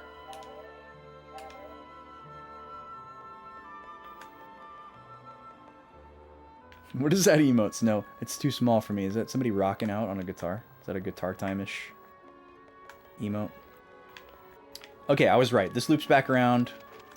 Oh wait, no, this isn't the center. Because that's an unopened chest.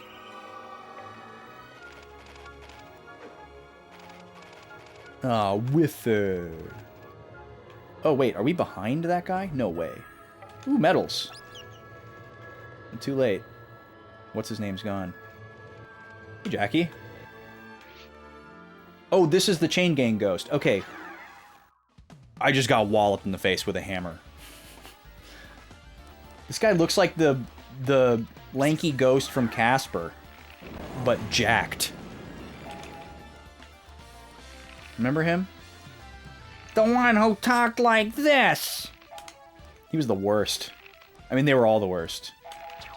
Alright, this guy's probably got a stupid amount of HP. Let me hit the back row with some fire. It's a frog jamming on a banjo? That's an amazing emote. I don't even need to be able to see the detail of it to know that that's amazing. Just based on that description, I know it's amazing. Alright, get that guy out of here so we don't get slept. Let's do some healies on Shu. What do you guys think of Dagron? What does that mean, Space? What do you mean?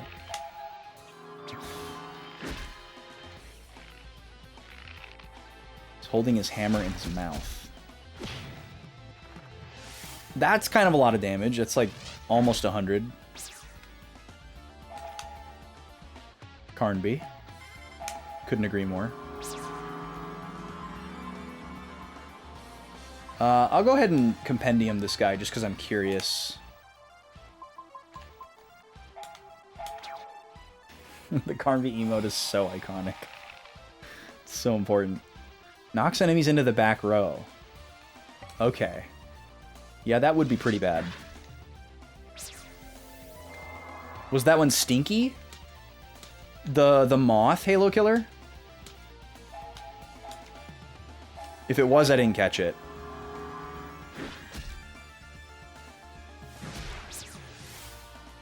Or do you mean the Casper ghost that I was talking about? That was a ton of damage.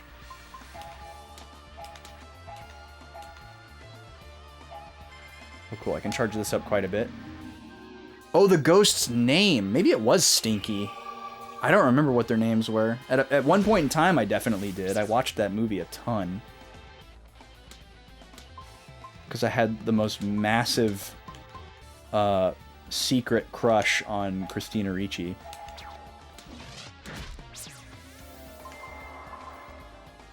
But I did also like the movie for like other reasons too. Wow, I totally forgot about that Halo killer. You're right, their names were Fatso and Stinky. That's so 90s coded.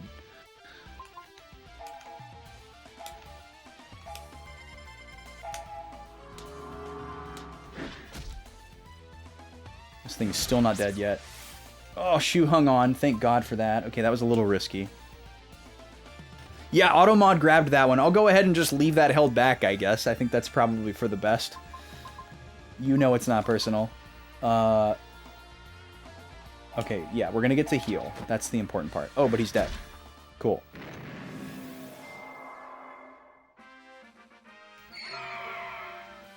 You don't remember the third one? There was a third one? I thought Casper was the third one, but I think you're right. I think there was a third sibling. In the 2024 Alone in the Dark, Carnby is played by David Harbour? No way. Really? Alright, there's the charged attack from Morrow. Excellent. We need to heal. Immediately. When you die and you're wandering around as a ghost, you hope people in 300 years call you Stinky. I mean, you gotta come up with some name, right? Because there's not really any way to figure out the ghost's actual name. So you're gonna have to come up with some kind of nickname for them based on your experience with them and your rapport that you develop. Stretch! Okay, yep, that sounds very familiar. Alright, I am officially... Whoa! Yikes! Do not adjust your television sets. That was the enemy. Is this, like, gonna prevent me from entering that part of the field? Holy moly. What is that thing? It's like a little guy flying around in the air. Well, I'm assuming I won't be able to get the drop on him from this distance. I could try walking slowly. That worked. No. Yeah, he does it immediately as soon as he detects you. Okay. And then it just takes a certain amount of time to dissipate. I'm really turned around in here, so I'm going to backtrack a little bit. Do the shake and bake on this hermit crab. He had the Joyzy accent? Okay, I was associating that with Stinky, so maybe I was kind of fusing them together in my brain. What is that? I've been here, but I don't recall these floating, glowing motes of energy. I guess they're nothing. Oh, hello there. Started playing it right after you finished the OG, and you binged the heck out of it. Loved it. Huh. That's cool.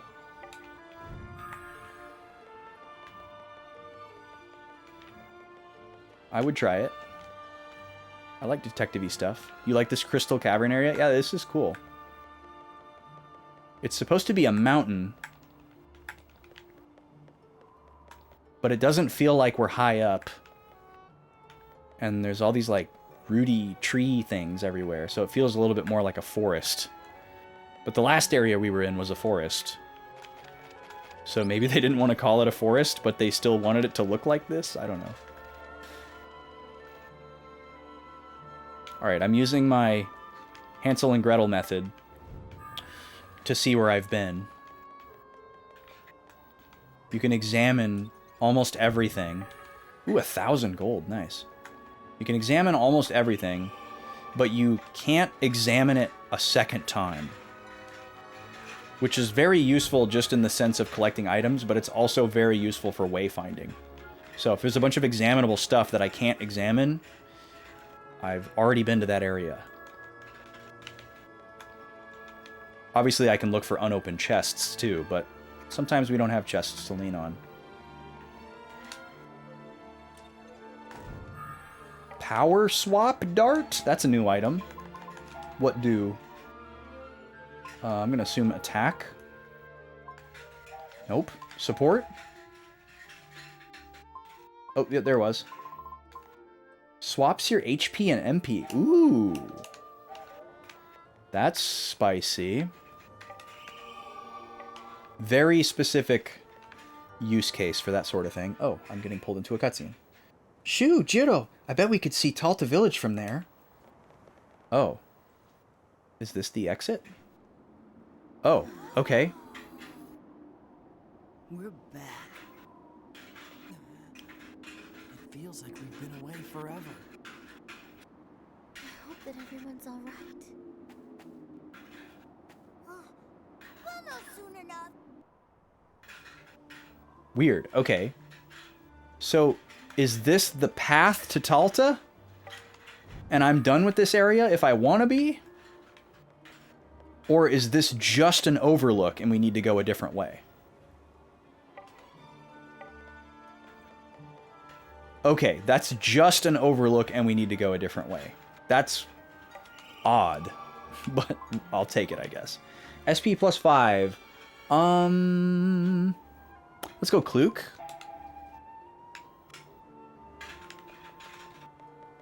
She's going for some more long-term, farther away stuff, so... Ancient fossil. What does that do? Is that an accessory, actually? Probably not. Is that a valuable? No.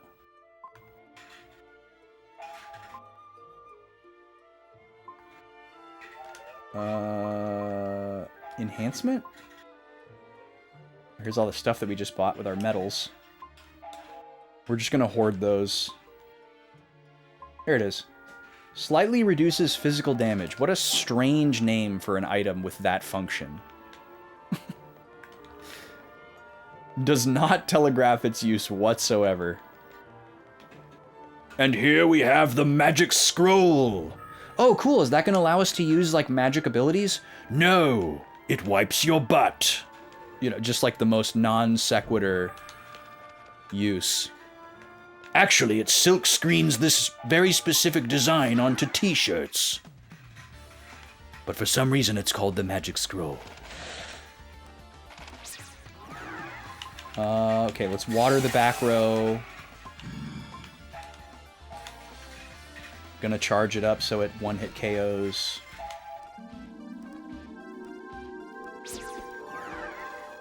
And we'll try the double mow down on the scorpions.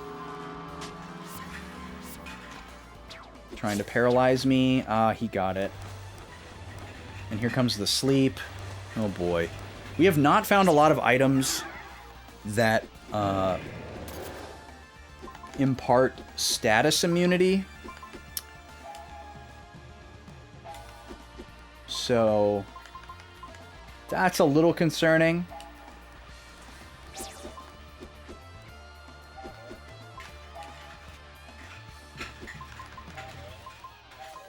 We also don't have a spell that removes status. So status is really scary right now. Okay, silence is fine on Shu. I'm assuming this is like Pokemon where a character can only have one status effect at a time, which helps a little bit. Or it actually helps quite a lot, but it still makes status really powerful. We're fine health-wise though, so status for everyone. Well, I'll take poison over paralysis. Well, maybe we can do the Pokemon thing where you intentionally take a specific status effect to protect yourself from all the rest of them. It's a very common tactic in Pokemon, where you'll take like a very measurable, workable status effect like poison, and by being poisoned, you can't get hit with any of the other status effects. Well, except for confusion, because confusion is like separate than the rest of the statuses in Pokemon. It's kind of weird. It can coexist with the rest. But in Pokemon, if you're asleep, you can't be paralyzed or burned or frozen or poisoned, etc. And those all go two ways. Sorry for the loud bork there. I don't know what triggered Nima there. The loudest lawnmower just drove by. It is January, sir. Yeah, and you're not in like a southern state where you still mow your lawn occasionally in the winter. I hear voices, so maybe we have a visitor.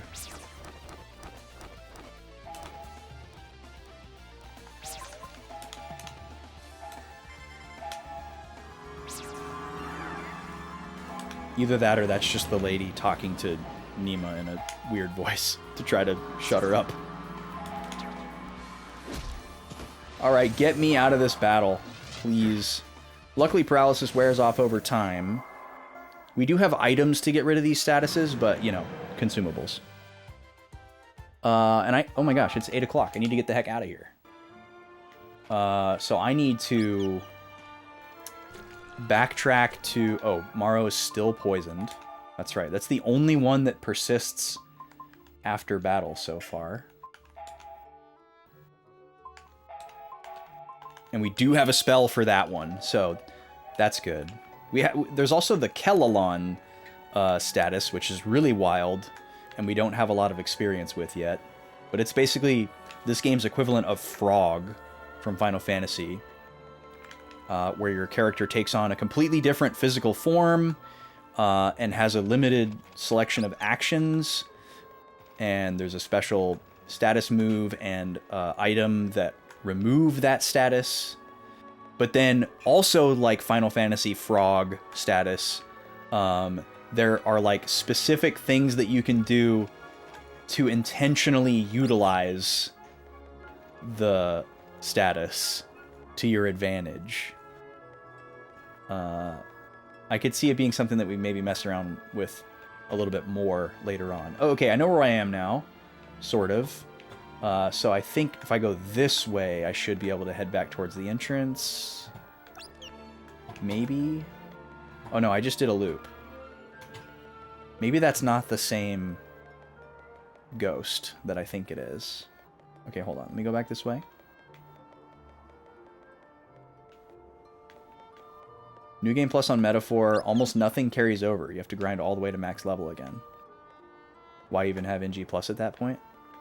So what does carry over, Halo Killer? I remember that guy. That was the first poo snake we saw here, and he ran away. And I remember crossing this little pond. But I was thinking the entrance was like this way from there.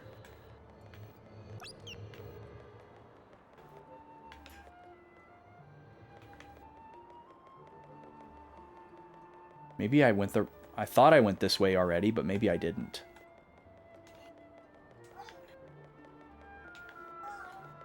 Okay, here we go. There's the warp key, and here's the save point. Cool. So this will be where we stop for today.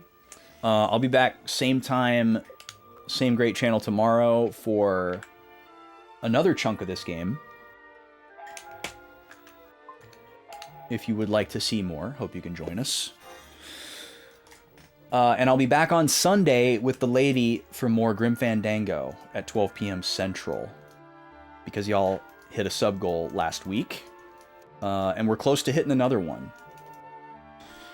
Make sure you've got your votes in for the Tuesday game poll. We're going to be closing that at the end of the stream tomorrow as well. We'll save already? Maybe. We'll save again.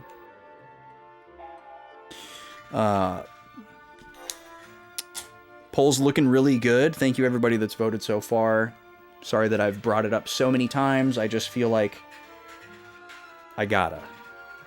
Oh, and we just got hit with an ad. Okay, I'll wait for the ad to end before I raid out. We're gonna call this save Gull Mountains. I'll just say midpoint. I think that's a pretty safe assumption.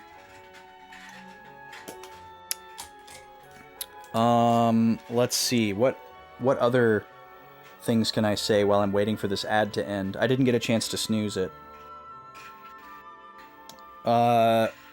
Get your hotel rooms for VGM Con if you're planning to go. You don't have to... Oh my god. You don't have to pay anything to book the hotel room. You don't get charged for it until the event weekend. So, and it's cancelable until like a week before. So if you're thinking about going, just go ahead and reserve a room because it will sell out. The hotel will fill up and sell out well before the event. So better safe than sorry. And of course, you know, if you're planning to go, get your badges sooner rather than later because I don't think they're full price yet. You can still get a little bit lower of a rate than the normal pre-sale. And obviously, it's always cheaper than getting it at the door because they're more expensive at the door. So come to VGMCon. It's going to be a lot of fun. I have solidified the music lineup, and I'm really excited about it. We're bringing in a bunch of new stuff this year, both like as far as acts and also like ideas in the space. Like some things are moving around. We're trying to find more efficient locations for things, and that sort of thing. Really trying to master our weirdly shaped hotel, weirdly shaped old hotel, as best we can. And I think we're getting there. Just about the time that we're ready to outgrow and leave this hotel, we'll probably have it mastered, which is exactly what happened with the old hotel. What else? Oh, getting ahead of the game and reminding you once again, Charity Week is returning for 2026 in February. February 15th through 22nd is going to be Heart Week. Welcome back from the ads, folks. Sorry about that. So go ahead and mark your calendars. I'm going to do something oh my god. Slurgy! My guy. Thank you so much for the raid. Appreciate the heck out of you. How was stream today? I am in the middle of signing off. So I hope you'll all join me in a little cheeky raid train here. It's unfortunately time for me to go. I really appreciate you bringing everybody through Was it more Battle Brothers today? How was that going? We were just talking about VGM Con as well. Slurgy is somebody that I know through VGM Con. Drop him a follow. Very chill, cozy, strategy-focused streams over there. And he's a very talented musician as well. Great stuff on his YouTube channel. He's going to be performing at VGM Con. And I'm excited to hang with him, because that's pretty much the only time that I get to see him is at VGM. Great guy. Thank you so much for the raid, Slurgy. For those of you that are new coming in with the raid, if you want to hang out tomorrow for some more Blue Dragon, my current RPG playthrough, I'll be back at 3 p.m. Central. That's my current RPG playthrough. We're going to be streaming it every Thursday and Friday until I beat it. I'm a slow player. I take notes in a spiral notebook right here. I got the notes cam. I got my colorful markers and highlighters for coding. And then on Tuesdays, I do kind of a variety slot that's anything but RPGs. We're actually in the process of picking what the next Tuesday game is going to be, because we just beat Paper Mario Origami King this week, which was great. We've got 3 new exciting options on the chopping block. We're going to find out tomorrow at the end of stream what the new Tuesday game is. And I'll also be playing some cozy point and click with the lady on Sunday, if that's more your vibe. What else do I have for you? That's pretty much it. Book those VGM Con rooms, buy those badges if you're gonna go. It's not till April, but get your stuff locked up now. You'll be glad you did. I'm trying to ignore the MagFest FOMO because all of my friends are there this week. Maybe you are too, Slurgy. Would totally understand. But yeah, other than that, I think that's all I got for y'all right now. At some point in the near future, I'm going to be doing the Pokemon Black Super Boss fights to close out my challenge run. I might be ready for that next week, but I don't think I'm going to do it on New Game Day on a Tuesday. So maybe not this coming Tuesday, but the Tuesday after that, I'll start stream with the Pokemon Black wrap-up, and then we'll get into day 2 of whatever the new Tuesday game is. We'll take that as a tentative plan. But let's find someone else to drop y'all off with.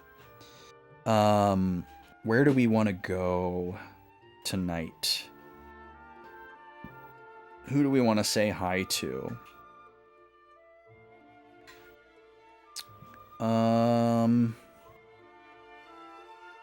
Oh, that's a fun idea. Oh, that's a fun idea too.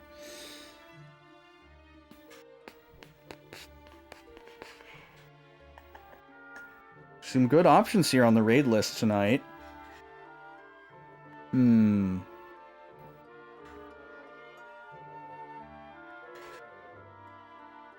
Bleh. Okay, well, let's do this. We're gonna take option 1. I don't get a chance to raid HG very often, and she is doing Mega Man DOS. I've got to assume it's for Jankuary, because why else would you be playing Mega Man DOS? And apparently it's a race. I don't know against whom, but let's go find out, shall we? Yeah, too many fun ideas. It's really my biggest and most powerful curse, Jackie, is too many ideas and too little time and energy. Anyways, y'all be good. Stay well. Thanks for hanging out with me today. More tomorrow. Cozy point and click on Sunday. Vote for the new Tuesday game if you haven't already. I'm going to keep annoying you about it. Poll is up in Discord. It closes tomorrow at the end of stream. That's it. Charity Week in February. Mark your calendars. February 15th through 22nd. Gonna do a similar thing to last year for Heart Week. We'll have four days of streaming in a row, Monday through Thursday. Bunch of milestones and incentives and stuff, and you'll be able to unlock a 5th stream on the Friday. It's gonna be a big to-do. I'm not planning to do any of the same games as last year, though. So it's gonna be all different events. Different games. Anyways, more on that later. Let's go say hi to HG. See ya.